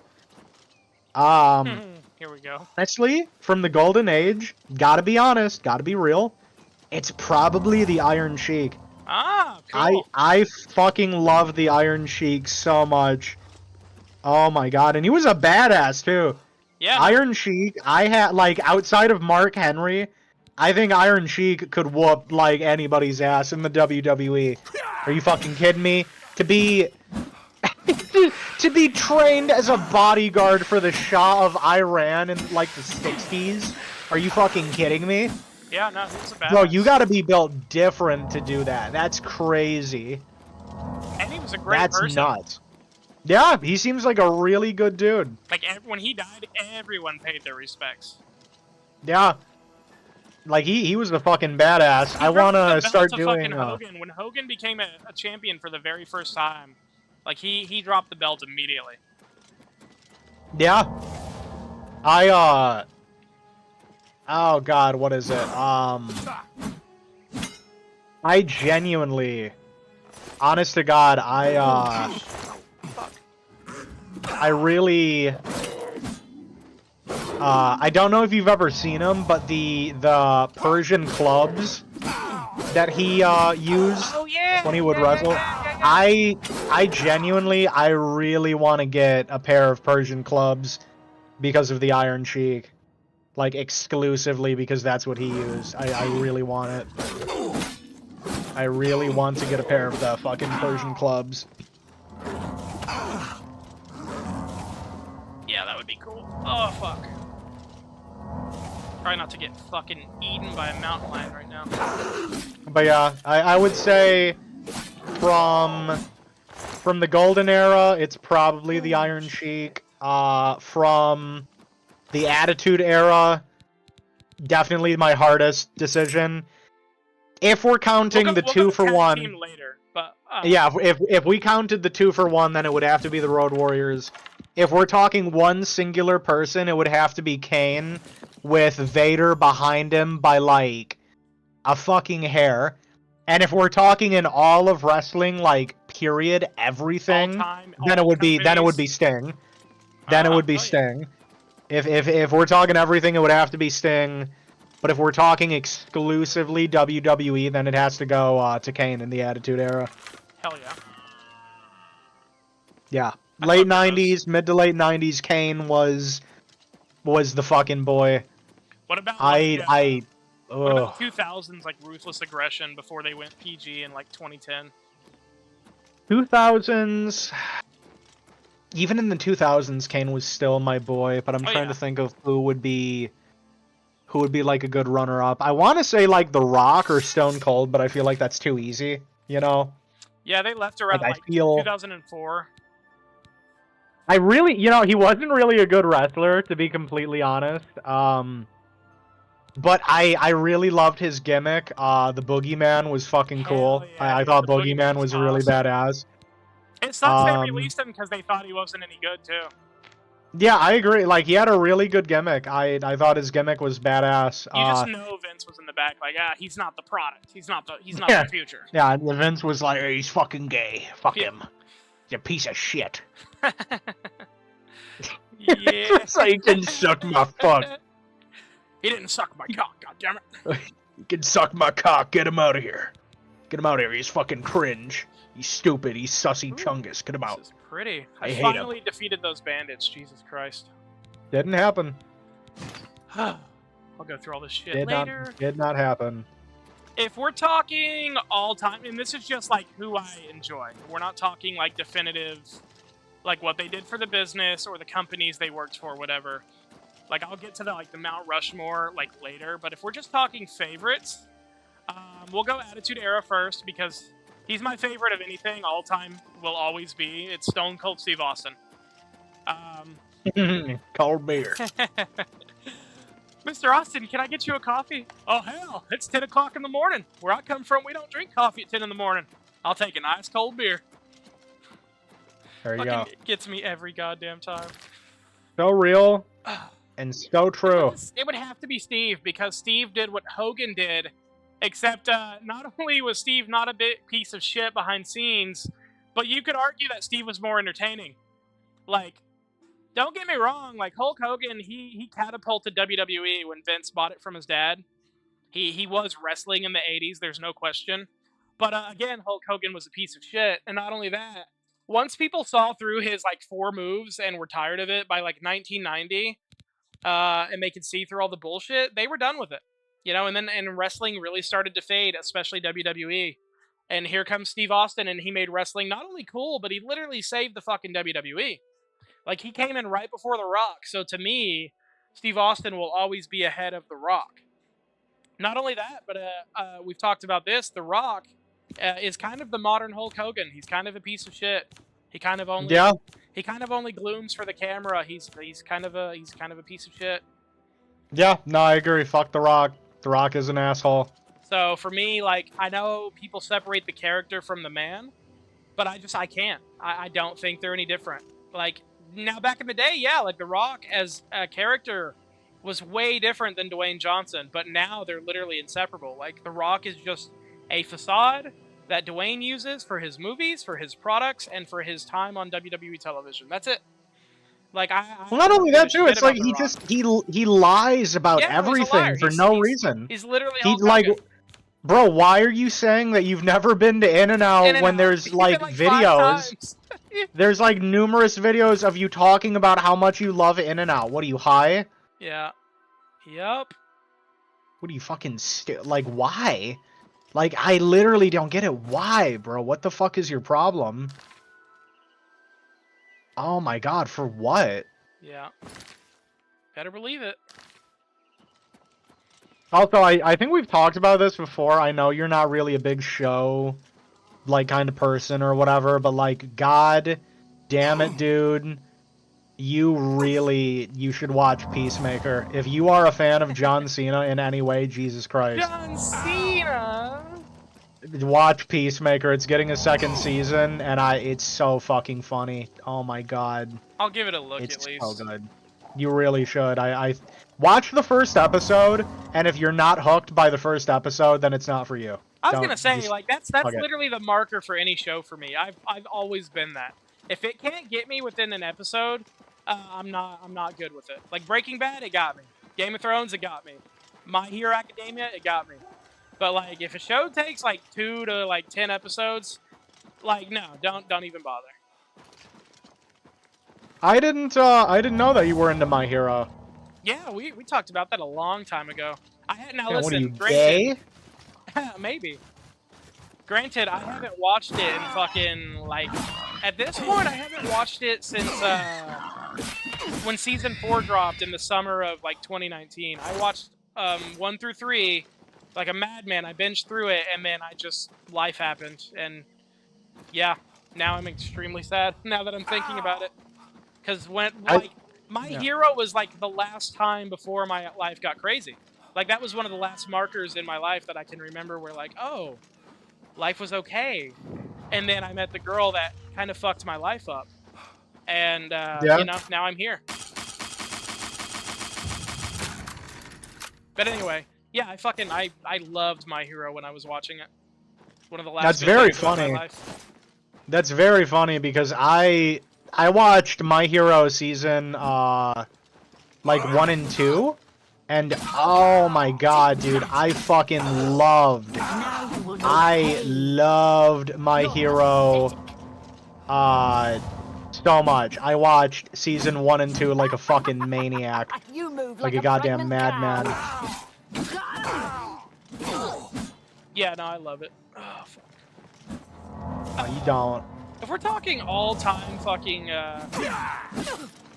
all-time wrestlers, regardless of company, regardless of what they accomplished, regardless of gimmick, regardless of how long they were in the business, it's Stone Cold. Like, Stone Cold, to me, he's just relatable. Like, he's just good. Every gimmick that's based in reality, to me, has a fighting chance over, like, hokey character shit.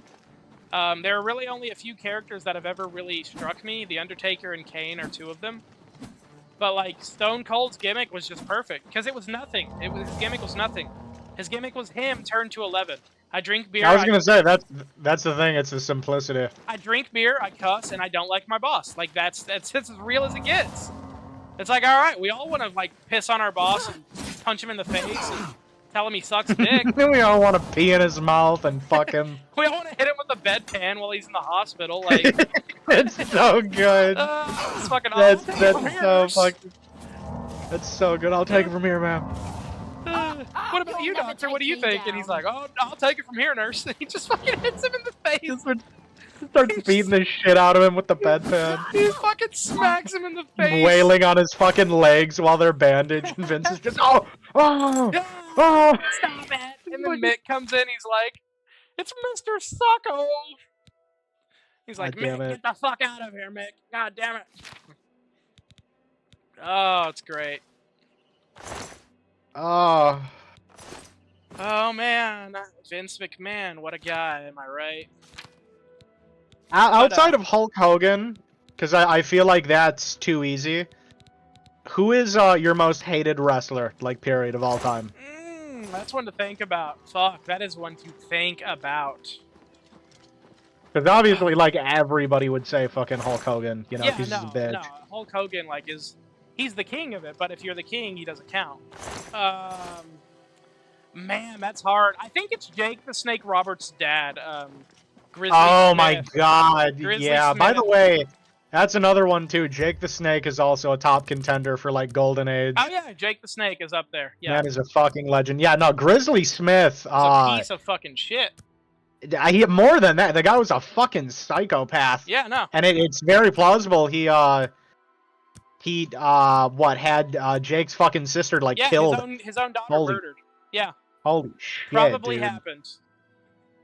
It's scary as hell, too, because it's like, the guy's he's a maniac, he's a pedophile. No, he's a pedophile, he's a rapist, he's a potential as if that wasn't conspirator. enough.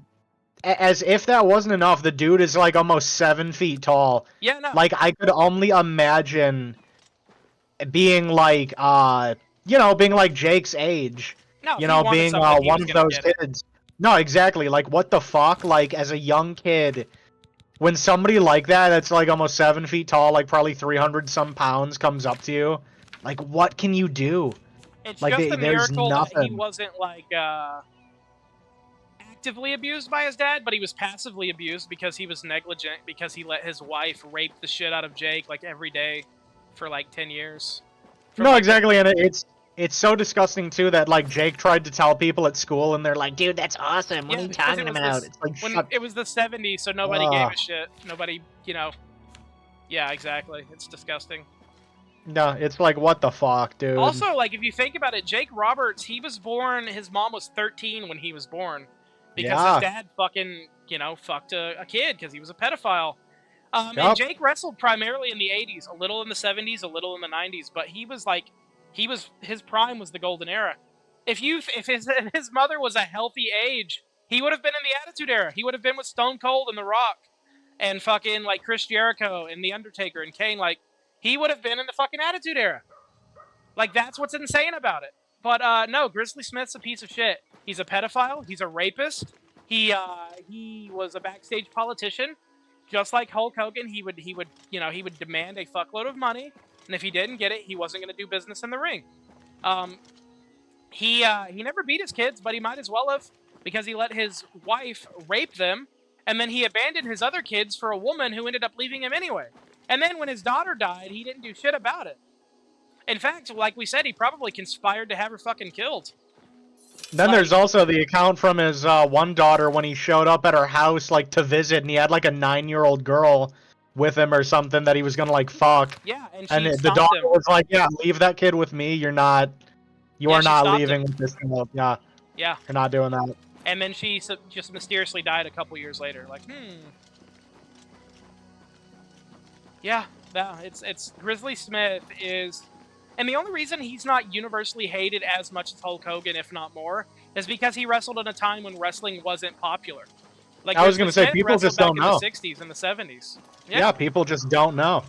People aren't aware. Not only that, but Jake the Snake, he's such a saint. He's never really delved into it other than that time with Joe Rogan, and more recently he did an interview with DDP about it.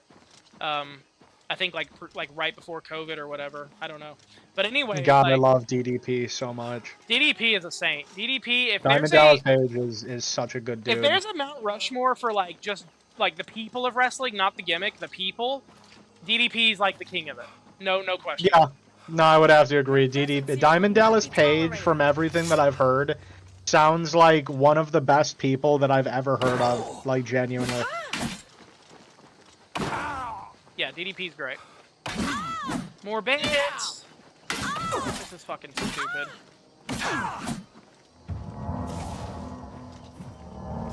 Oh, what's the matter? Is the baby gonna cry?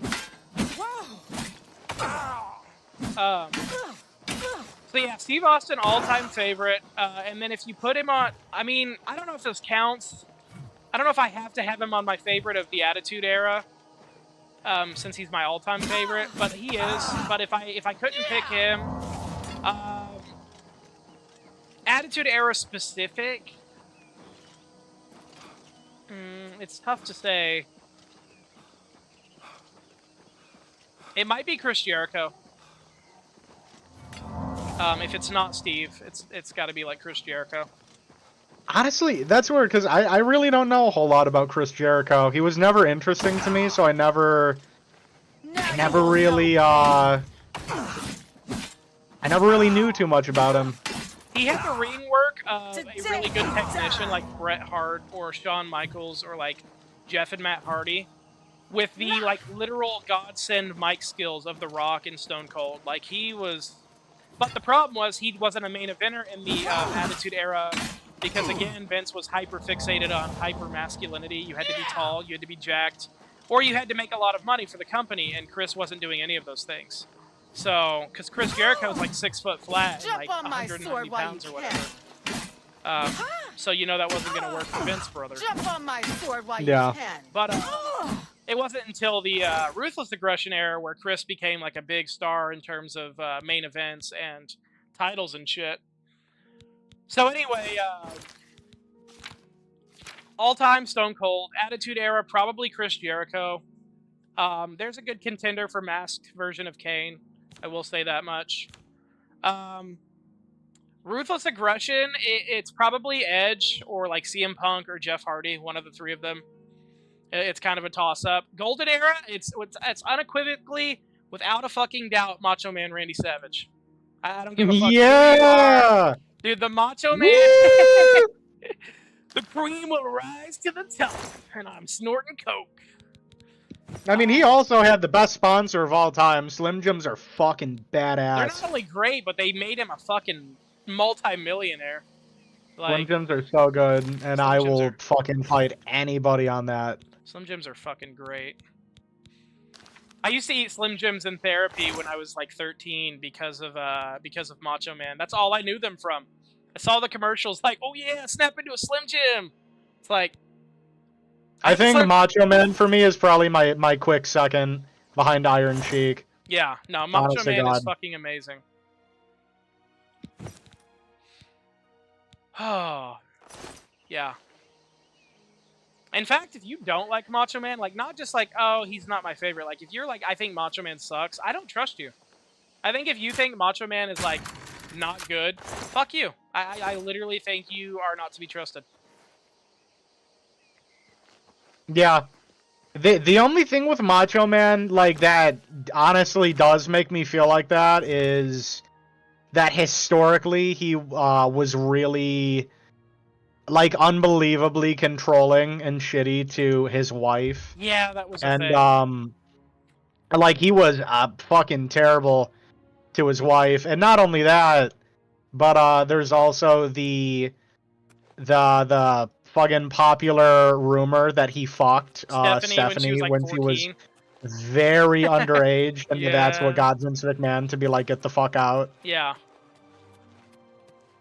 That one Like, is iffy too because she was just starting out in the company, like, because she was like very early 20s, might have even been like 1920 when her and Triple H got together in like the 90s, like late 90s, like 98, 99 or whatever. But when apparently that happened with Macho, she would have been like 14 or 15 in like 1995, right before he went to yeah. WCW. So yeah, that thing always got to me, but sadly it's kind of like a who's who knows kind of thing. The thing with Elizabeth, I honestly get it.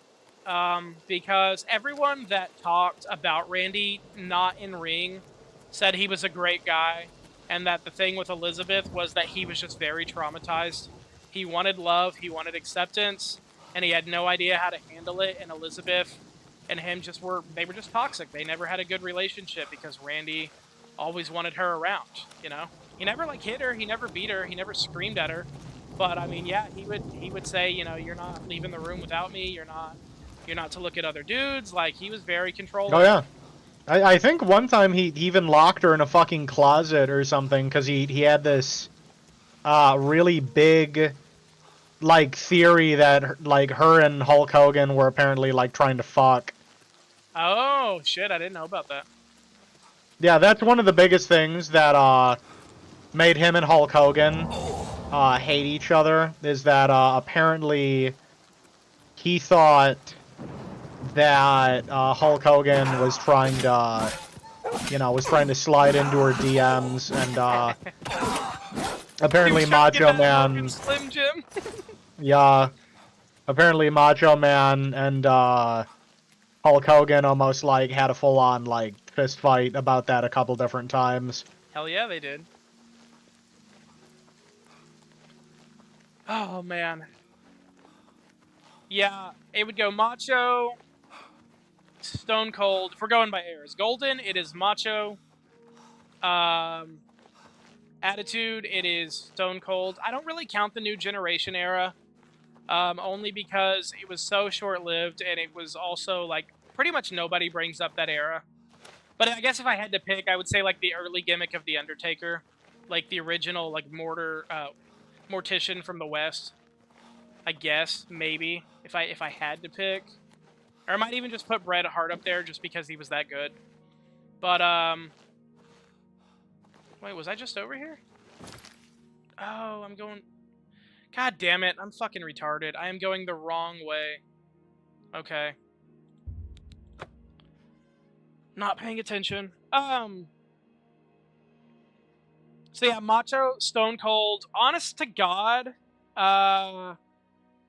yeah, like Ruthless Aggression, it could be spun a bunch of different ways. Because early Ruthless Aggression and like late Ruthless Aggression, like the early 2000s to the late 2000s, were way different from each other.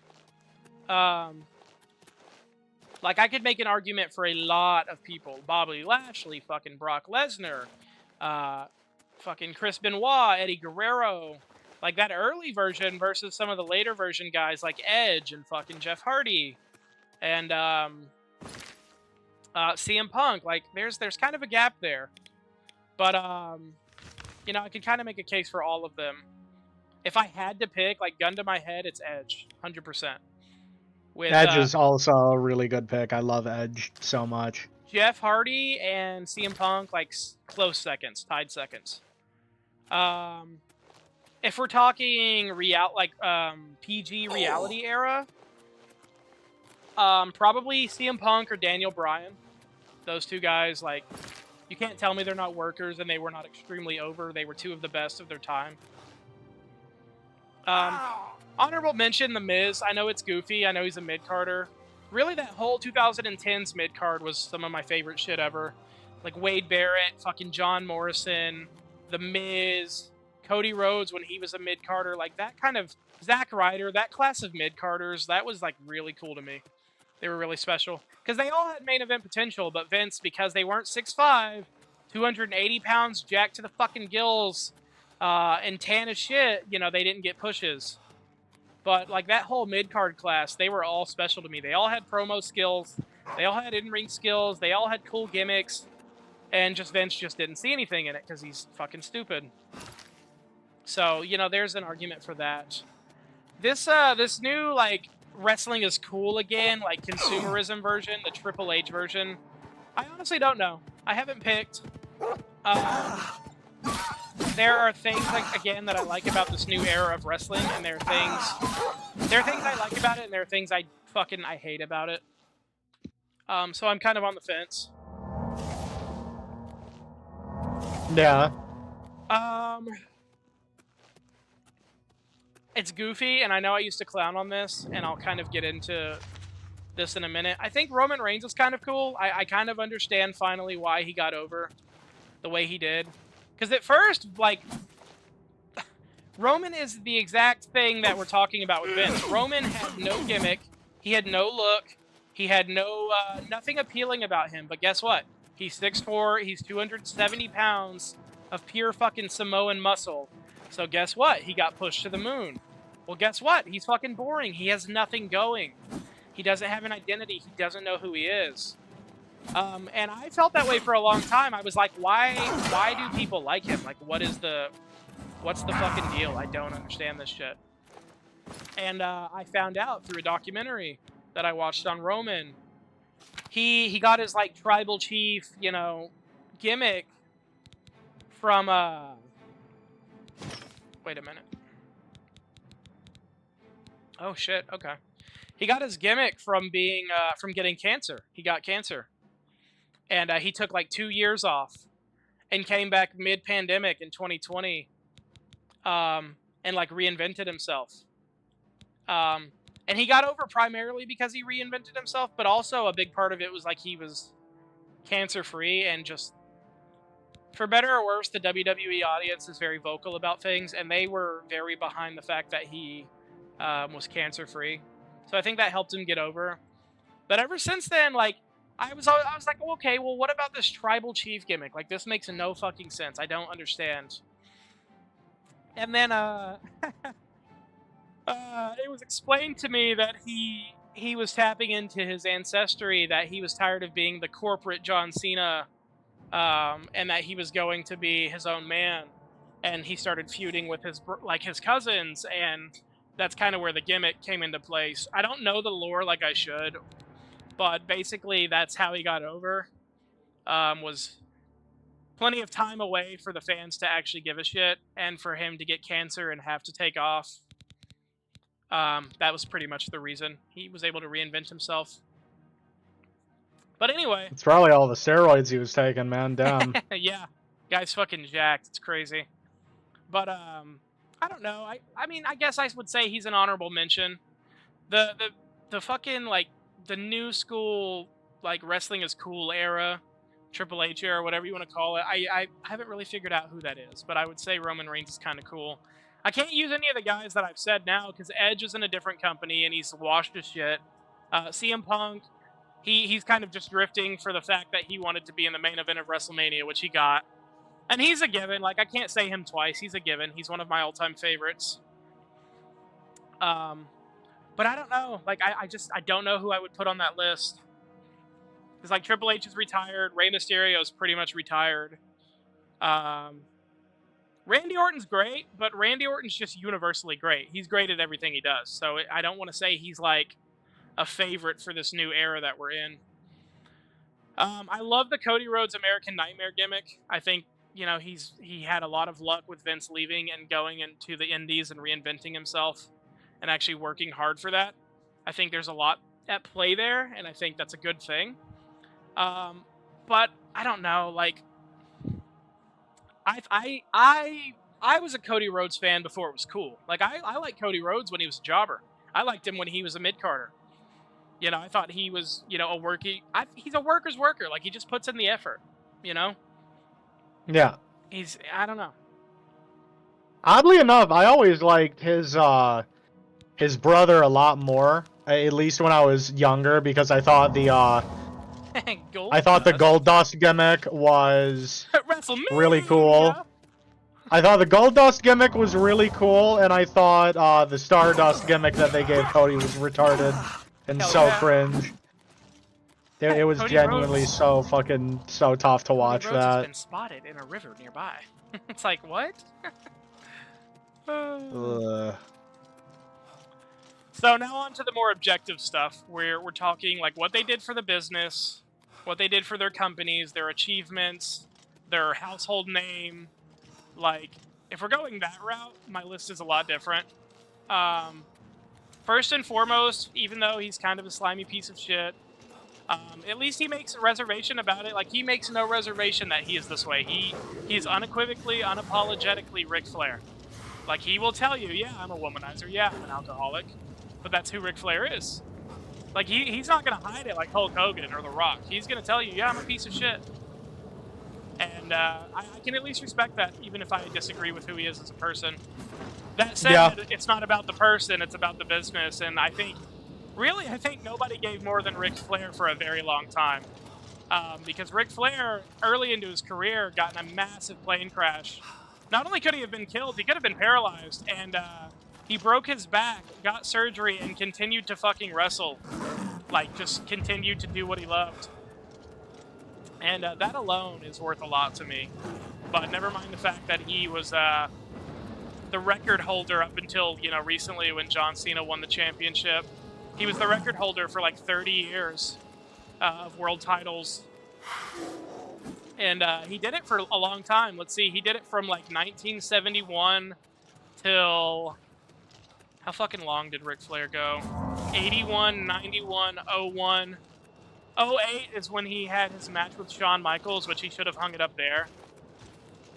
So, like, if you want to say, like, full-time, he did it for, like, 36 years. From 71 to, like, 08. Like, that's insane. Like, full-time. Like, even when he was doing Evolution in, like, the 2000s with Triple H and Batista and Randy Orton, he was doing that. He was wrestling week after week, pay-per-view after pay-per-view. Like, that's insane. So, like, Ric Flair to me has to be on the list, without a doubt. He might be number one. I mean, he was in every company. He's been in AEW, he's been in WWE, he was in TNA, he was in WCW, he was in the territories. Like, nobody has done more for Ric Flair. Or, nobody has done more for Hulk Hogan than Hulk Hogan. But what I was going to say is nobody's done more for wrestling than Ric Flair, really, if you think about it. No, I agree. Ric Flair has done an unbelievable amount for wrestling. And, again, he might not be the best person, but God, Ric Flair is a fucking personality. Holy shit. Yeah. I was also going to say not to cut things too short, but I do have work tomorrow, unfortunately, and it is 11. Oh, it is 11. Holy shit. Yeah, time has flown. So I think what I'm going to do, I'm going to eat some food and then try to go to bed early tonight, honestly. That's fair. But it has been good speaking to you, my boy. That's not going to work for me, brother. Hop! I think I'm off. Hold on. Hold on. No. 28, so yeah, so I'm off the day after tomorrow. I'm off on the 30th. So, yeah, tomorrow night I get off at 6:45. If you want to get in another call or something, just let me know. Oh, tomorrow night would be great because got a long work day tomorrow, and I ain't got shit to do. I don't know if I told you, but I'm done training martial arts for a little bit. That's fair. So my evenings are considerably more free. Yeah, honestly, that's probably for the best. So yeah. Hell yeah, my boy. Well, I will talk to you tomorrow night then. Alright, yeah. Talk to you tomorrow. Yeah. Peace. Oh, shit. That was some good dialogue. That was a good time. I needed that.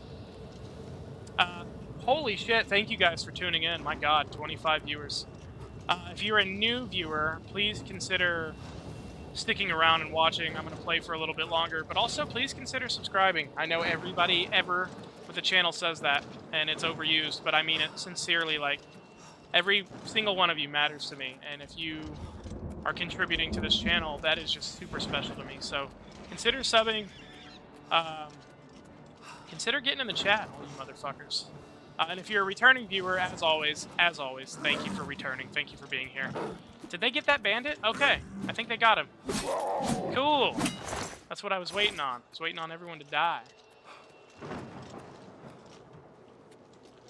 But holy shit, 25. I don't know.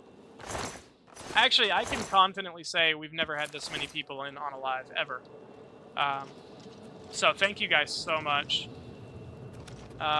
25, I wasn't paying attention while me and Eddie were talking, but I know right before he got in the chat with me on Discord, we were at like 10 viewers, I think, like 8 to 10 viewers. So, I guess if you're telling your friends, like, hey, these guys are ranting about politics and wrestling, and you're like sharing it with your friends or whatever, thank you. Like, genuinely. I think what we talk about, me and him, is very interesting and very special, but I don't imagine that it resonates with people like it does for us. Because me and him have been friends now for going on 10 years, and we've experienced a lot together. So our friendship is special. I would say he's probably my best friend at this point. Like, he's genuinely someone I can call and talk to virtually at any point. So, yeah. Eddie's a great guy, and the plan tomorrow is play Oblivion Remastered again, and Part 5, and talk with him some more. So if you want to see that as a new viewer, sub, hit the bell. Typically I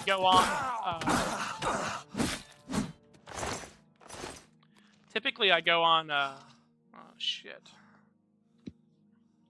In the evenings is when I stream. And I talked about this yesterday, but I am working on getting back to full-length videos. I really am. It's just taking some time because there's a lot going on. It's just not a priority right now, but I am working on it. I'm editing some stuff, and I am slowly but surely making progress on that. But until then, I can bless everybody with some streams, some good conversation. So yeah. Oh, fuck. Here we go. I'm trying to watch the hockey game, because I've missed most of it, actually. Fuck. Fuck, he moved. Are you shitting me? You guys saw that. Okay, let's get this bastard right here. Damn it, I hit him in like the fucking leg or whatever.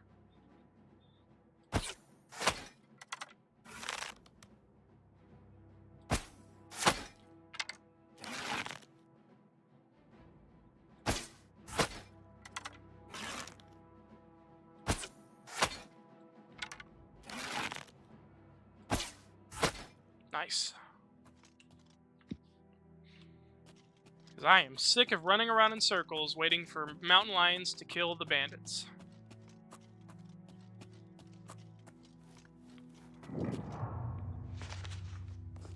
Yeah, baby.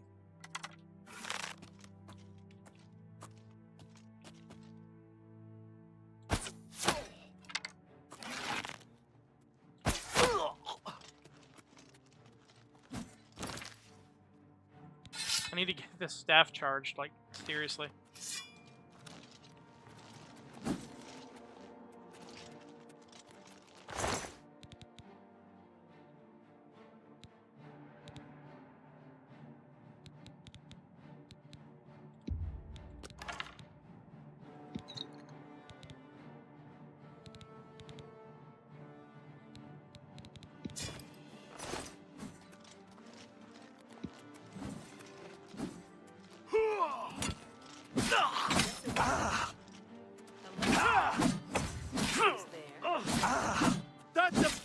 can do?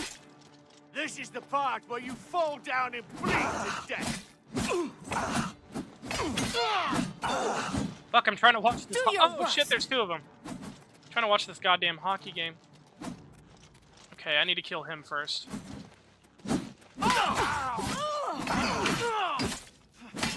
Oh, he's healing. He's fucking healing. Of course he is. I'm gonna die.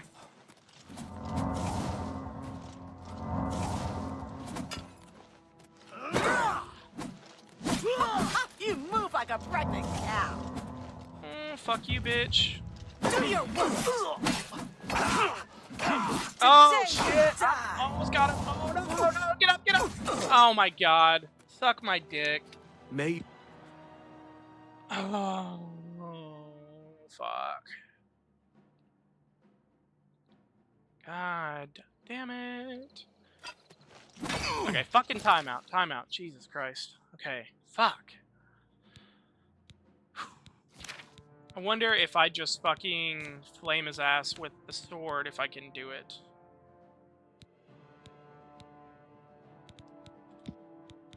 Okay, what does the most damage? Snowball? Okay. What am I stuck on? What am I stuck on? This is the part where you fall down and bleed to death. Shit. Take that! God, get away from me, you fucking cunt.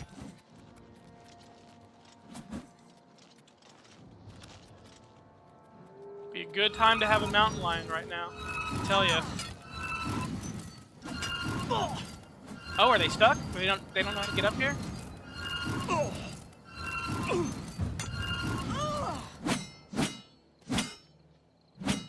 This isn't hitting. Okay.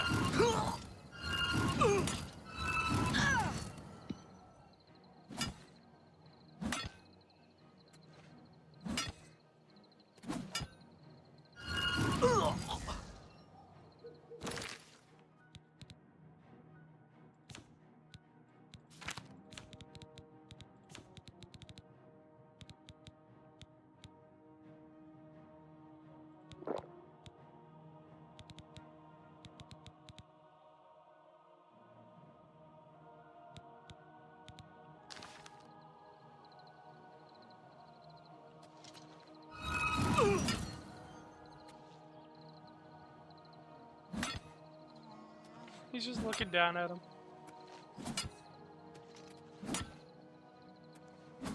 He's healing faster than I can attack, though, because of my magic. That sucks.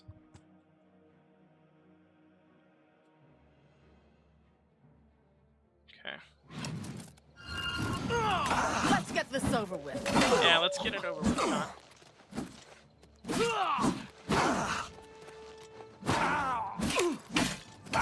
Die, damn you! Never take me down. Die!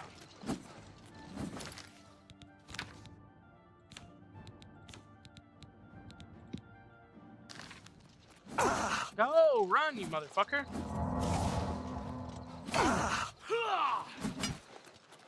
I'm gonna cry. I'm gonna cry. I'm gonna cry!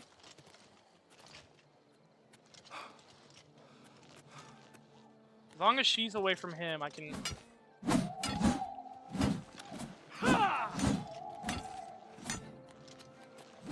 Oh, you fucking slut. You fucking bitch.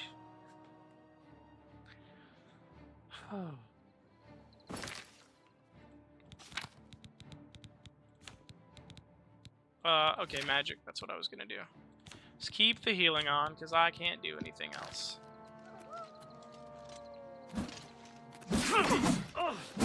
Swing and block, swing and block. Fucking keep moving.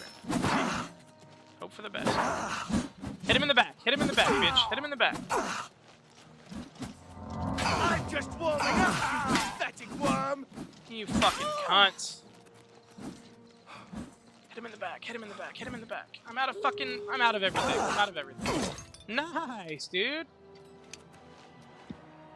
Nice. I quick saved on the rock because I thought I had something. I don't have potions, I don't have spells, I don't have magic. I don't have shit. Oh, you know what I do have, though? I have a fucking bow and arrow.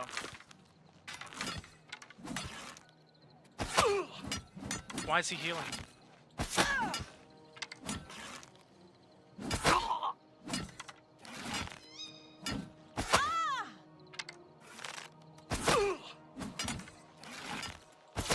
I think this is gonna work.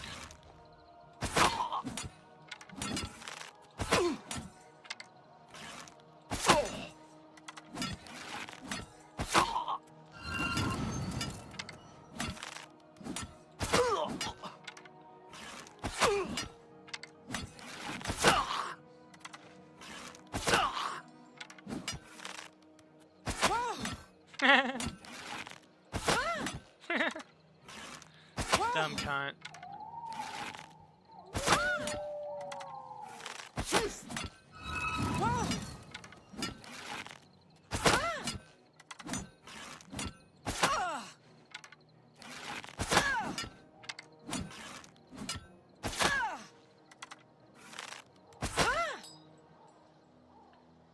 Okay. This has been the hardest quest I've had to do so far, just because that first set of bandits, you guys saw that shit about, I don't know, an hour, hour and a half ago. That shit was hard. Okay, I could not figure that shit out.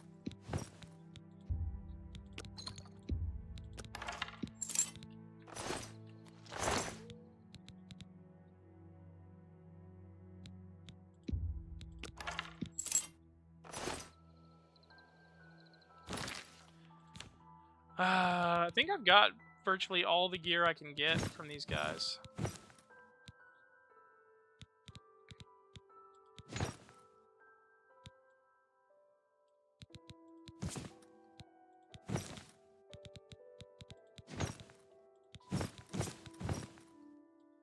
This is pretty cool, not gonna lie. It's definitely not the best for defense, like, I'm wearing the best shit for defense, but these are broken. Okay.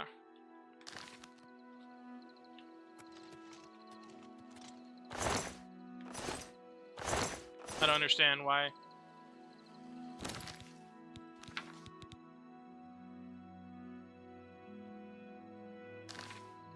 Do I need to take all their shit? Like, okay.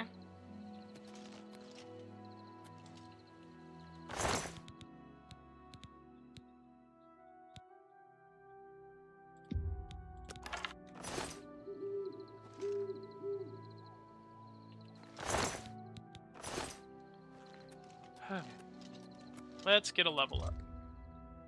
Right? Am I ready to level up? No, just kidding. Not ready. But let's do it anyway.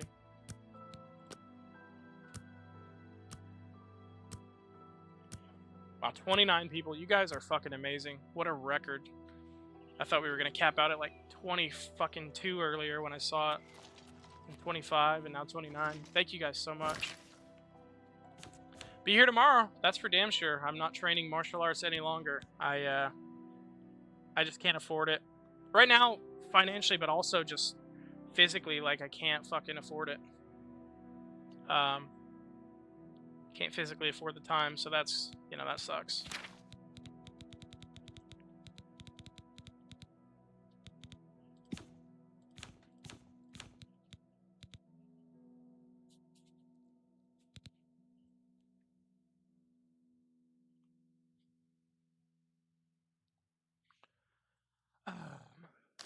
Sorry, I'm replaying some shit in my head from today.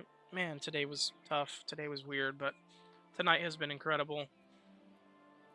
Between the team I love winning, you guys on stream, and having my best friend to talk with for a few hours, that's all you can ask for, man. That's a good life right there. Oh man. Getting kind of emotional. Okay. Shit.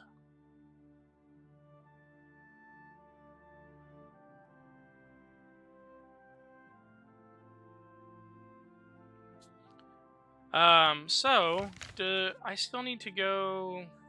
Do I need to go back to this camp, and I need to go to this shit over here? Okay. That is fair. I will go do that. How much shit do I have? Okay, I've got plenty of carrying capacity.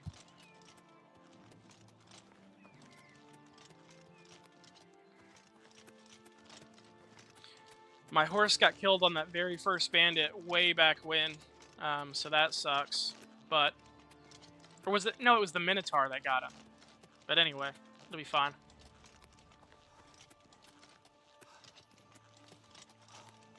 Wait, is this chest piece broken? No, the gauntlets are broken. Okay. Well.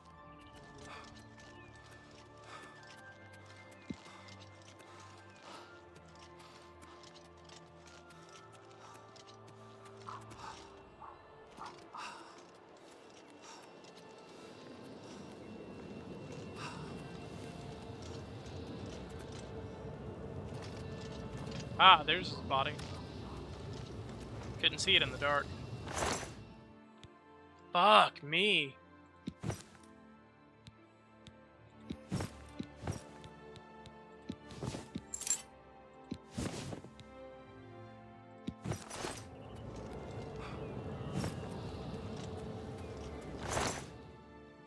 That is some cool shit, I'm not even gonna lie to you guys. I'm gonna go home and store it, because I'm, well... I'm afraid I'm gonna run out of storage.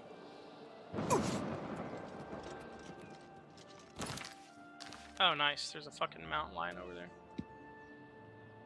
Can I hit him?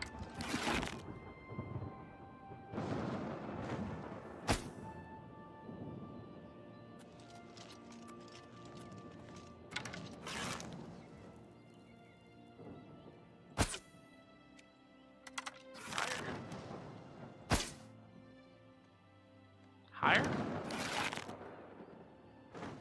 God damn it. I know you smell me, you stupid fuck. Yeah, yeah.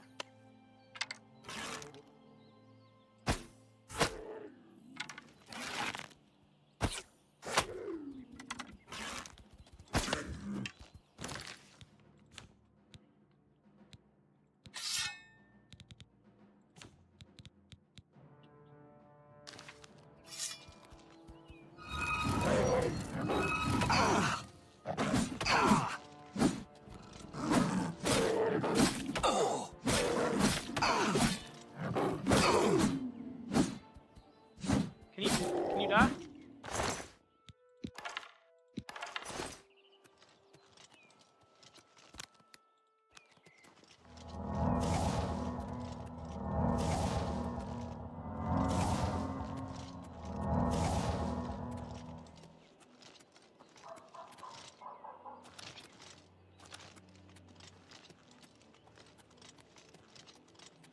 Alright guys, this thing is growing. Like, am I just not going to be able to get to go to bed? I'm at 34 viewers. You guys are amazing.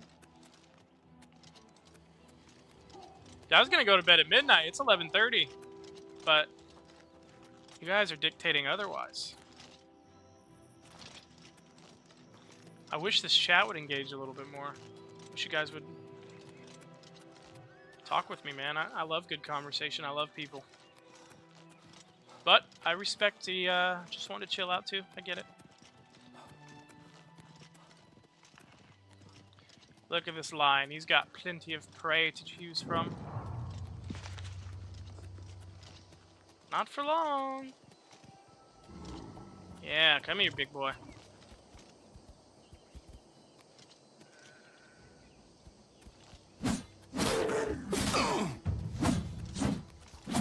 Why are these swings not hitting me? What the fuck? I'm looking right at you, big fucking bastard.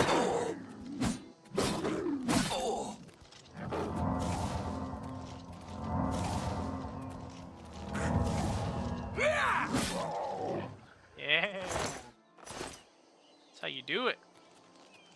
Be free, little animal.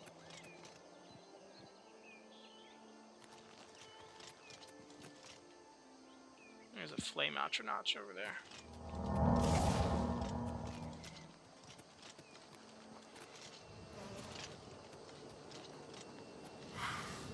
Hey, cunt. Why don't you stop fucking with the animals?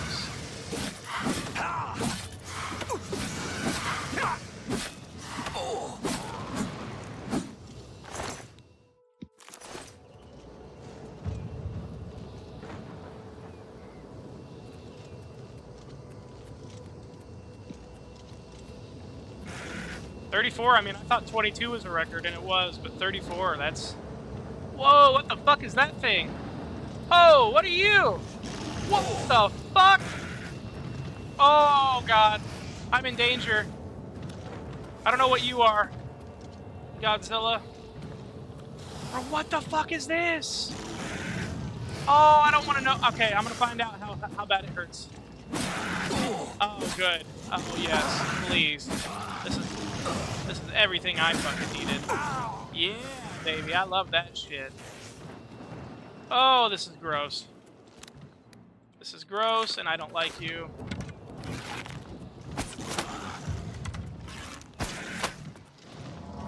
I don't like you. I don't like you. I don't like you. I don't like you.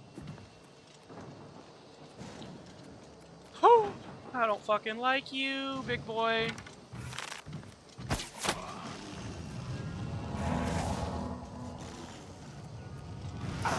Ow.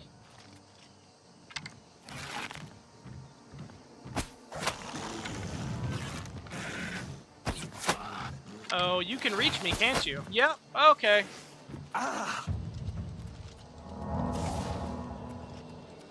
Did you come out of that goddamn gate? You had to have. I didn't even see anything until you showed up.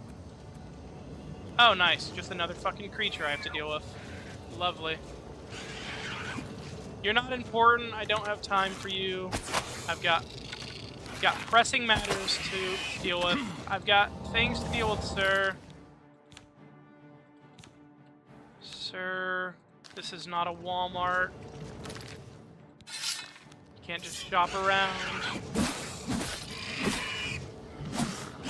Oh, big fuck's here. Big fuck. Hey, big fuck. Oh, God.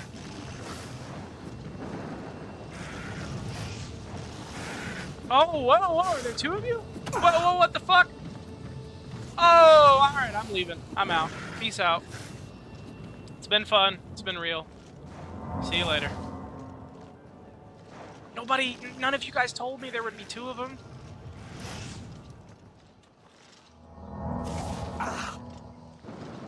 Give me that healing. I need to level this shit up right now. Heal, heal, heal. Oh. There we go. Level 16. Or level 17, I guess. Coming up. He's still behind me? Yeah, they're still fucking behind me, and they're pissed.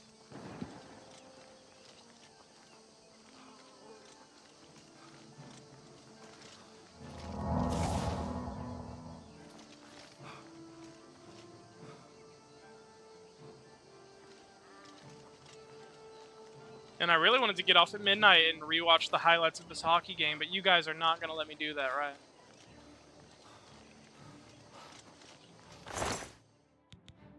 Do I need to grab her shit too? Like, I don't... Whatever. There we go. Okay. Oh, it was just those little pieces of artifacts. Those fucking... Whatever you call them. Whatever you fucking call them. Oh, fuck.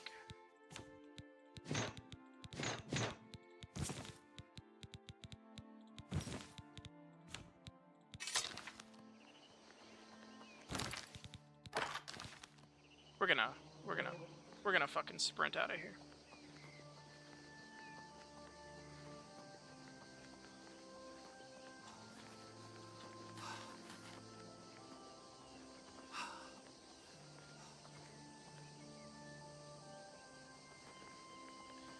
Okay, I think we're good, brother. I think we're good. Oof.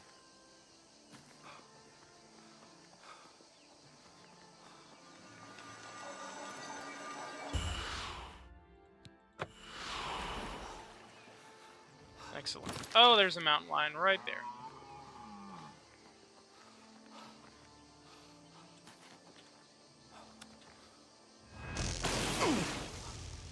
Cool.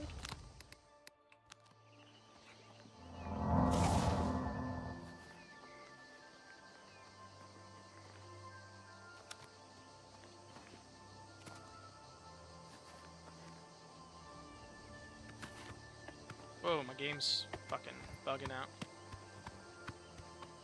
A quick save just in case. What is it, citizen?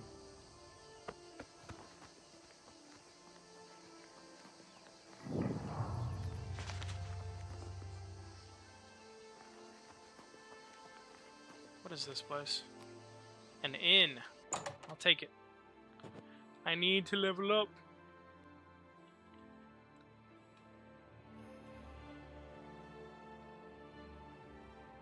Hello. Why? It's you. Why am I so tall? Hi. Why is my game bugging out? We're always on duty. Okay. Carry on. I hope I can... Hi. Right then. Knowledge is power. Well, certainly. May I interest you in some of my fine wares? Bye. Is this building like why? You guys seeing this shit? Does this not feel and look weird? Why am I so tall? What's happening? I can't. Okay, whatever. Fuck it. Sleep for an hour. Take a nap.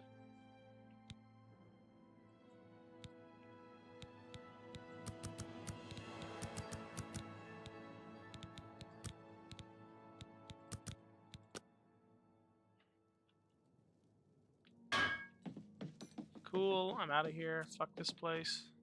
Goodbye.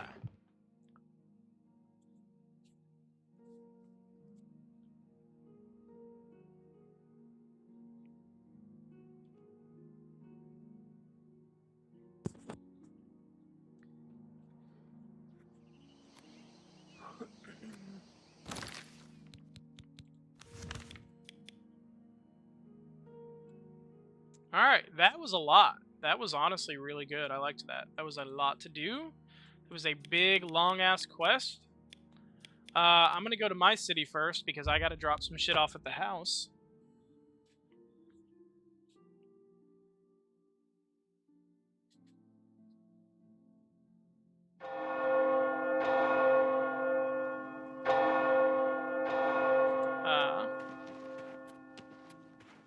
It's you. Hi. And then determine what I'm gonna sell. Actually, I'm gonna determine what I'm gonna sell first. Greetings to you. I'm trying to watch the hockey game while moving around on the map right now. Oh, that's great. Oh, shit. Alright, fuck it. I'll go to bed.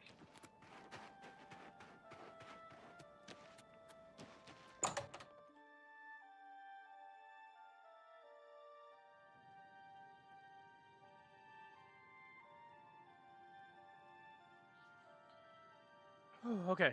Alright. Let's just assess things one at a time. What is happening with my game? Why am I touching the ceiling in first person? Is it because I'm not wearing anything? Is it like glitching? I don't like it. I don't like it one bit.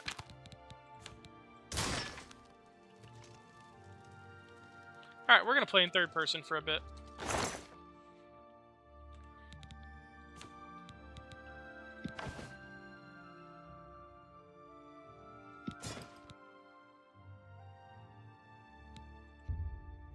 I'll sell those.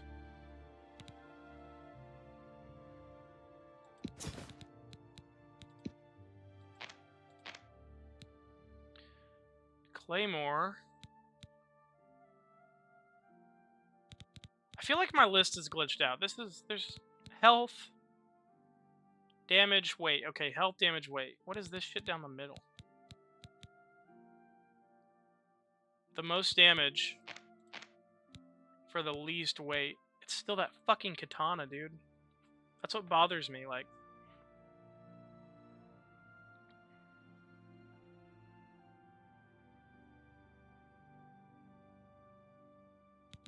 Alright, I'll take that back. I'll charge it. I'll hold on to this and I'll charge it.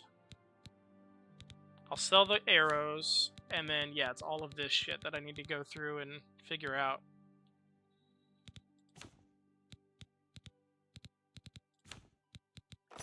Okay.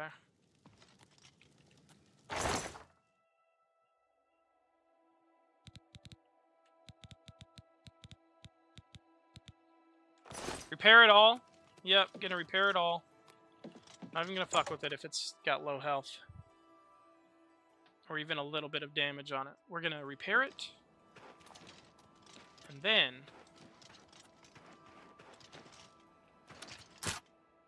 Oh, god damn it. That's what I was going in there to do. I was gonna sleep. Fuck it. Whatever.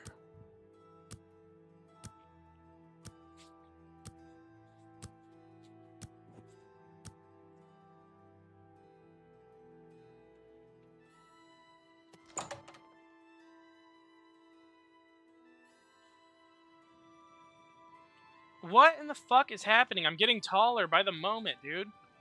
This shit has got to be a bug.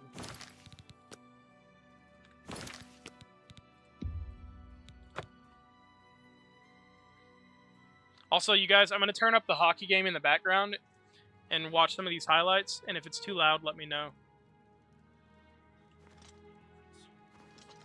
Well met. What the fuck, man?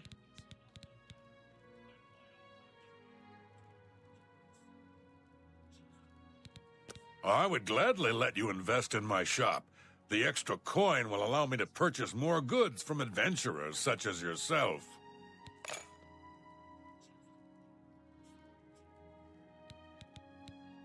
Armor, weapons, I have it all. How may I... What can I interest you in? If I can't fix it, it ain't broke.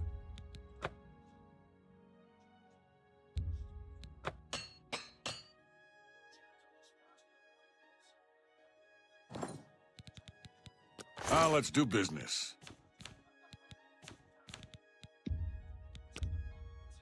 That's more than I'd usually pay.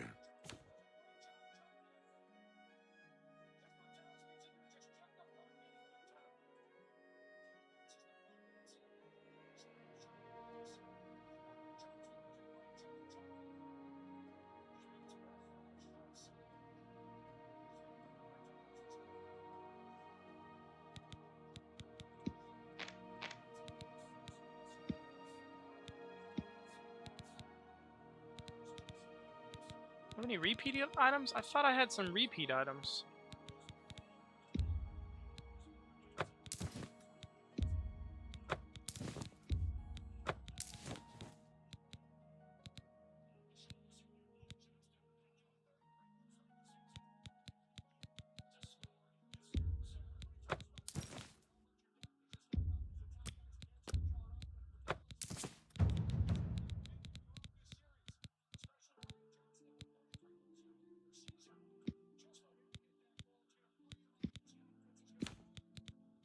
Okay, my shit's glitching, you guys. The tabs are disappearing, and the fucking camera's Come all back wonky. and Look see... at this shit. Be seeing you. Look. Like, how do I fix that? Are they gonna patch this shit? I hope I can... Have a look around. Why are my You won't find tabs better disappearing? prices in all Tamriel.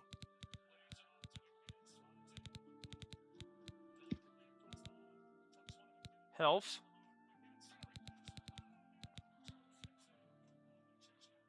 Okay, watching hockey and figuring out these issues is not working. 37 viewers, thank you. That is my favorite number, man. Thank you guys so much. Jesus Christ, I cannot imagine how well... I would have not imagined how well this stream was going to go when I started it tonight. I was coming home from work after a shitty day, and tonight has just been amazing, so thank you guys.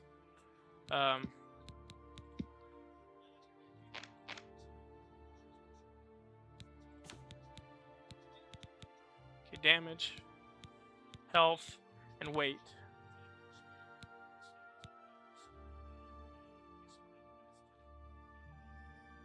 So, damage, weight, price, damage, health, damage, weight, price. Okay.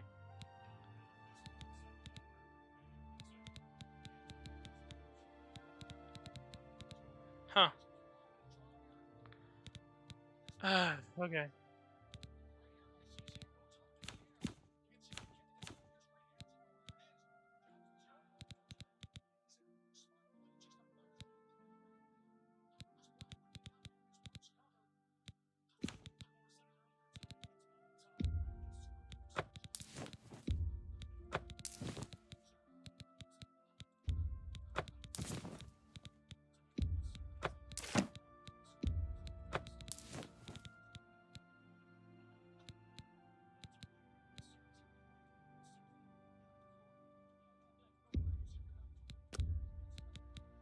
A good price for a good customer.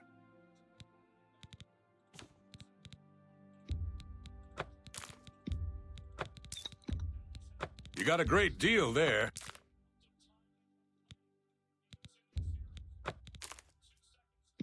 I'm selling this shit as if I don't just put it in my house. I don't know. I don't know what I'm That's doing. more than I'd usually pay. I have so much money that if I ever need this shit, I will just go and buy it myself, so it doesn't really fucking matter. You've made a good bit of... And That's now my more than I'd mercantile skill's so usually high pay. that they sell me anything. They don't just sell, you know, specialty items.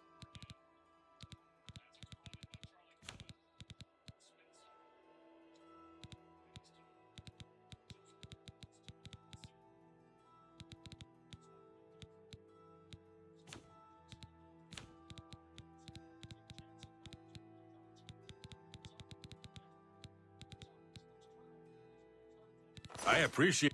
Take care.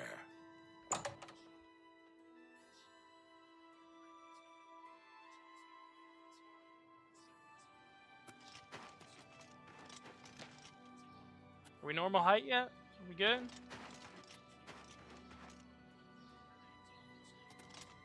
Killing me.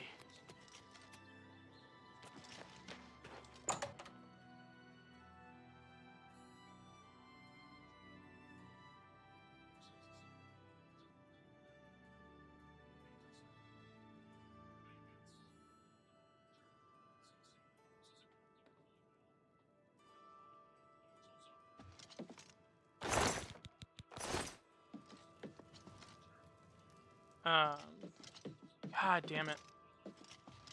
Someone just texted me about some money shit. Ah, fuck.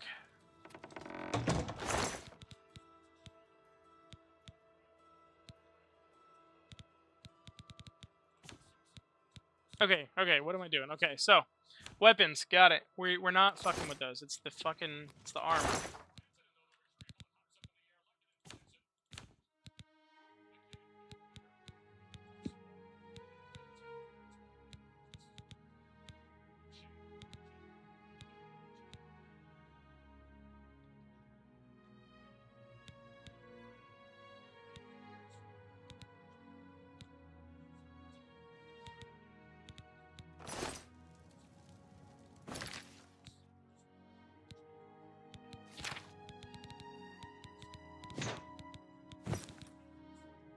Those just leather boots? Is that what those are?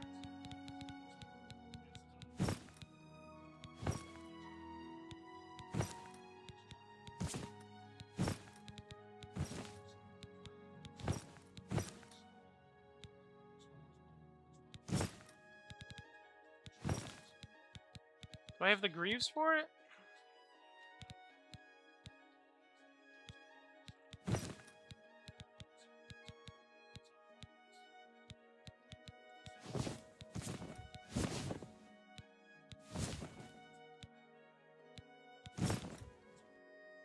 Oh yeah, these are it. Oh yeah, okay. I got this set. I like that.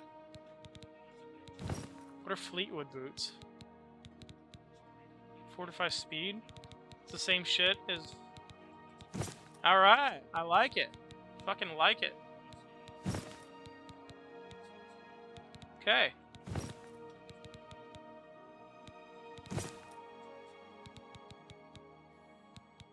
So I had some chainmail shit earlier, but I didn't have a full set, so I got rid of it.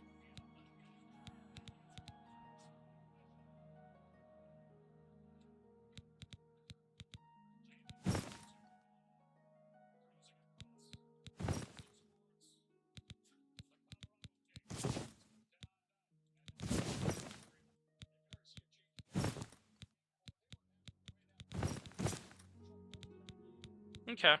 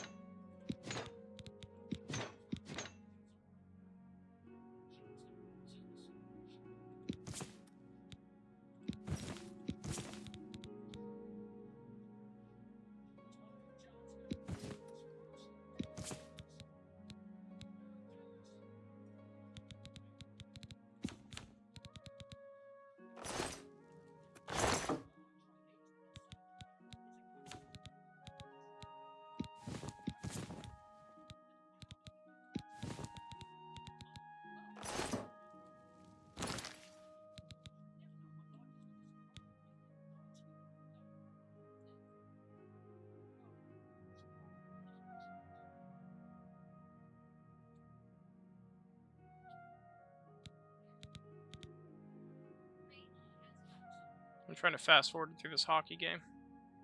Okay.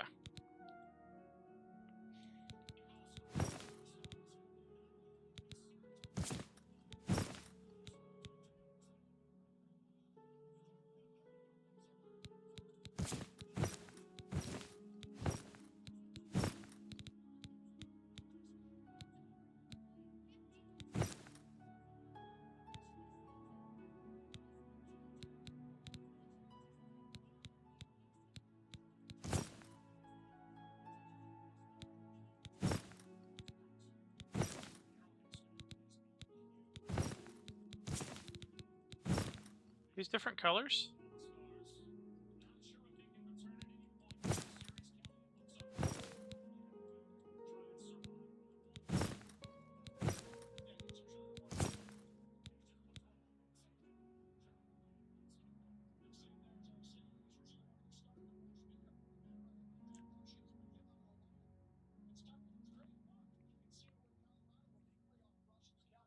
Okay. I'm keeping that. Keeping these.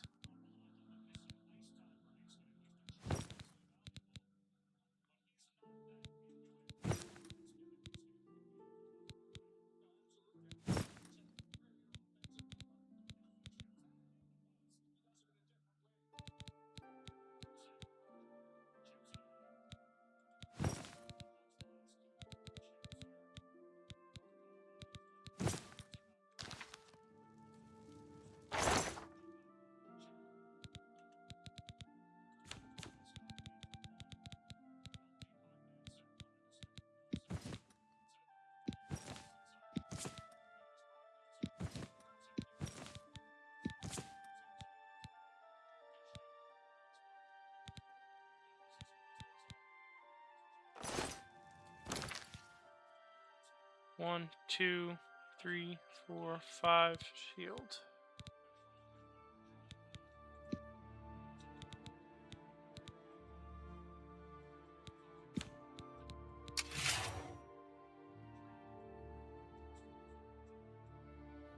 Does anyone watching, all 37 of you, does anyone know how to charge this enchantment back up? Because it's empty.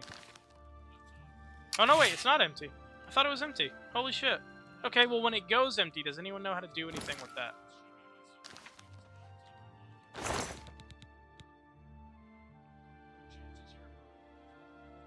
This one's empty. I know that.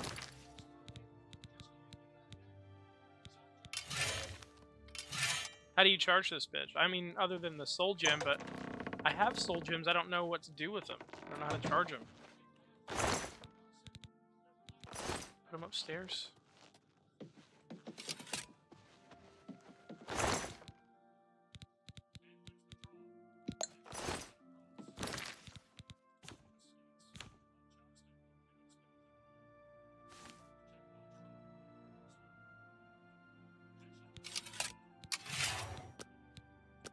Oh! Wait, how do I... Is it because my soul gem's empty? How do I get it? Trap soul gem? Do I need a... Do I need a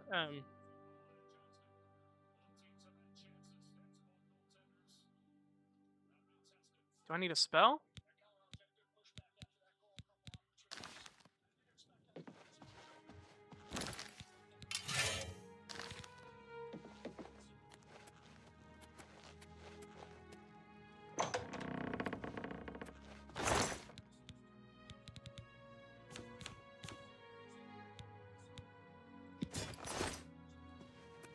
I want to get this fucking staff, man. I want to get this thing charged up. I don't know how. I'm gonna have to put it up. The bow, the steel bow does 4. I don't have another bow.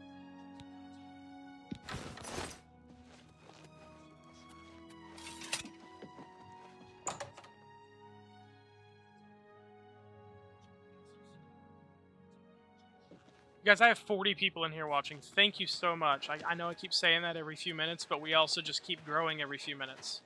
Thank you for being here. I really appreciate it. Just means the world to me. If you're a new viewer, thank you so much. If you're a returning viewer, thank you guys. A pleasure to...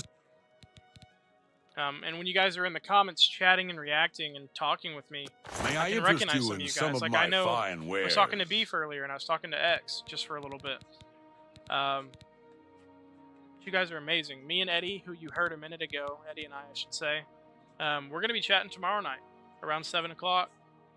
I'm doing this again, part 5. So, if you like that, stick around. I need... That steel was weak, so I'm going to get the... I think the Elven.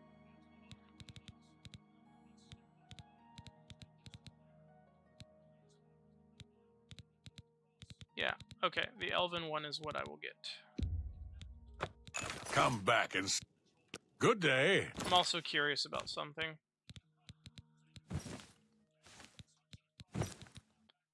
Light armor. Okay, so that's how I know what they are. I'm trying to get my light armor up, so I'm glad this shit is light armor.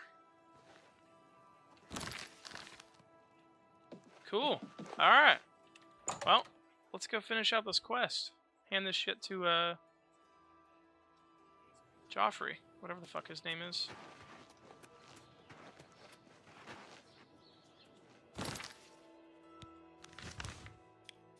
Wait, what quest is active? Which one is this?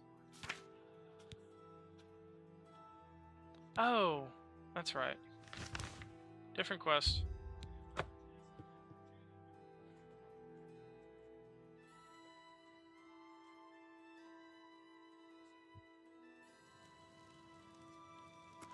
Speak.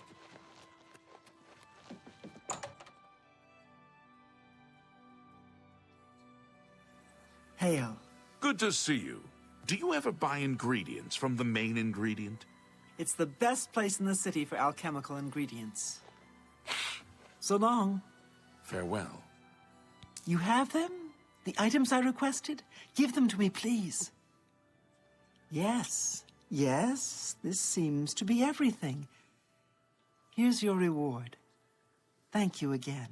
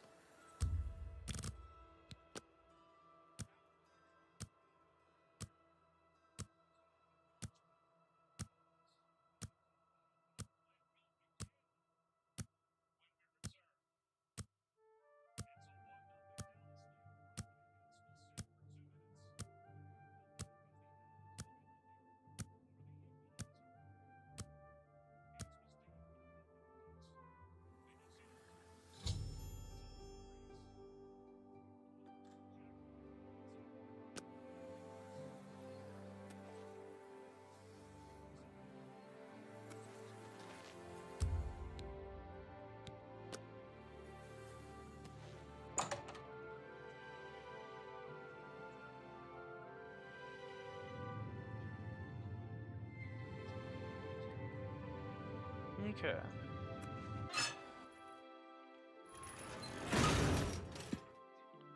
Ah, yes, the Dwarven. My least favorite part of Skyrim. Hopefully not my least favorite part of Oblivion.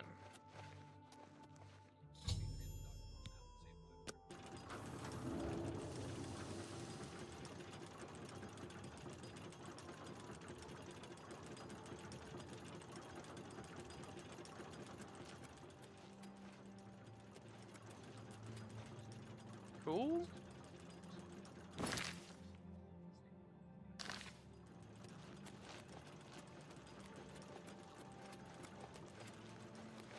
Good day. We gonna You talk about too. this shit?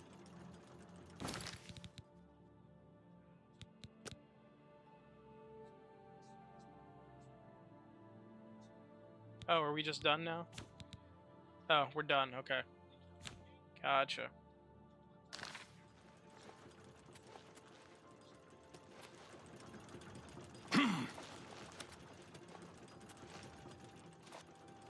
Well, this has been interesting.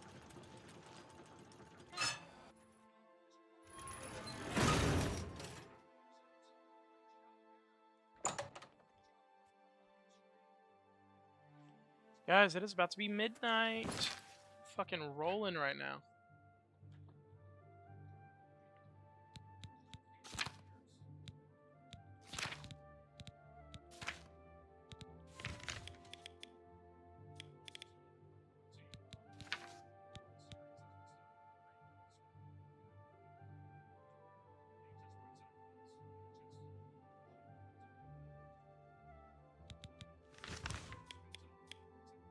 I don't even know where the fuck Pale Pass is.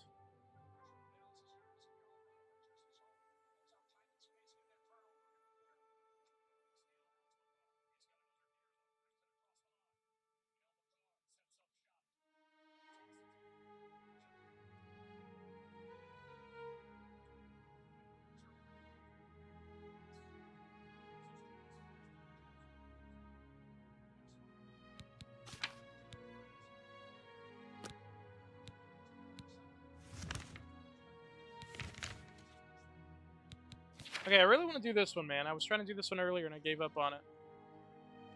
I've got to find this other cunt, and I don't remember where she stays. I'm gonna Google it.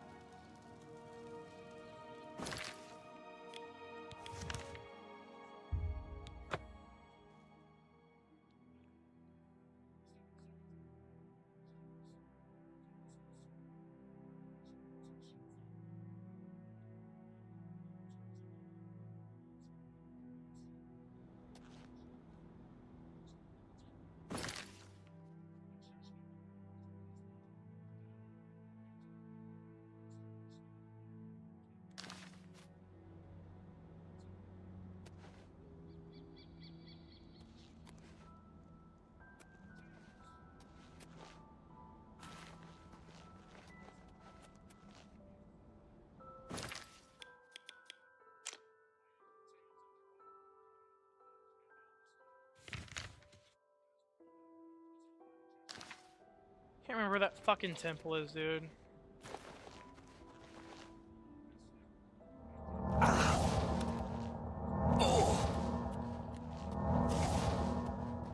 Said she's at the temple. Or at the stone right by the temple. I don't remember where that fucking stone is, though. Do you guys know about this shit? It's kind of frustrating.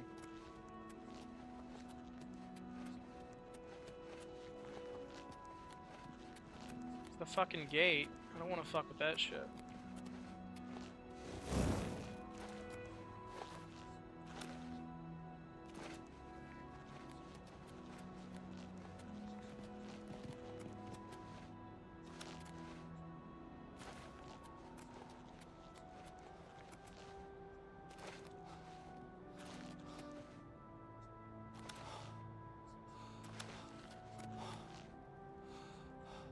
I don't fucking remember.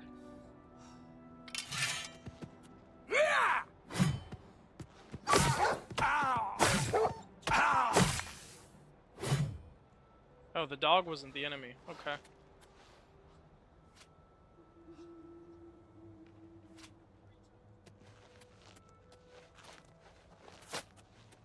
The fuck's shooting at me? Oh! Oh, nice. Oh. Hey, pal. Okay. It's a fucking ogre. That's cool.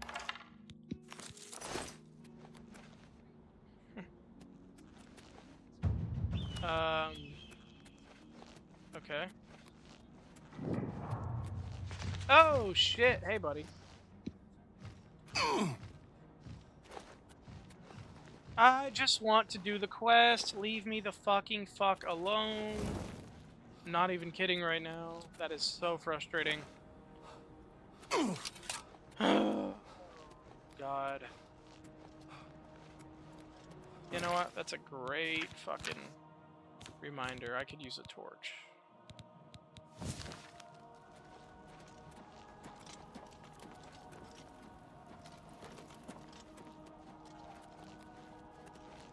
Hey guys, I'm dead serious. Where the fuck are these stones? Where is this cunt?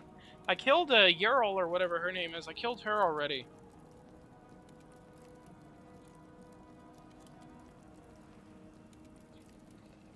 Oh, it says here in the Oblivion notes, it's very common for Severi to get killed during her travels out in the open. Her and her partner have programmed schedules. It takes time to travel from place to place.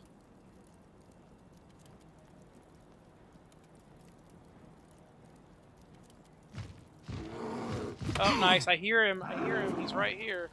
Where's that other guard at? Where's that other fucking guard at? I was just beside him. Hey, you! Do your job. What's the matter? Getting tired?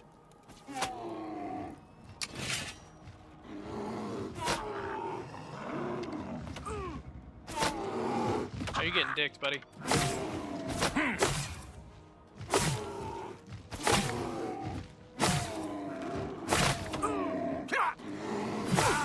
Alright, the protector is dead. So is the ogre.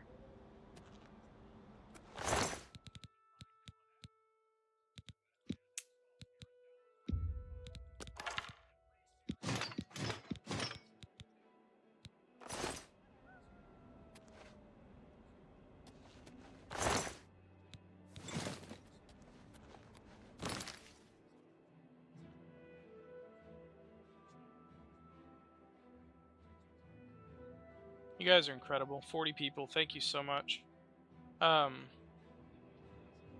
me reread this one more time and actually pay attention to it.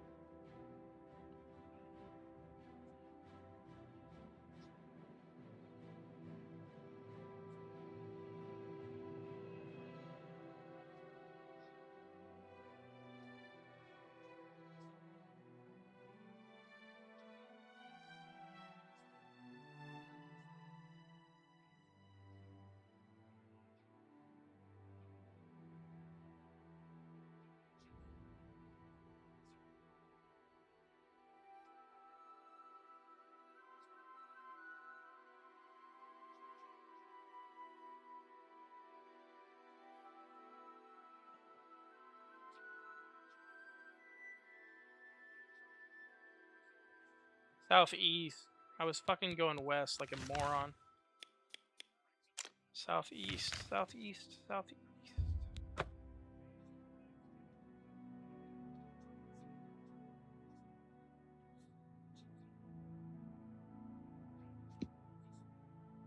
Southeast. North. Southeast.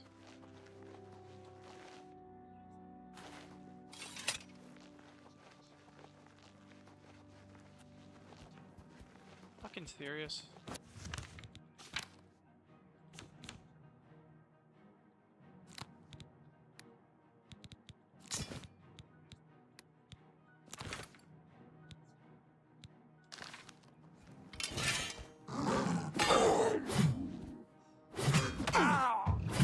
Fucking serious? Why are my hits not registering, you fucking asshole?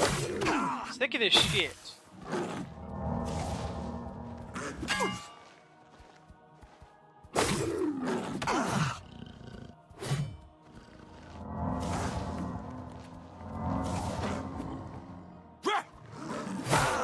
My dick, you fucking cunt.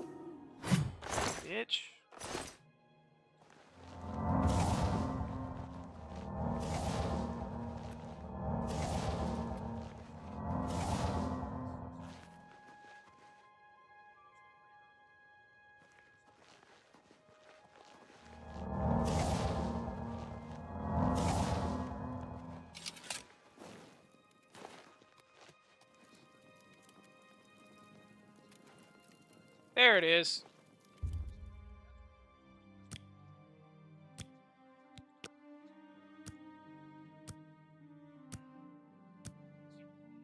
Okay, so she... At 4 p.m., she's supposed to be here around 6. So...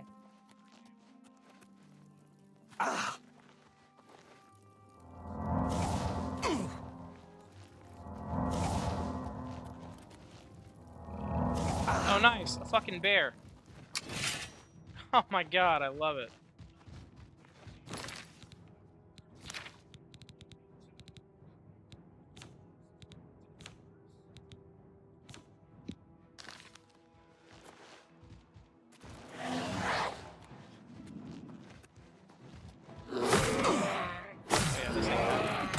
This ain't fucking happening, Joe Rogan.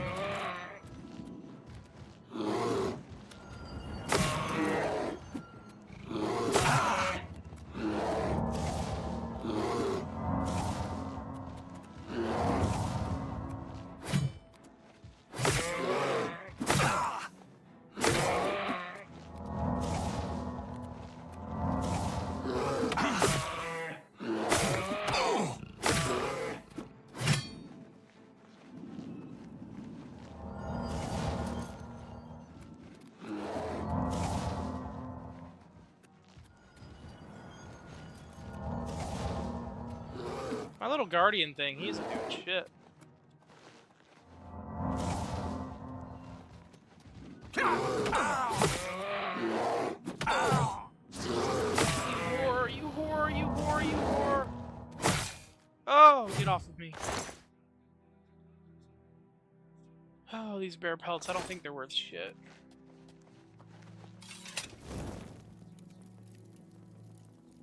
Hold on, they scored another goal.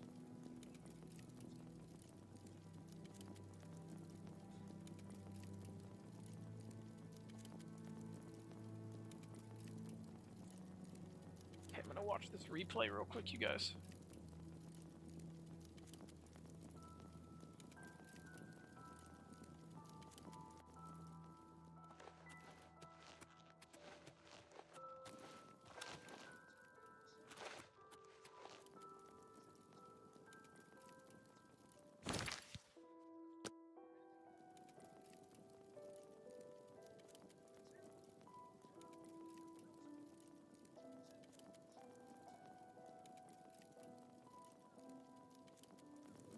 That's a solid goal.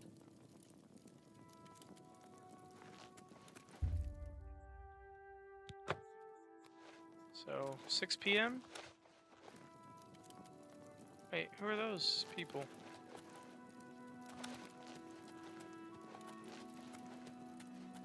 Come here! You little goblin cunts.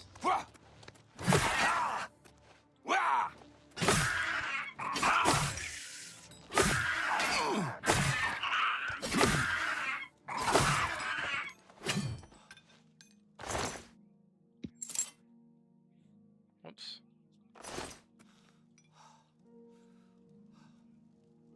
You know what? I really don't want to use the magic in this claymore any longer.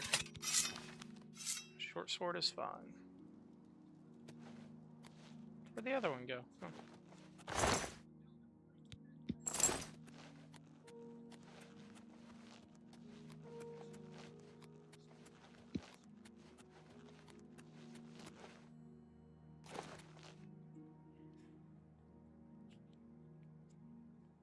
Okay.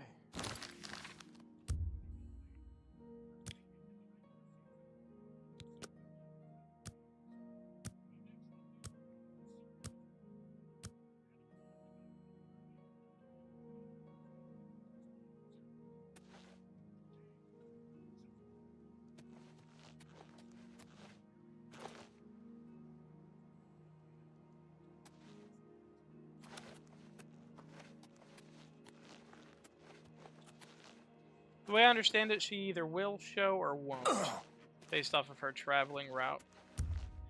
Which I don't know, it's Sunday, she might not show. I mean, hopefully I'll get interrupted. Hopefully she shows up and I I get interrupted.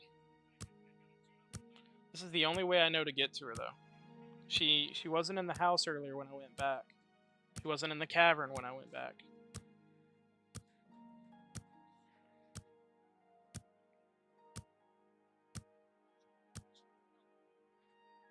So, you know.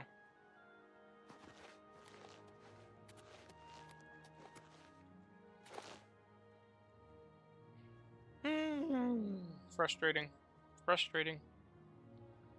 She wakes up at 10, spends 4 hours wandering around the house. Joins Jarl at lunch for 2, though I killed her. At 4, she enters the basement, heads out through the tunnels.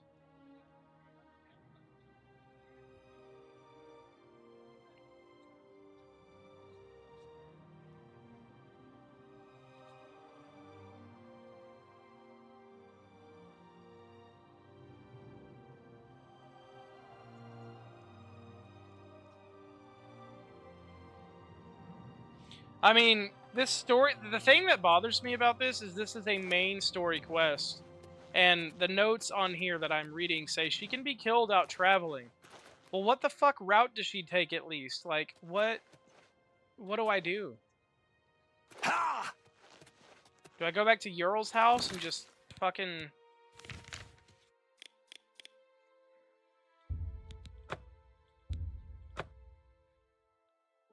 hope for 10 p.m. or 10 a.m. Just hope she shows up? Like, I don't fucking know what to do here, man. How goes it? It fucking goes, bitch. Greetings. I can never remember which house is hers. How are you? Evening. Shut up.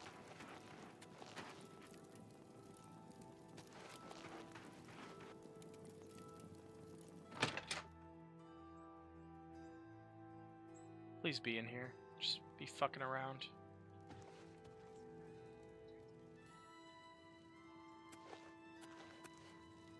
Okay. Cannot wait while trespassing. So, maybe she's here.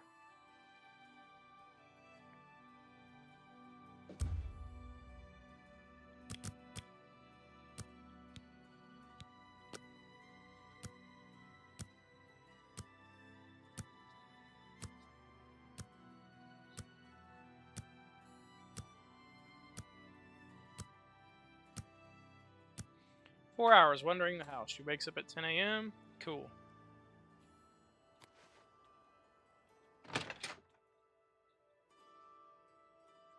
You cannot escape the Hey, master's cunt. vigilance. Glad I found you, you stupid bitch. Be glad you will Why am not I live stuck? to see the day Lord Dagon Why am I walks stuck? the earth. Why am I Lord stuck? Dagon will Why welcome the fuck your am I soul stuck? in Oblivion. Lord I can't Dagon move. will welcome your soul I can't in move. Oblivion. There we go. I still glad can't you will move. not Is it a live to spell? see the- What the fuck? I'm getting so pissed off.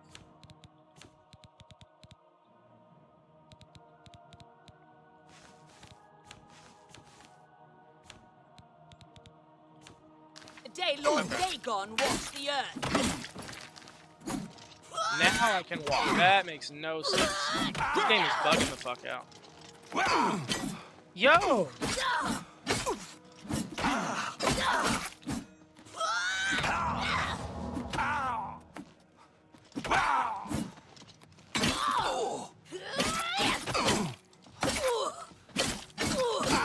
Paradise awaits me. If I go in the first person, I'm gonna get stuck The again. day Lord Dagon walks the earth.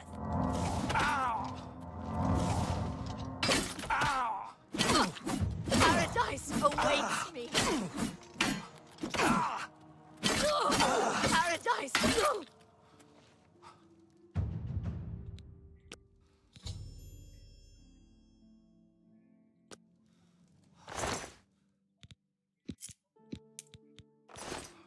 Stupid bitch. Ugly cunt.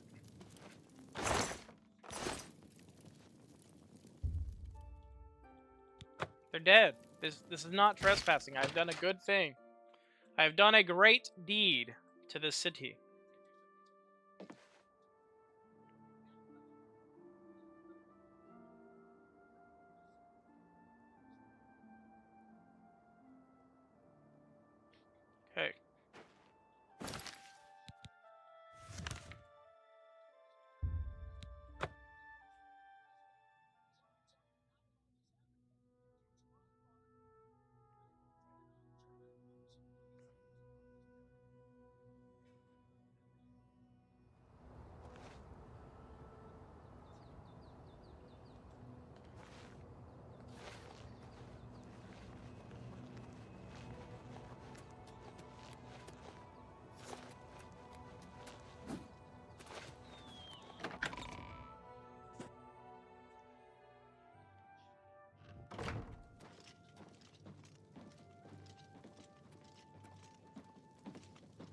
What have you learned? Excellent work. I knew I could count, but we have not eliminated the threat against Bruma and Cloud Ruler Temple, only delayed it. I will warn the Countess of the danger. You should speak to Martin. I believe he has made some progress with the Mysterium Xarxes. Okay. I will send word to the Countess at once of the danger to Bruma. You should speak to Martin about his progress with the Xarxes. I've deciphered the Xarxes mentions 4 items needed for the ritual. But so far, in fact, Daedric artifacts are known to be formed from the essence of a Daedric lord, from whence they derive their great power. Not an easy thing to come by, obviously, but we will need a Daedric artifact. Bring it to me when you have acquired one.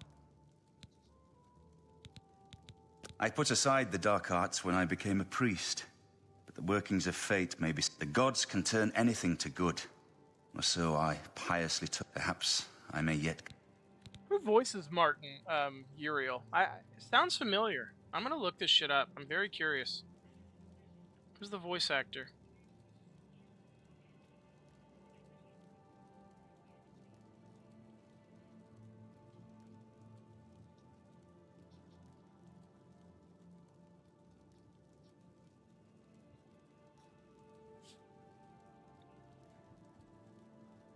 Ah, someone I've never heard of. That's fine. Alright, hold on. There was a goal. I'm gonna watch it. You guys know the drill. I'm watching hockey.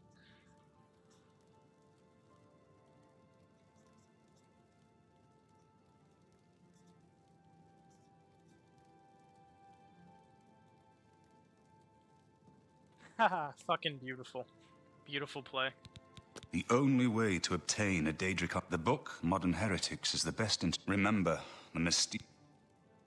I think I'm close to deciphering more of the ritual. You guys, I'll be very frank. I've made some progress by the time you return. I want to get off because I'm tired, but I don't want to get off because all of you guys are here. But also, you're not really convincing me that I should stick around. Like, I wonder if you guys, like, fell asleep at the fucking... at the desk with me just... I'm the reason you go to sleep at night. Like, because nobody's saying anything in the chat. I at least want to play a different game at this point. And it's kind of a miracle to think that you guys are all here, because I was going to get off at 8:30 and watch this game. And then I decided not to. Because I started getting quite a few viewers, and because I was having fun. And I ended up calling Eddie and talking with him. So, I don't know, man. I'm very tempted to just leave it right here. I'm tired. I've had enough. I've done enough. You guys are enough. Like, everything is great, and I'm content. And I think I'm good to just call it here. For one last time, I'm gonna say it. Thank you guys so much, man. Thank you for real, every one of you. I never take any of you guys for granted. If you are a new viewer, please consider subscribing. I'll be playing Elder Scrolls Oblivion tomorrow. So I'll be playing that again. If you are a returning viewer, as always, thank you guys for your continued loyalty. Slow but steady, that is the name. That is the name of the channel. We're going to get there. We're getting there. It's just going to take time. But, seriously, man, every sub helps. If you guys wouldn't mind hitting that button before we get off, before we leave. 40 of you. If all of you are new, that would jump me to 260 subs. That would be a huge thing for me. But if you're returning, then thank you once again. Anyway, guys, I'm done. I'm tired. It's been a great night. Looks like my team's going to win this game. I had a great conversation with my buddy. And as always, you guys are amazing. And just a record night. 40 viewers is incredible. Never had that. So, very thankful for you guys. And I'm going to get out of here. I'm tired. So, see you guys tomorrow around, I don't know, maybe 7 o'clock? Sound fair? Let's shoot for around 7, okay? Sometime then. But if you turn on the bell, you'll see when I go live. So I'll be live tomorrow playing. So yeah, see you guys tomorrow. Thanks for being here.